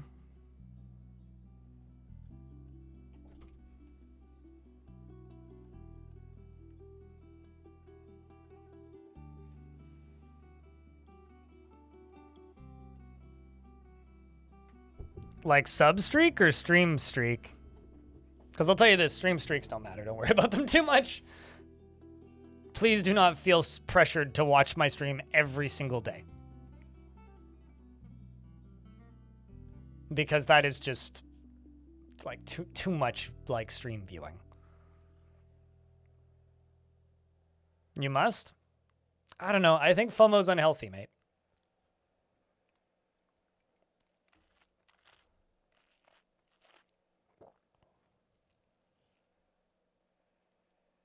But I appreciate the sentiment, though.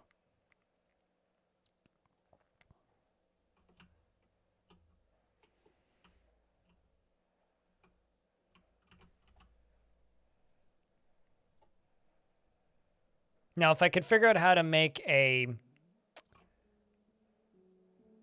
If I could figure out how to create a newsletter read streak that I could somehow reward, that would be neat. I'd be here for that.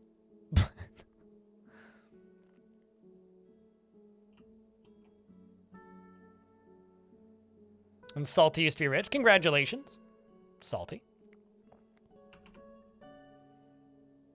Chat room, can I get a round of beers? Salty used to be rich. Salty gets it. Hash Boj. Okay, so in order for this to work, I need an alternative power supply. So because this right here is flowing this way, at some point, this is going to lose power right here. And consequently, this will lose power. Because when this starts pumping to dam it, the water is all going to go away. So what I need is an alternative location to get power.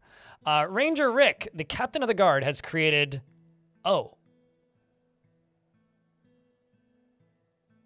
Sawed Ton, a pig bone battle axe, and offers it to the Big Fall. I think I need to make that your symbol, because that is pretty fucking cool. That is pretty fucking cool.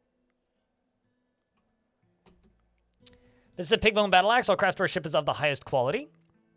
It is encrusted with marquee cut moss agates and decorated with pig bone, encircled with bands of rose-cut clear glass gems and cushion rock salt cabochons. This object is adorned with hanging rings of moss agate and menaces with spikes of moss agate and rock salt and cave spider silk. And he's now just gonna carry it around strapped to his body. It's probably also not the worst weapon to run around with. He's going to go bind a book, because he is a novice bookbinder. I guess you're going to go get book binding. And thread, of course. Bone axe is a good, like, captain of the guard dull weapon, too. Dwelling upon experiencing trauma. Mate, we got to get you some happy thoughts in your trauma brain. Although you learn to value tranquility after experiencing trauma, so I guess that's good. I like to think that this dwarf will improve at some point, but we're still a ways off from that. Okay, so this I can get rid of.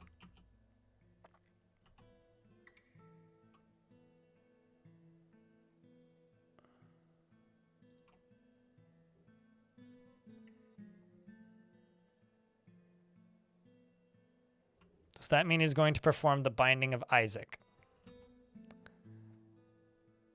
I don't know how to respond to that one, Alfie. But you know where the door is.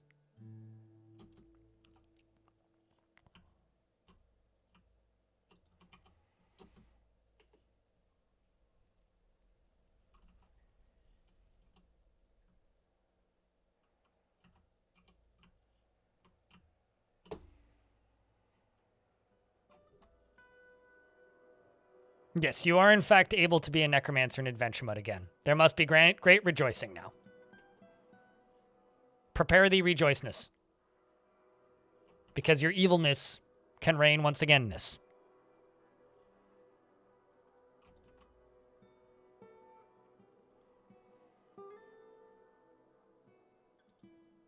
When evil reigns, evil pours.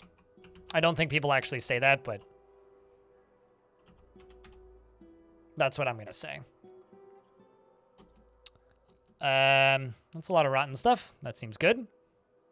Where are you headed to? You grabbed rock salt blocks.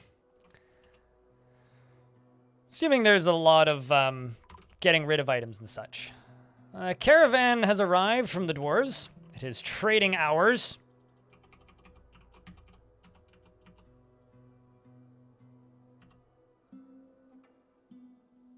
We're just going to sell all the clothing that isn't currently claimed. So that is the main source of revenue we have as a used clothing dwarf store.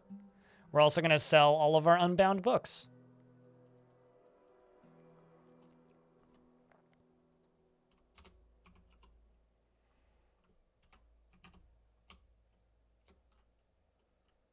I guess we don't have any unbound books. So instead, what we're going to do is just sell all this clothing. The dwarves can do the laps.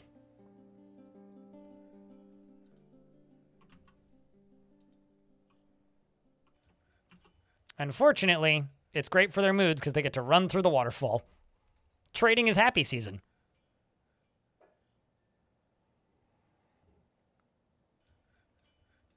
Do you have a strat on how to have a single type of rock? You find it and you mine it. There really isn't a strat for that. I will say, if you turn down the amount of resources, as in like metals and minerals, you'll get more consistent large blocks of rock with less pesky metal in it. I'm realizing from the mountain homes. Let's discuss your situation. No, I do not want nobles. Thank you. Thank you, thank you, thank you. I'm fully nobled out.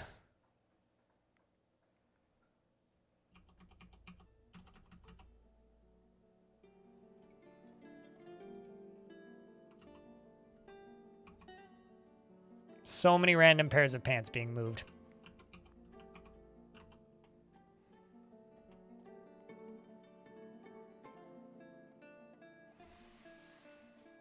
Sure, but that's time consuming.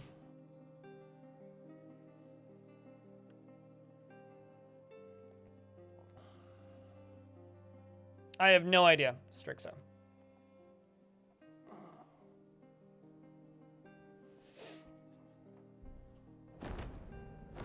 The Forgotten Beast Stosar has come, a gigantic feathered toad. It has a knobby shell and a bloated body. Its sandy top feathers are long and narrow. Beware its poison vapors. Although I do have to say, unironically, the next fort I do, or the next world I generate, is going to have less beasts. Because the amount of Forgotten Beasts in this world are a little bit ridiculous. Like, I'm going to turn down the number of beasts, because, like, this fort is bananas. Like, this whole world has been bananas. Like, actually fighting and defending the caverns is almost impossible because of how many there is.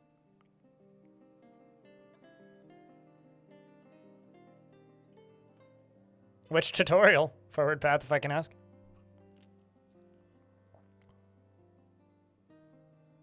Because I've made many. But happy to help. Glad they've been helpful.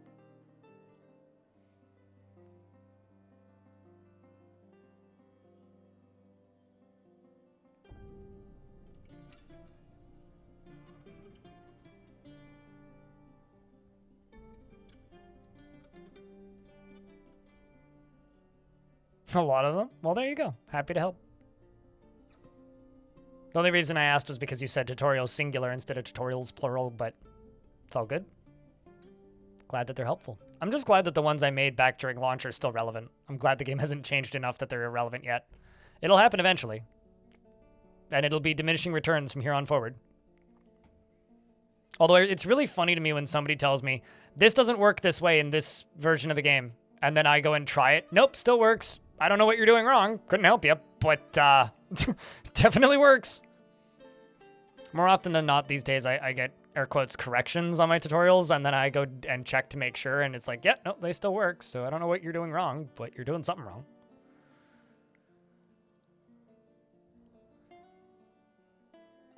Because you're clearly screwing up somewhere there, Dwarf.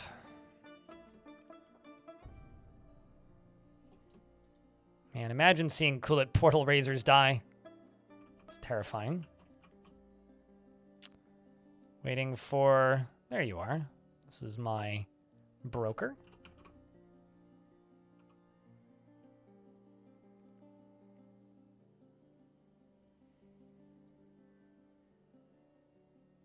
Okay. That and there's also a lot of air quotes issues with Dwarf Fortress that aren't actually issues to begin with. It's like kind of common actually that people will just be like, "Did they fix insert bug here yet?" And I'll be like, "Is that a bug?" What? Just super confused.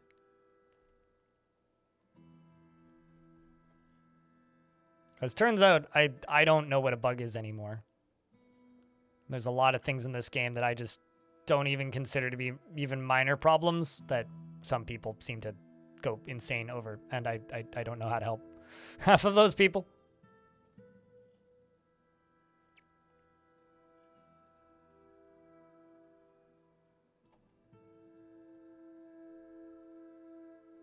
Butcher time, Wuggy? You want a butcher?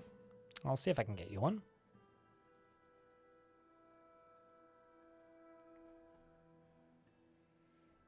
Oh boy, that silver spike and those crutches and splints. Okay. Yes, please. Do I have a unnamed butcher?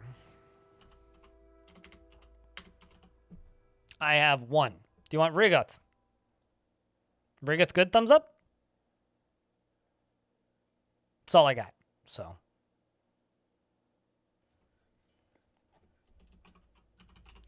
Wuggy, McWuggy, lacks confidence in her abilities and prefers to present herself modestly. She is quite comfortable with others that have a different appearance or culture, and she does not easily fall in love and rarely develops positive feelings. She is slow to she does not easily fall in love, and she's slow to trust others, and she tends to form quick and she is quick to form negative views about things, and she tries to do things correctly each time. She tries to share her own experiences and thoughts with others, and she has an active imagination. She has a greedy streak, and she generally finds herself to be quite hopeful. She has a greedy streak, and she generally finds herself to be quite hopeful about the future. She likes to take it easy, and she occasionally overindulges. Dreams of creating a great work of art, and personally sees working hard as a foolish waste of time. Respects the development of a skill, and likes porcelain, aluminum, and green diamond, slabs, amulets, catapult parts, and the sight of the umber skirt, and when possible prefers to consume buzzards, steelhead, and trout, and perry, and absolutely hates oysters. And her very long hair is neatly combed. Is it? Now, I'm not sure I agree with that statement. You're married to Strixa, and you have no kids. Plenty of friends, though. Relatively recent for it. I wonder if it's because of your hair color, actually. It's probably what it is. Her somewhat split, her long hair is neatly combed. Her hair is burnt sienna. It's probably like that shade doesn't exist or something.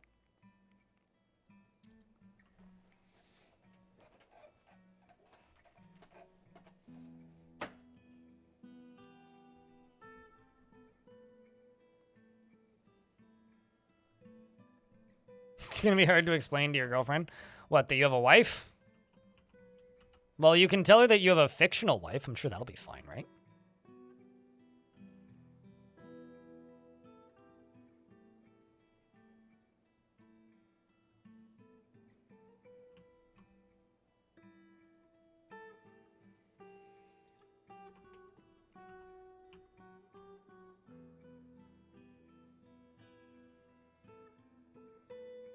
It's a stream wife like a work wife. I don't like the term work wife very much. Just gonna throw that out there. I don't like that. That makes me uncomfortable. Big ol' Mountain Dew, what's up? How's your work wife doing? Anyway, hope things are good. What's up, iFiles? How's things? What is a work wife? That's what I'm trying to figure out. Well, so I named a member in chat after gave them a dwarf, right? So like they can have a dwarf named after them, and they have that dwarf has a spouse, and so the dwarf who is that spouse in chat said, well, that's gonna be weird to explain to my girlfriend, and so then chat says, well, it's a stream wife, it's like a work wife, and I'm sitting here going like, wait, what the fuck's a work wife? Anyway. What's up, chat?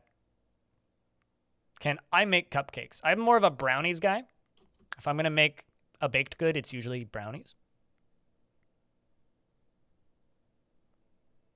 True story.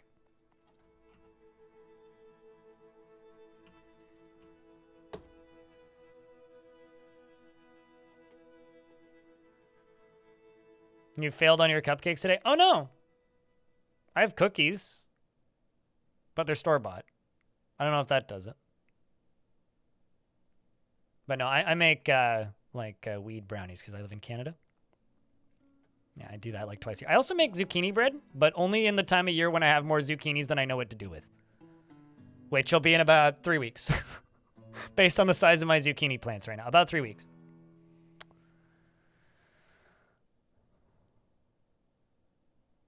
You would start tweaking. I mean, I could just give you the batch that doesn't have the weed in it.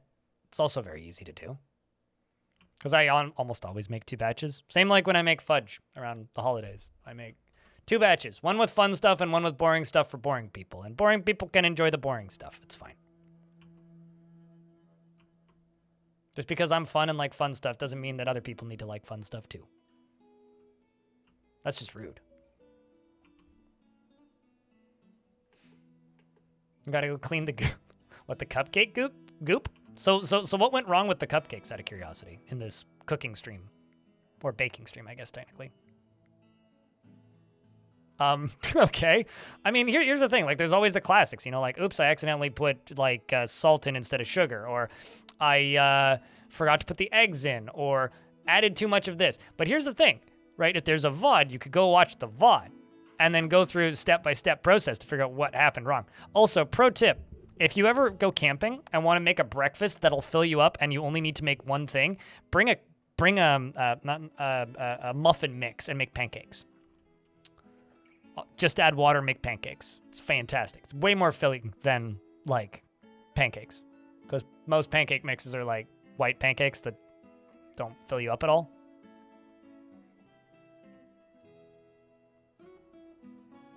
Just, you know, pro pancake tips here. Weed camp muffins. You know, this might sound strange, but like, I generally just, if I'm gonna have weed when I'm camping, I generally just bring a joint.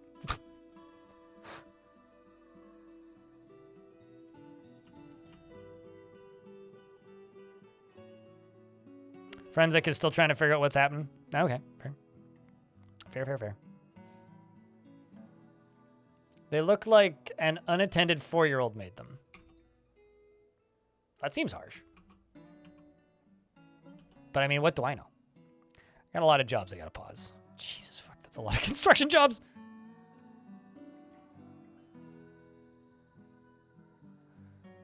I'm impressed by my own number of construction jobs.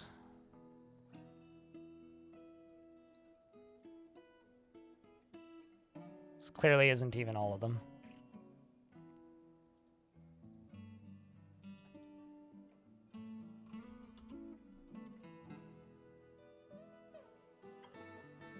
I hate smoking. That's all I have to say about smoking. Just in general. It sucks. I'm not a fan. I like my dry vape. Doesn't fuck up my voice. And it's even easier to control the dosage.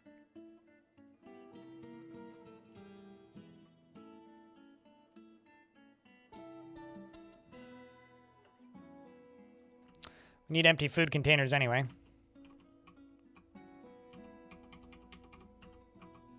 Doesn't help that this stuff's all in a very inconvenient spot.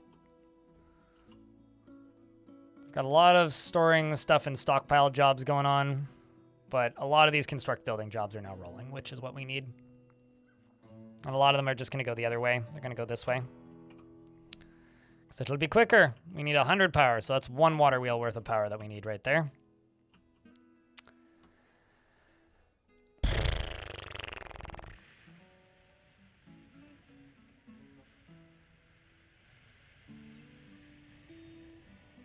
Edibles, but particularly firecrackers?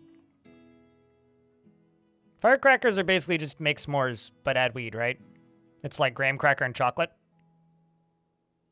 I've made edibles, but Oreo cookies.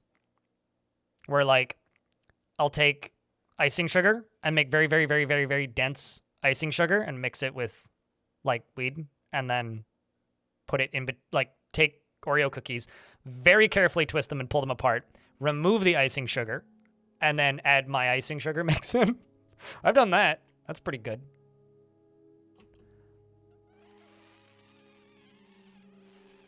Sorry, I'm upset. I thought this dwarf finished their artifact. Well, chat room, we've lost our captain. Captain of the guard is no more.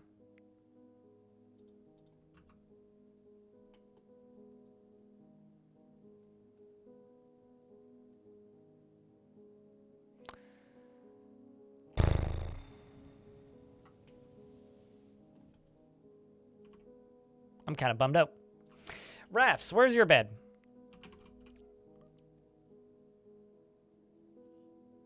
Right, yeah, because you guys split this place, right? Yes.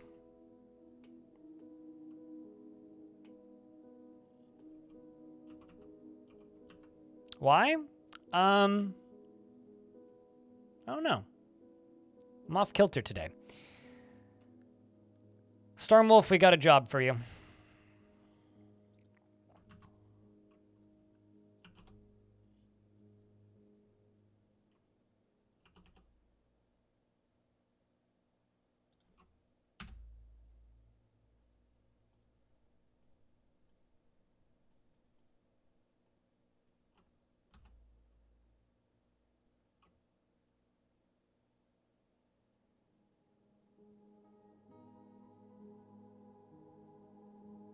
Normally I just look for the one named dwarf, but literally every dwarf in this fort being named is like not confusing in the slightest. There we go. Grab the scholar. Man.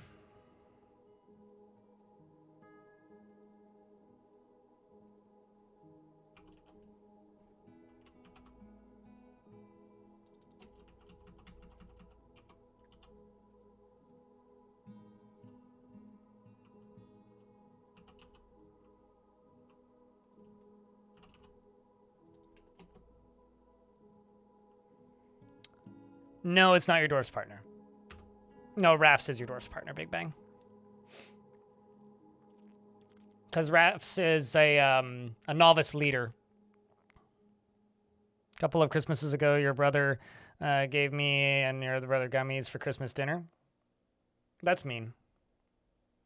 There was a couple Christmases ago. It was like the first Christmas post-pandemic where my whole family actually got together. It was like 2021 or 2, I think. I think it was 21. And there was a ton of snow outside. And I brought my vape with me. And around halfway through the day, we had to take the dogs for a walk because there was like 4 dogs in the house or something. So me and my 2 brother-in-laws just went for a walk and got pretty high. And like I was kind of fine, but my older sister's husband was like pretty. He was pretty baked. And when we got back, my older sister looks at her husband and just like kind of squints at him. And she just walks over to me and she goes, "Did you get my husband high?" I'm just like, "Yeah." And she's like, "Oh boy." Just kind of walks away. Just like, it's the most disappointing look I've ever gotten from my older sister. But by the end of it, she thought it was very entertaining. It's very funny. He just kind of like sat there blankly on the sofa staring at the wall instead of sitting there blankly on the sofa smiling and looking at people. It kind of didn't change his like behavior at all at family get-togethers. The rest of us were fine.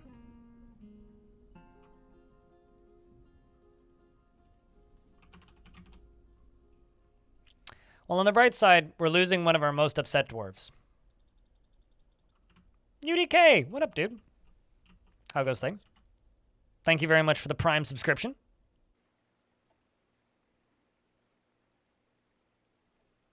And thanks again for the tech support.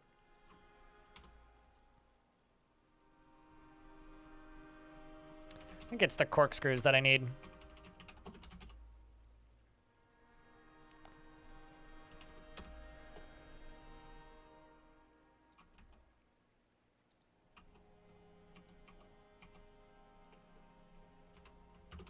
Let's make some rock bracelets real quick. So I don't have to put anybody in prison.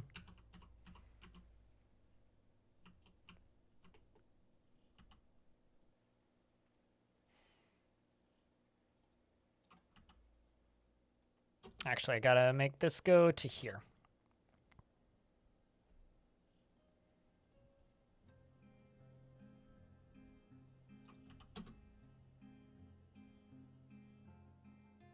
Actually, no. Well, yeah, no, I do actually need to do it this way.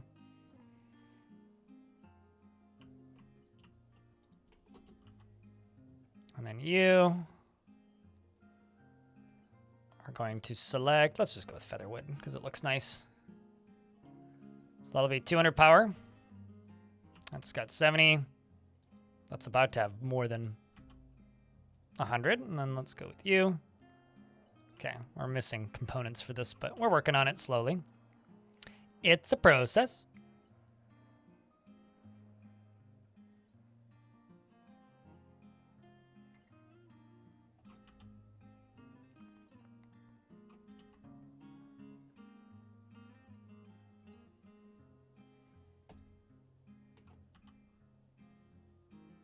And then we're also going to do this.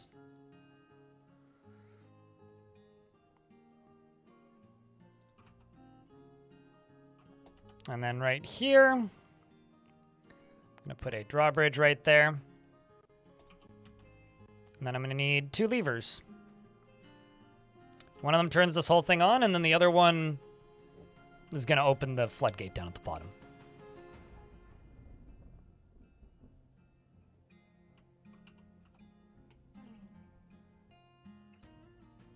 Twitch app didn't like that, immediately crashed. Twitch app. Are you on the phone app? Because that makes sense. Otherwise, I'm very curious as to how you're using a Twitch app, because Twitch got rid of their app years ago. Like the desktop application.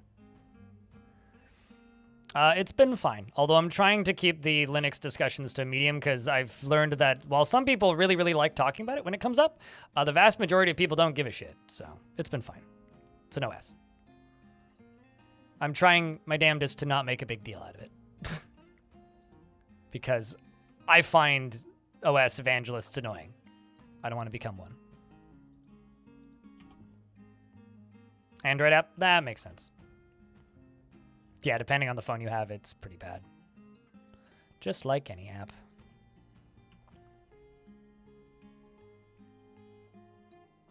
Careful, Zeta, try hardly.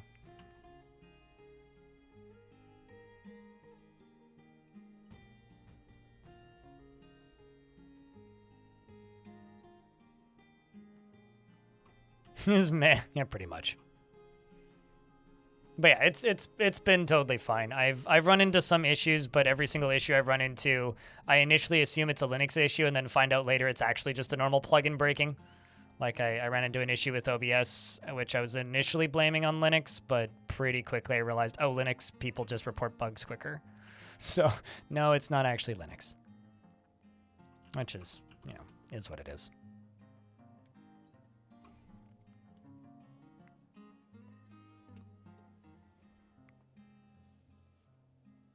Yeah, no, pretty much. Shadow Absorber.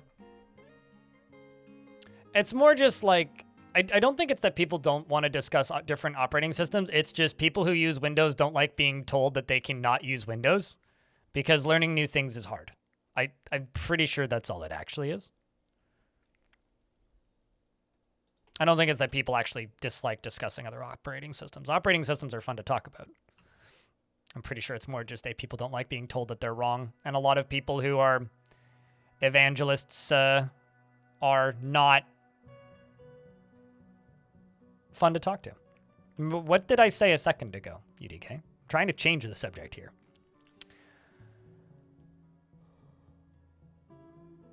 We'll see you later, Dilkin.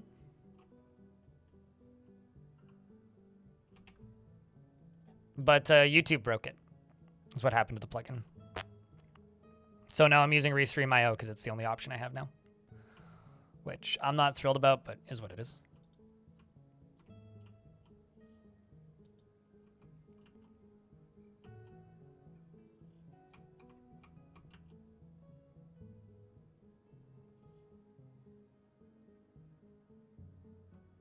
It's also fucking necessary.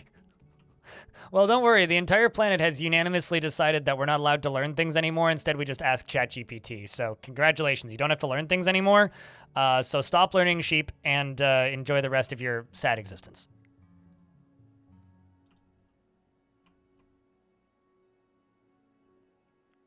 Mods for Dwarf Fortress are largely pointless if you've played the game enough. Forward path.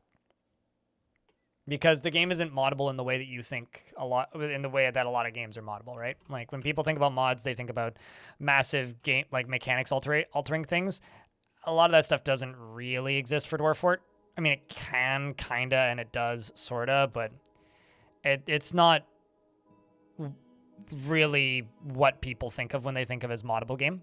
Like Dwarf Fortress is very moddable, sure, but what it's moddable is it's very easy to mod Dwarf Fortress to change the flavor of Dwarf Fortress, but it doesn't actually change the game in any real densely meaningful way. And so for me, it's just kind of redundant because it's like, well, I mean, okay, the game already has a lot of things. Why do I need to just add more of the lot of things?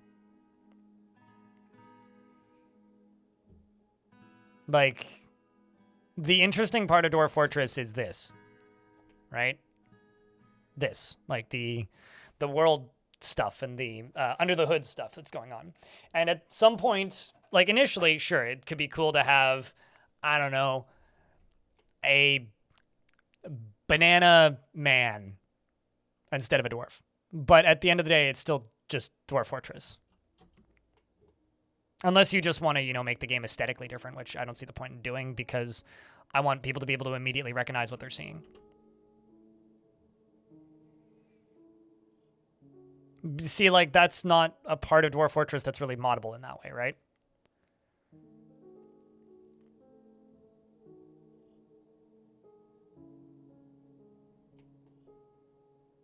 Like, removing a whole system from the game isn't really the way the game works, but whatever.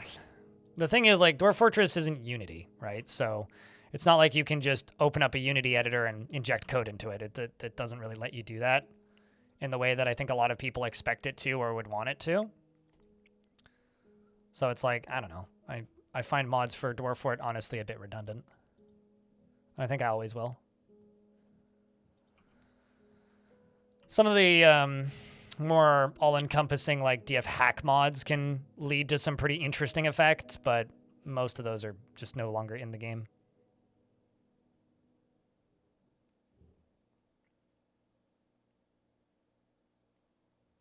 Well, it wasn't me. It was probably, like, just your connection to Amazon servers, because if your connection to Amazon servers blips for a second, Twitch, like, explodes, and everybody blames Twitch. It's like, well, I mean, Amazon could fail, and then Twitch gets blamed for it. That seems weird. I have a bad news for you, Ranger Rick. Your dwarf is insane and gonna die soon. The good news is you won't be depressed anymore.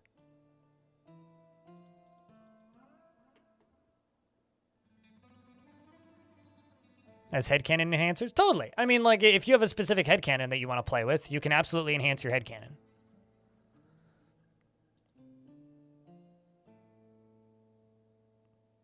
Like, you know, if you want only big titty dwarves. Or all beards. You know, live your life. I'm not here to take that away from you.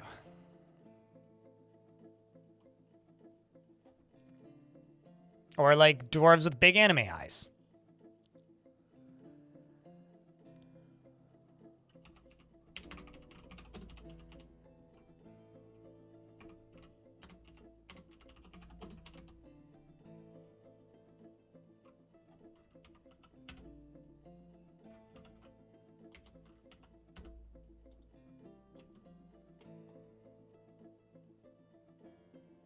I don't want to talk about it, UDK. You can watch the VOD if you want to experience that nonsense.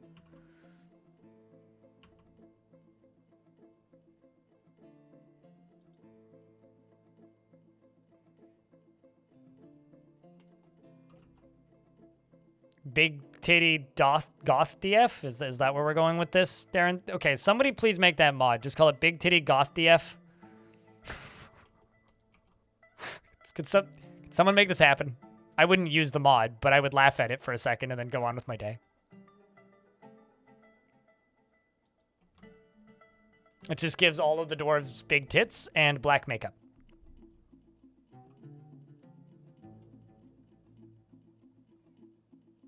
You play with that mod on regularly? That's just cheating. Like, why would you make a stupidly easy mechanic easier? What? I would understand, like, making above ground crops make sense. Whoop. But why would you make a super easy mechanic easier? Gloves, what up, dude? It's been a minute. Hope you're doing well.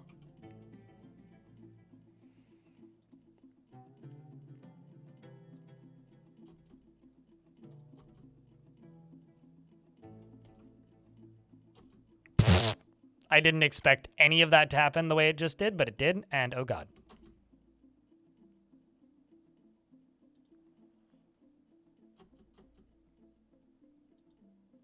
Can I get you to stop that? Okay. Sweet. We're fine.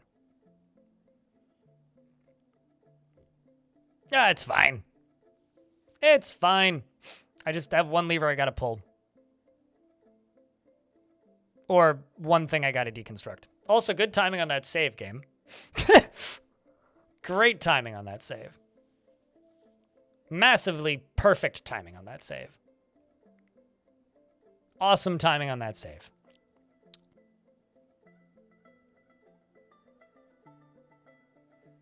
What engineering project is this? I'm damming a little stream. I'm building a door. A wet one.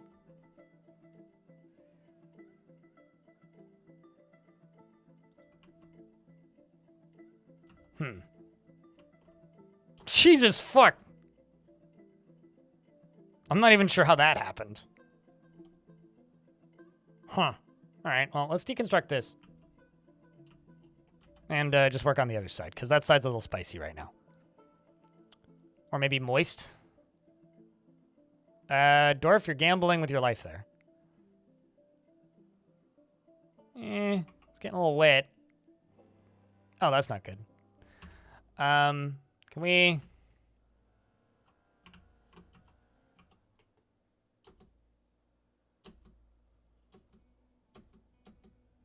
Okay, it's fine.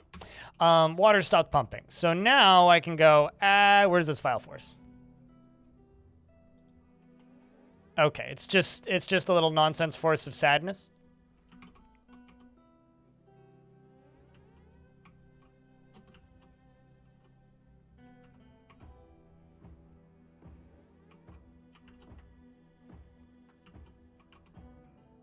They should be coming from up here.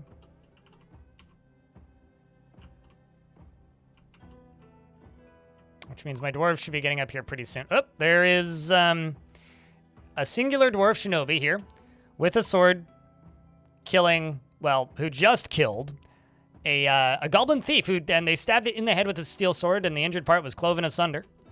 Here's hoping they group up.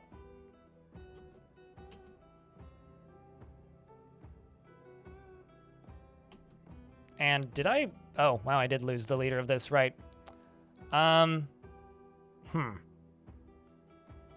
Throw somebody else in here. Okay, so my dwarves are very well armed, as you can see. We're going to send them up, and because all of them still have both arms, which means they are very armed, the armed dwarves are going to run up, and immediately one of them gets tagged by a bolt. Major Tom is bleeding. This is dwarf control to Major Tom. Please get into melee range so that you don't horribly die horribly. And it seems that Dominok has actually gotten up to the enemy here and has actually slashed the goblin crossbowman in the right lower arm with a steel short sword, tearing apart the muscle. The dwarves are jumping towards the enemy, and it's actually great that we're getting attacked here, because this means that we have a legitimate opportunity right now to acquire some gear that is slightly less shit than the ones we already have. However, it does appear that they don't really... actually, do you? Okay, no, they do have some stuff that's not terrible. The dwarves just need to get into melee range. The goblins immediately begin falling. The dwarves are moving forward through the goblins at a pretty rapid pace. Dominok here is bleeding because they keep getting hit by bolts. However, when they do get into melee range, the goblins immediately regret their decisions. This goblin here is jumping away, and the militia captain bashed it with a silver warhammer, which actually bruised the muscle through the dog leather boot, and then jumped away from another one. And then the wrestler punches the goblin crossbowman in the lower body with his right hand, bruising the muscle and bruising the things, and then bashes it with a hammer, which actually jams the bone through the right wrist's muscle and shattering the right wrist's bone, which is excellent. This goblin is bleeding heavily, and the dwarves continue the fight.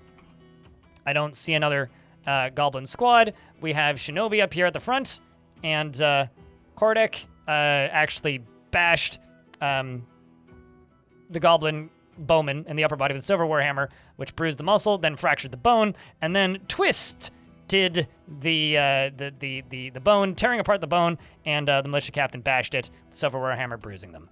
And it appears that my dwarves have remained victorious over top of our enemies, and I'm going to tell them to update their goddamn equipment, because they probably need it. And then, you know, go do other things. Let's actually tell them to have no orders so that they equip their new gear, and now we just need some medics, and by that I mean a couple of medics. Fortunately, it shouldn't be too hard to get the wounded out of here. Yeah, we do have dwarves coming to recover wounded already, so here's hoping. Good fight, though, dwarves. I'm very proud of our very successful military dwarves. I did lose Darius Cardrin, though, who was found dead, drowned, and crushed in a drawbridge. So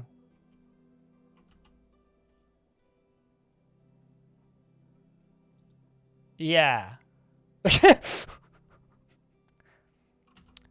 Well,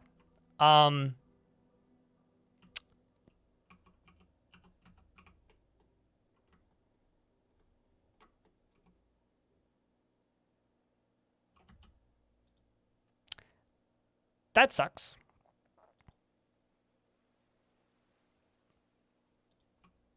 I guess I should memorialize him, hey?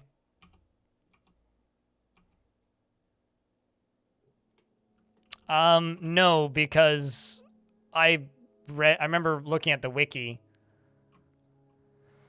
and it told me what Goblin Knight was. Actually, I don't even know. Do I have any slabs?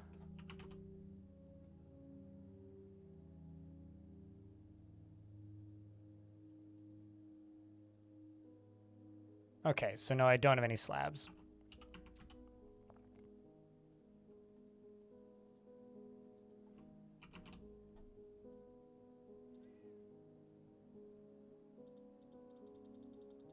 I will say the name a third time. Darius Cardrin died. Drowned and their body got crushed in the drawbridge, apparently. So in that flooding oopsie, Darius died.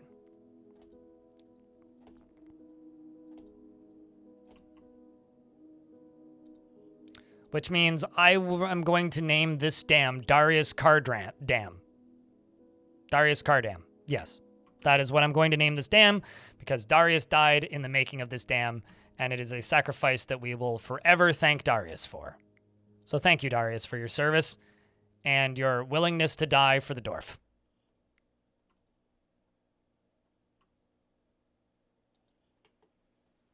Rest in peanuts, Dwarf. Can I get a round of Fs? For Darius. Not the bravest dwarf, but definitely a dwarf.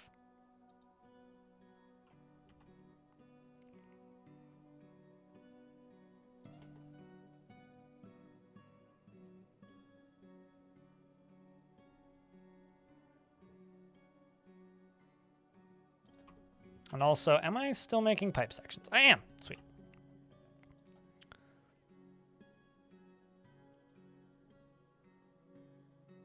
Also don't know why I'm putting a door here. I can't actually put a door there.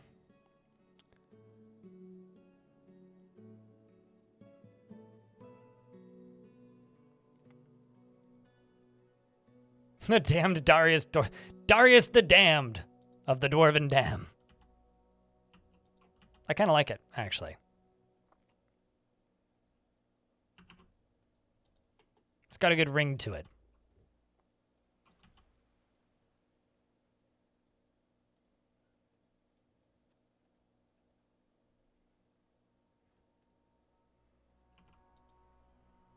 We are getting there. One chunk at a time.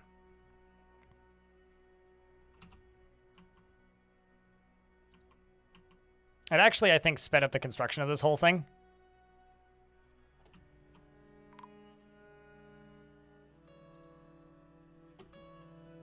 Stoneworker was found dead. What?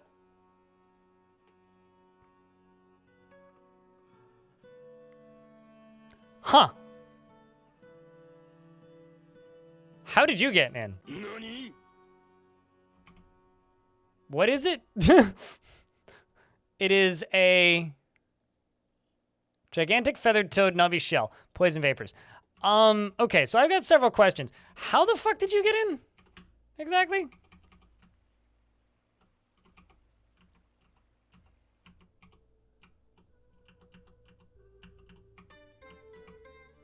Like, oh. That's probably. Okay, well. Huh.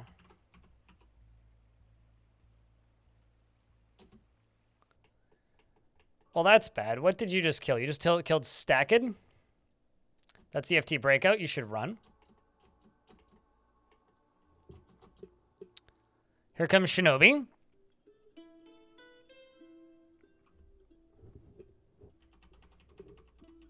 I'm still not sure how it really got in. I'm assuming it, you know, did the whole swimming thing.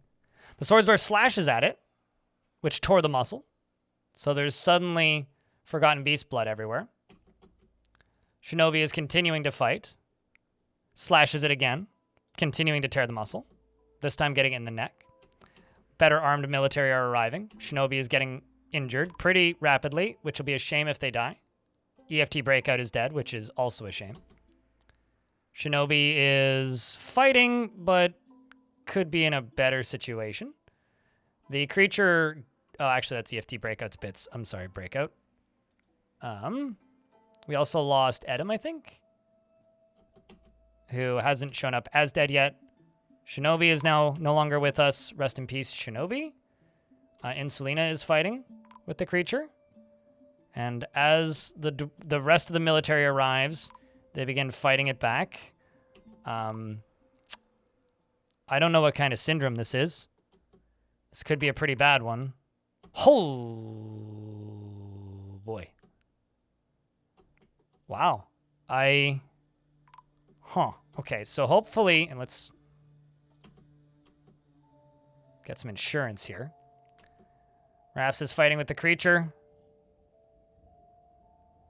and ceases to be one of the living.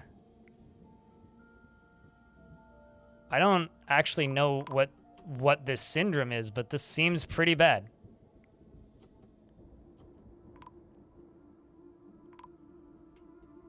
Huh.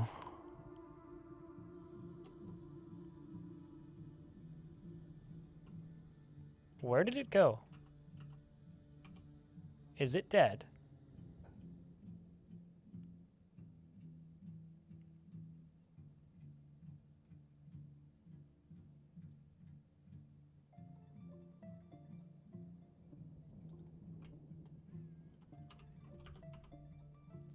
Up? Did it go up the stairs?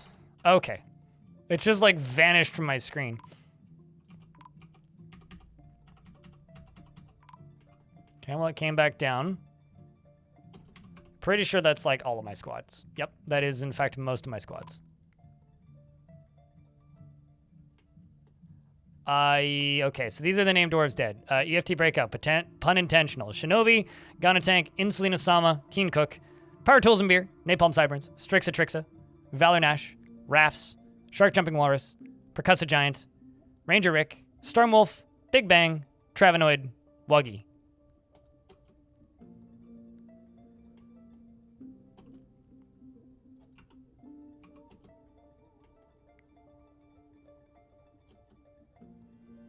So we got Mini Big Boss over here and Diamond Destruct.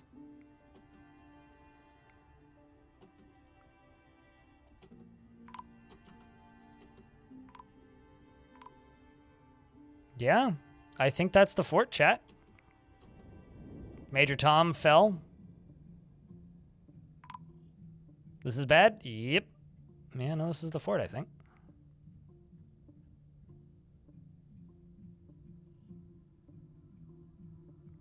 And to be honest with you, I have almost no idea how. I'm assuming it swam in. Goodbye, fort.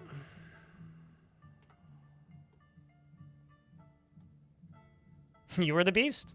Where are you now? The creature runs through the fortress. Well, on the bright side,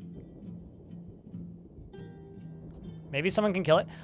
Okay, so it's got poison vapors. I don't know what its vapors are doing, but the dwarves seem to do just fine initially, and then they immediately just like die. And so, I mean, it's a gigantic feathered toad, so it's not small, it is large. It's a very large creature. But it quite literally is one of those situations where it just seems to be big enough that they either can't get through to it, or the alternative issue is that... Oh.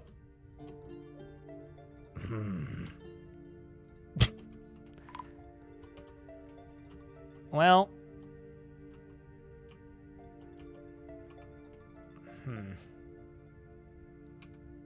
Who's still alive?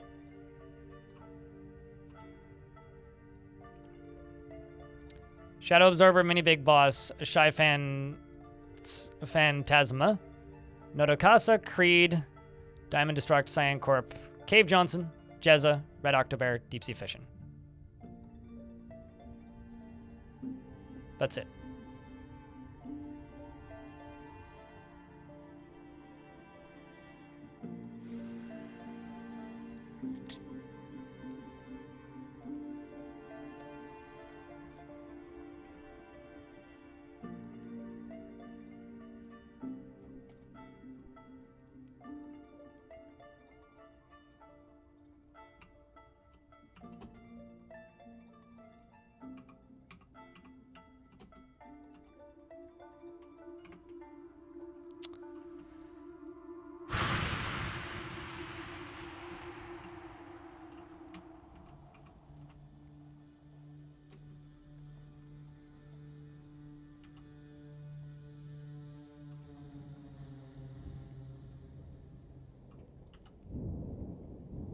It's very grim, that's true.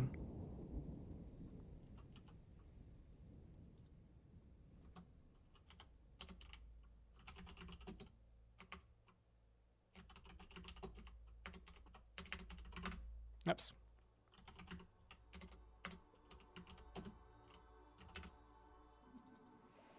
I mean, it's 8 tombs. It's not great, but... Here's the thing. We're okay. It's been stuck underground. It's locked underground.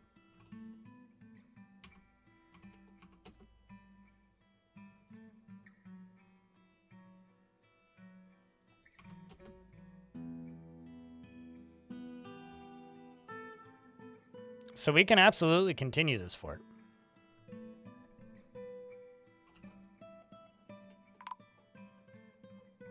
We just lost the child Deturge, who's been missing for a week.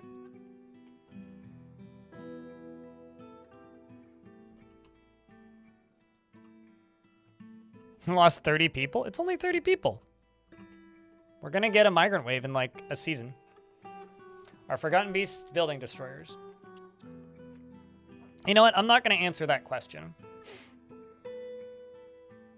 For a many multitude of reasons. If I thought that locking that door would just cause it to come back in, I would, you know, not have done that, right?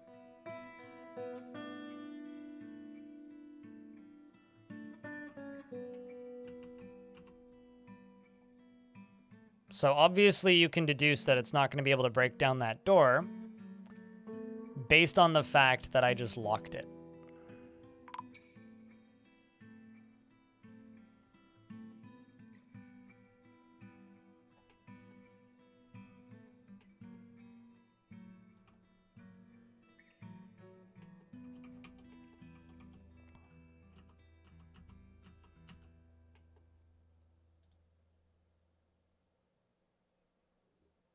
What the fuck happened? I don't know. Shouldn't take a nap. Forgotten Beast got in through a swimmy tunnel. And oops, accidentally everybody dead. Well, not everybody, but a lot of people dead. The nice thing is it actually isn't that many coffins I need to make now. And everybody will have a bedroom now. So that I guess is a good thing. Everybody now has bedrooms. I guess that could be worse.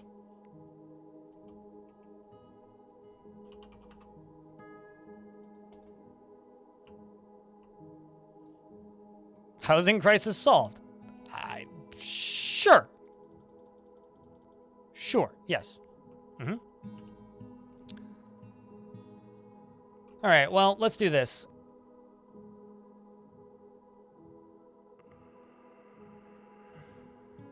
Nobody. No, obviously nobody.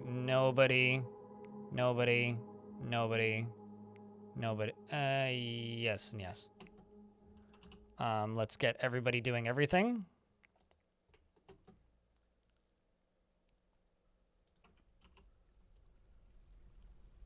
There we go. That's what we need to see. Oh, don't worry. That'll probably change pretty soon. In regards to 2 dwarves are still perfectly happy. That'll probably change soon.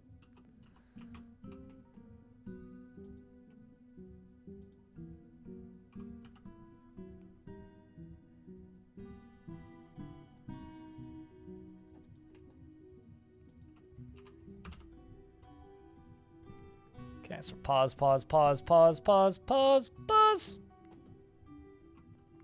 Because I got a lot of jobs I gotta pause.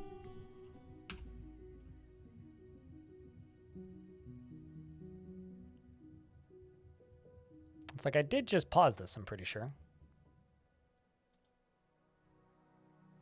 Okay, you're gonna go pen past your random animal. The child was found dead. Oh, right, yeah, you died in that room. Okay, so construct building we do need to keep doing.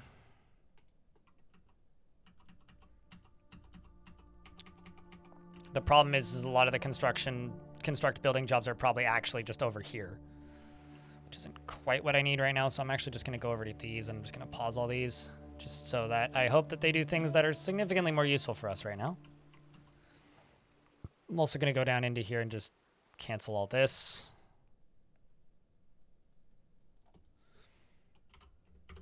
Okay. Place item in tomb. At least somebody's doing the things that we need right now. You were prob westing from runes? No, you were definitely doing construction work, because I saw your dwarf doing construction work during the fighting.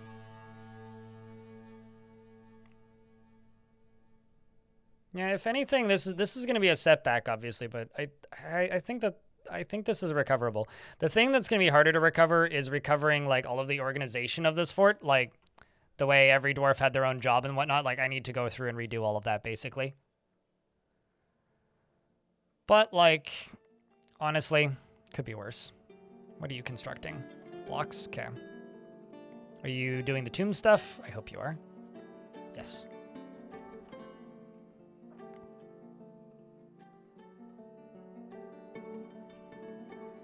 Same with these. Okay.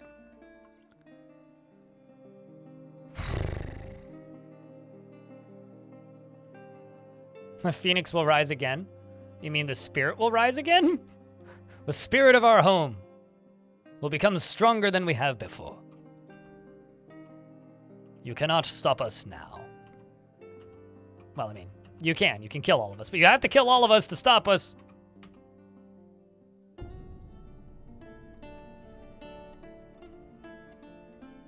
Major Tom died, yes.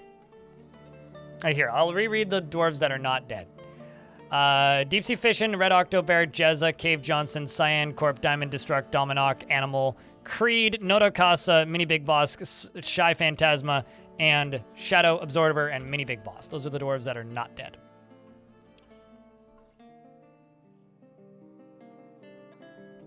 And one's in hospital. And I don't have a chief, and my chief medical dwarf died. Well, Red Octo Bear, congratulations. You're now the boss of the hospitals.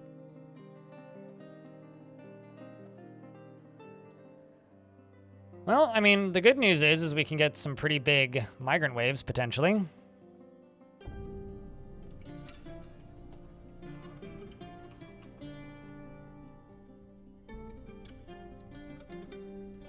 We need to lay some spirits to rest. Exactly, I like the way you think. Pause that.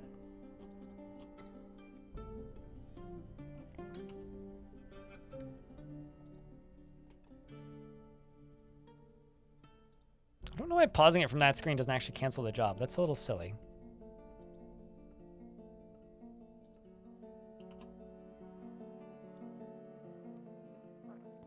Okay, placing a lot of coffins. Oh, wow. I haven't seen that bug in a minute. Thought they fixed that, but maybe they broke it again.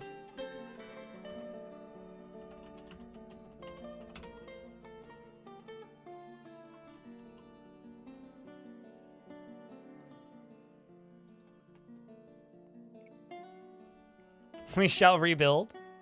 We shall try. Which one? Well, actually, there is one singular unnamed dwarf. Godin.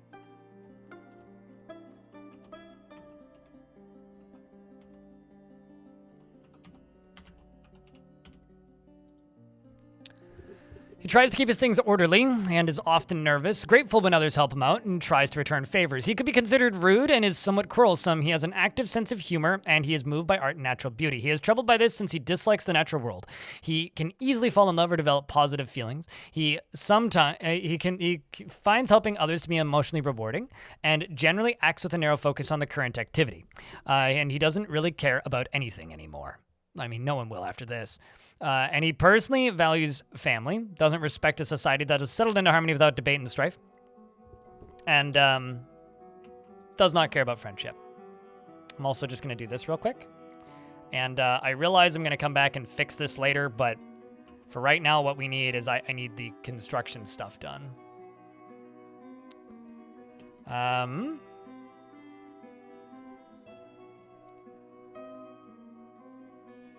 He likes granite pig iron and goshenite and reacher leather and pigtail fabric, maces, mittens, and the words of the fuchsia satin and the sound of the zephyr of glimmers. And when possible, prefers to consume giant mantis, white millet, beer, and absolutely hates moon snails.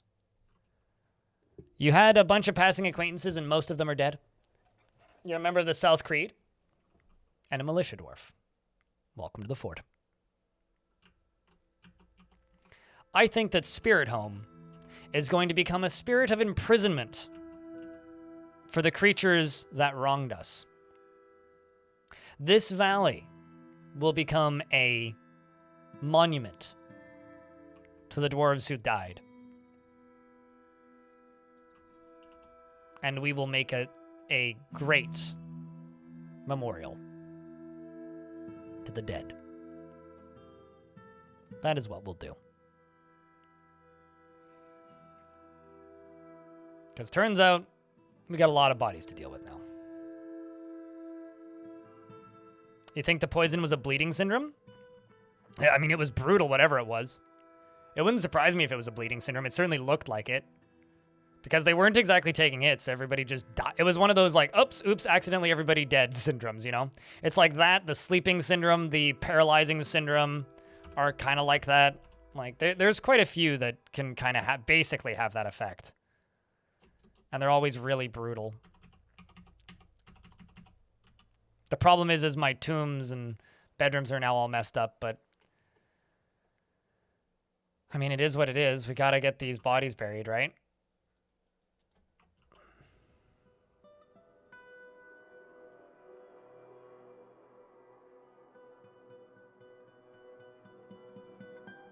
All of these dwarves are gonna be super stressed, though.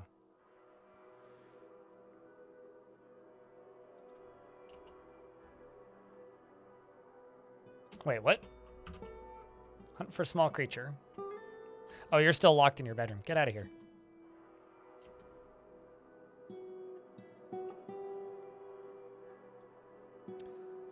Come on, deep sea fishing. Go help us out here. Give it an old chug with a fancy goblet.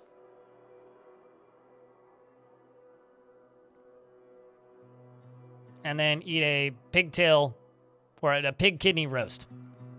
Sounds delicious. Okay, well.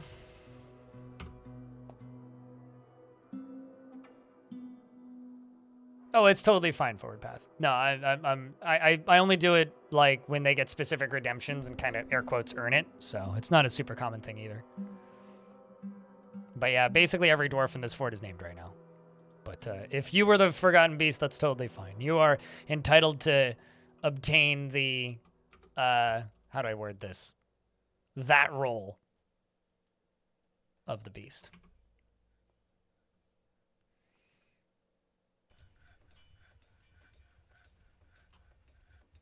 As we continue to place stuff in tombs. Some of these dwarves died in some pretty bizarre places. Do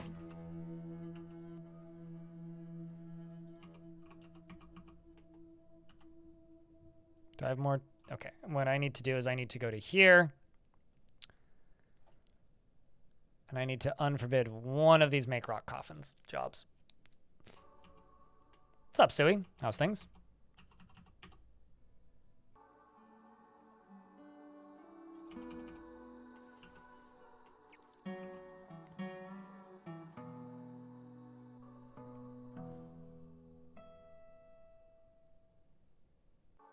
Wondering if the game assigned it a new name? I guarantee you it did. Question is it still on screen? Yeah, this thing? This seriously injured sucker? This guy? I mean, its ability to stand is somewhat impaired, but its full name is The Dungeon of Demons. It didn't get an extra subtitle. I mean, it does have 40 notable kills.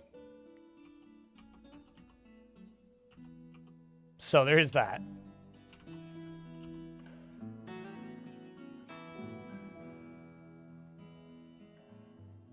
Most of them being my dwarves.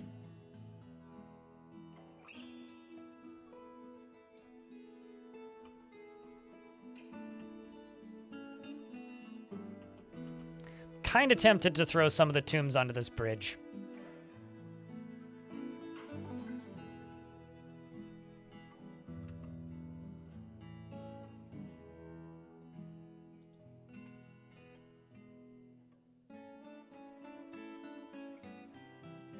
See what the dwarfs make of it. I mean, well, what's the name of it, right? It's the Dungeon of Demons. Let's just actually hold on. What kind of bars do I have?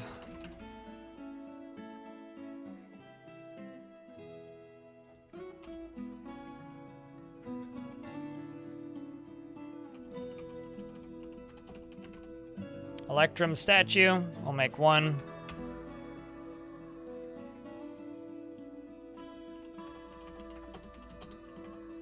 Dungeon of Demons, a gigantic feathered toad. And also, I need to see, do I have a manager right now? I do. Cyan Corp survived.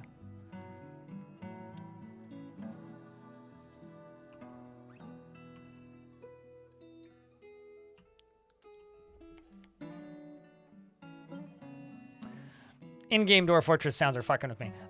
I'm hearing, like, the ambient sounds in Dwarf Fort, and I thought that there was coyotes outside. I was like, what the fuck is that sound?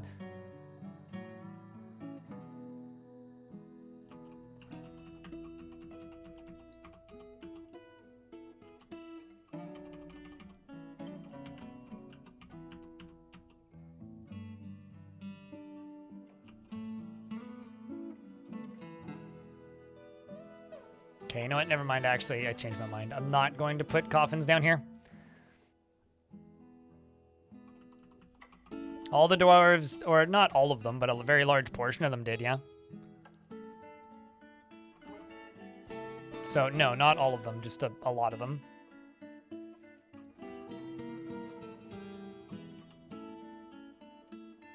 I mean, we were at 54, and now we're at 14, so, you know. Could have gone better.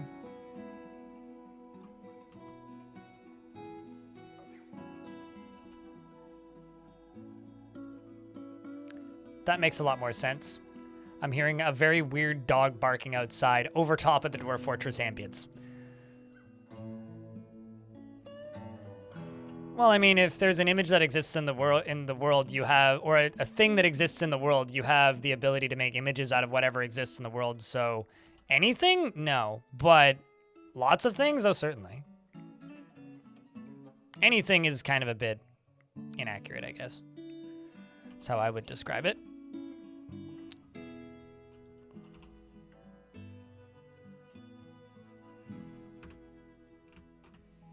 And also, this game's complex, but there's a lot of exaggeration around this game, if I'm being completely honest with you.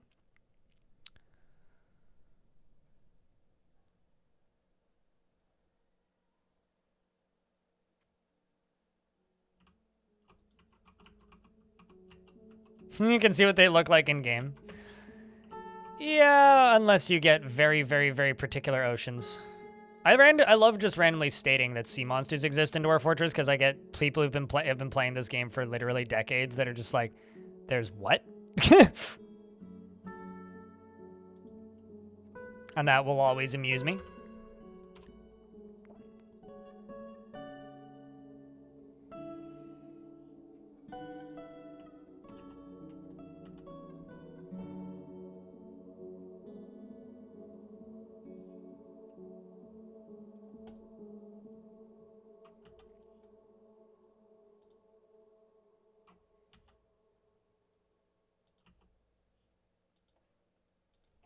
Okay, so you place that.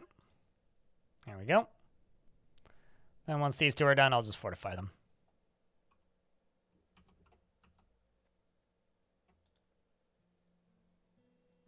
Actually, no. I don't need that. We'll worry about that later. Still have bodies to clean up.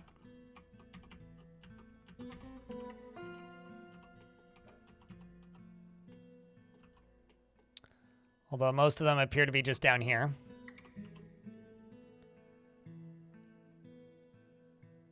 Bodies are no longer getting placed in tombs, which is concerning. Okay, let's just do this. I'm going to make a custom work detail,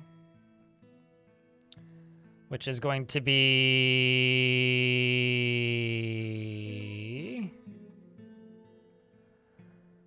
burial.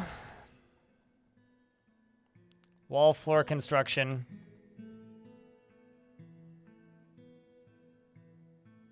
I think that's it.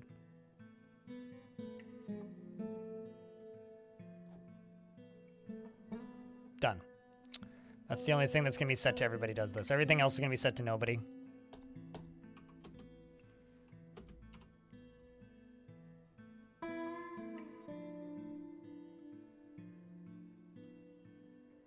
Norseman Fighter, thanks for the Prime subscription.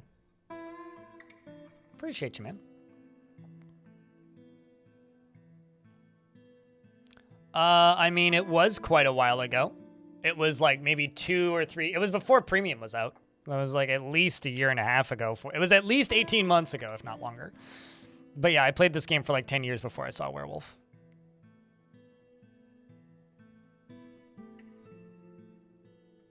Dabu? Is Dabu in chat? I'm confused.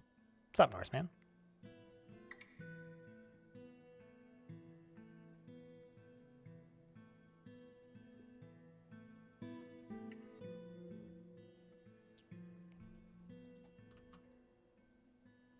Also going to remove that.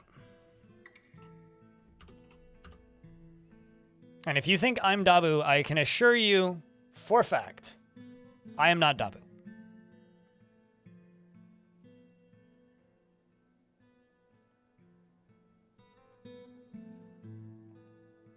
Like, with 100% certainty. But Dabu did write good music. Yeah, this is true. Yeah, we do, in fact, appreciate Dabu generally. Same with Simon.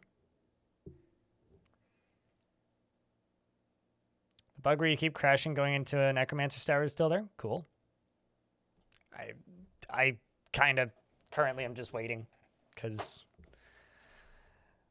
I don't know. I'm just kind of bummed about the whole adventure mode rollout situation in general, to the point where I kind of just don't want to think about it. I'm just waiting for it to be done.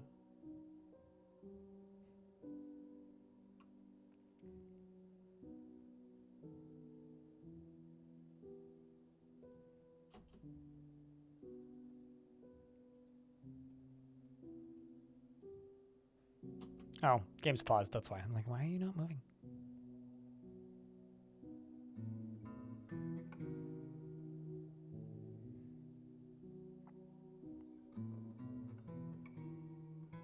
Dwarves can write autobiographies. And they can write about subjects that they know about. They kind of can write about some events, but they don't generally do that.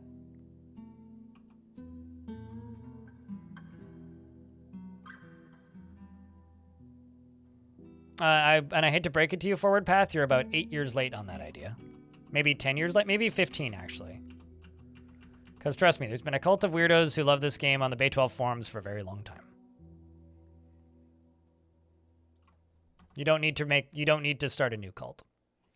Because this game has existed since, well, started development in like 2002. So in that world, you're very behind.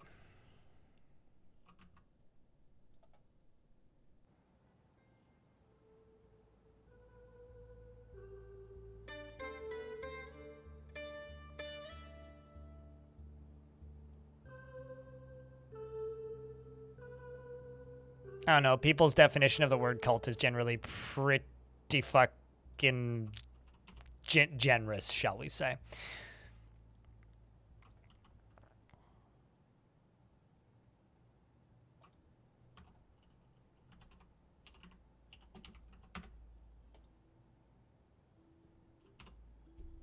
There we go.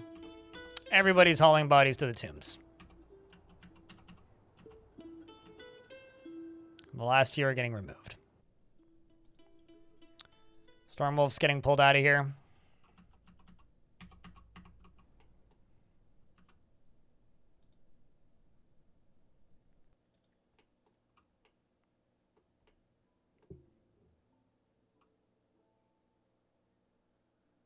Yeah. Yeah, I don't know. Dwarf, like, Boat Murdered was kind of the start of Dwarf Fortress's fame, and that was a really long time ago.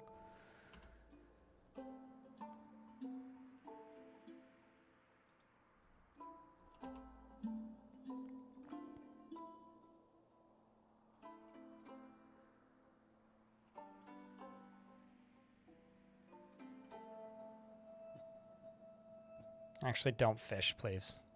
Not yet. We still got plenty of fish.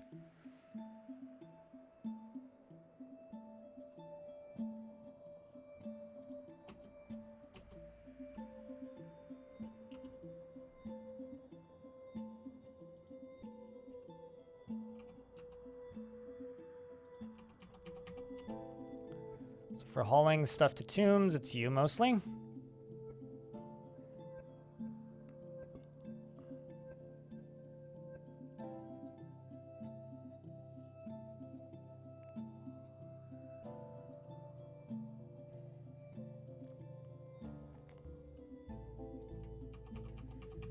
So how many dwarves are still? Okay, so it's Vukar and Vukar's foot.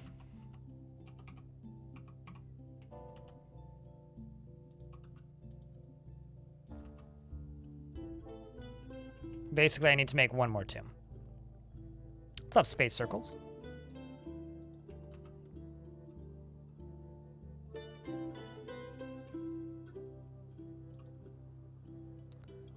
So now, just like that, we've caught up. I'm pretty damn sure we've caught up.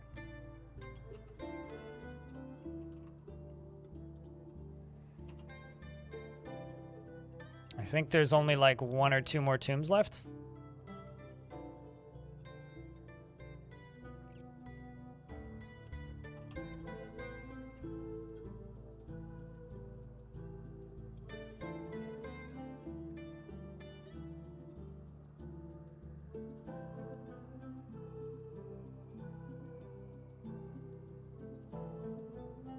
No, I mean, those 2 I can leave on.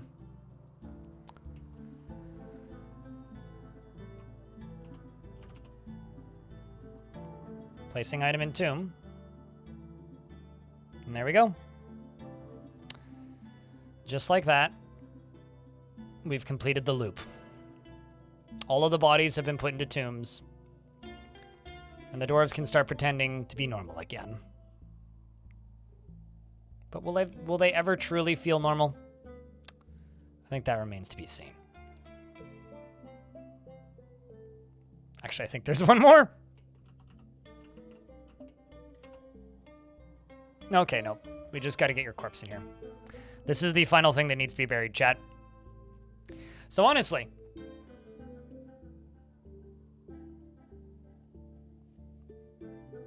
Xylium, you don't, because that part of the UI isn't in the game. You need the calendar, which isn't there. Because right now it's very unfinished. So a lot of things that are normally obvious and very clear just aren't in the game. Forward Path, thanks for the brand new subscription. Chat room, can I get a brand new round of, or big massive round of beers for the brand new subscription? So, we are in a tight spot. We're going to have to spend a lot of time recovering and probably forcing the dwarves to take a long break. The next migrant wave is going to be very helpful, though. We still have the bridge to finish, which we're getting there. But for me, right now, what I have to say is I kind of want to play some more of that Creeper World demo. And I'm not planning for today to be a stupidly long stream. Probably going to go for another hour. So I'm thinking we call it for Dwarfs for the day. We pick this fort back up tomorrow, and we start building our recovery. But for today, I think we call it. If you're going to stick around and are interested in seeing that Creeper World X demo, stick around for like another hour. Otherwise, please leave the tab up because streamer needs to pay bills and ad revenue is helpful. If you are watching on YouTube, of course, you can stay in the YouTube chat because that will remain live. But Twitch chat, it's now time to say goodnight, YouTube. And of course, if you want to find VODs, they're available at Blind Extras, and the VODs for this series are going up now. I have plopped in the marker.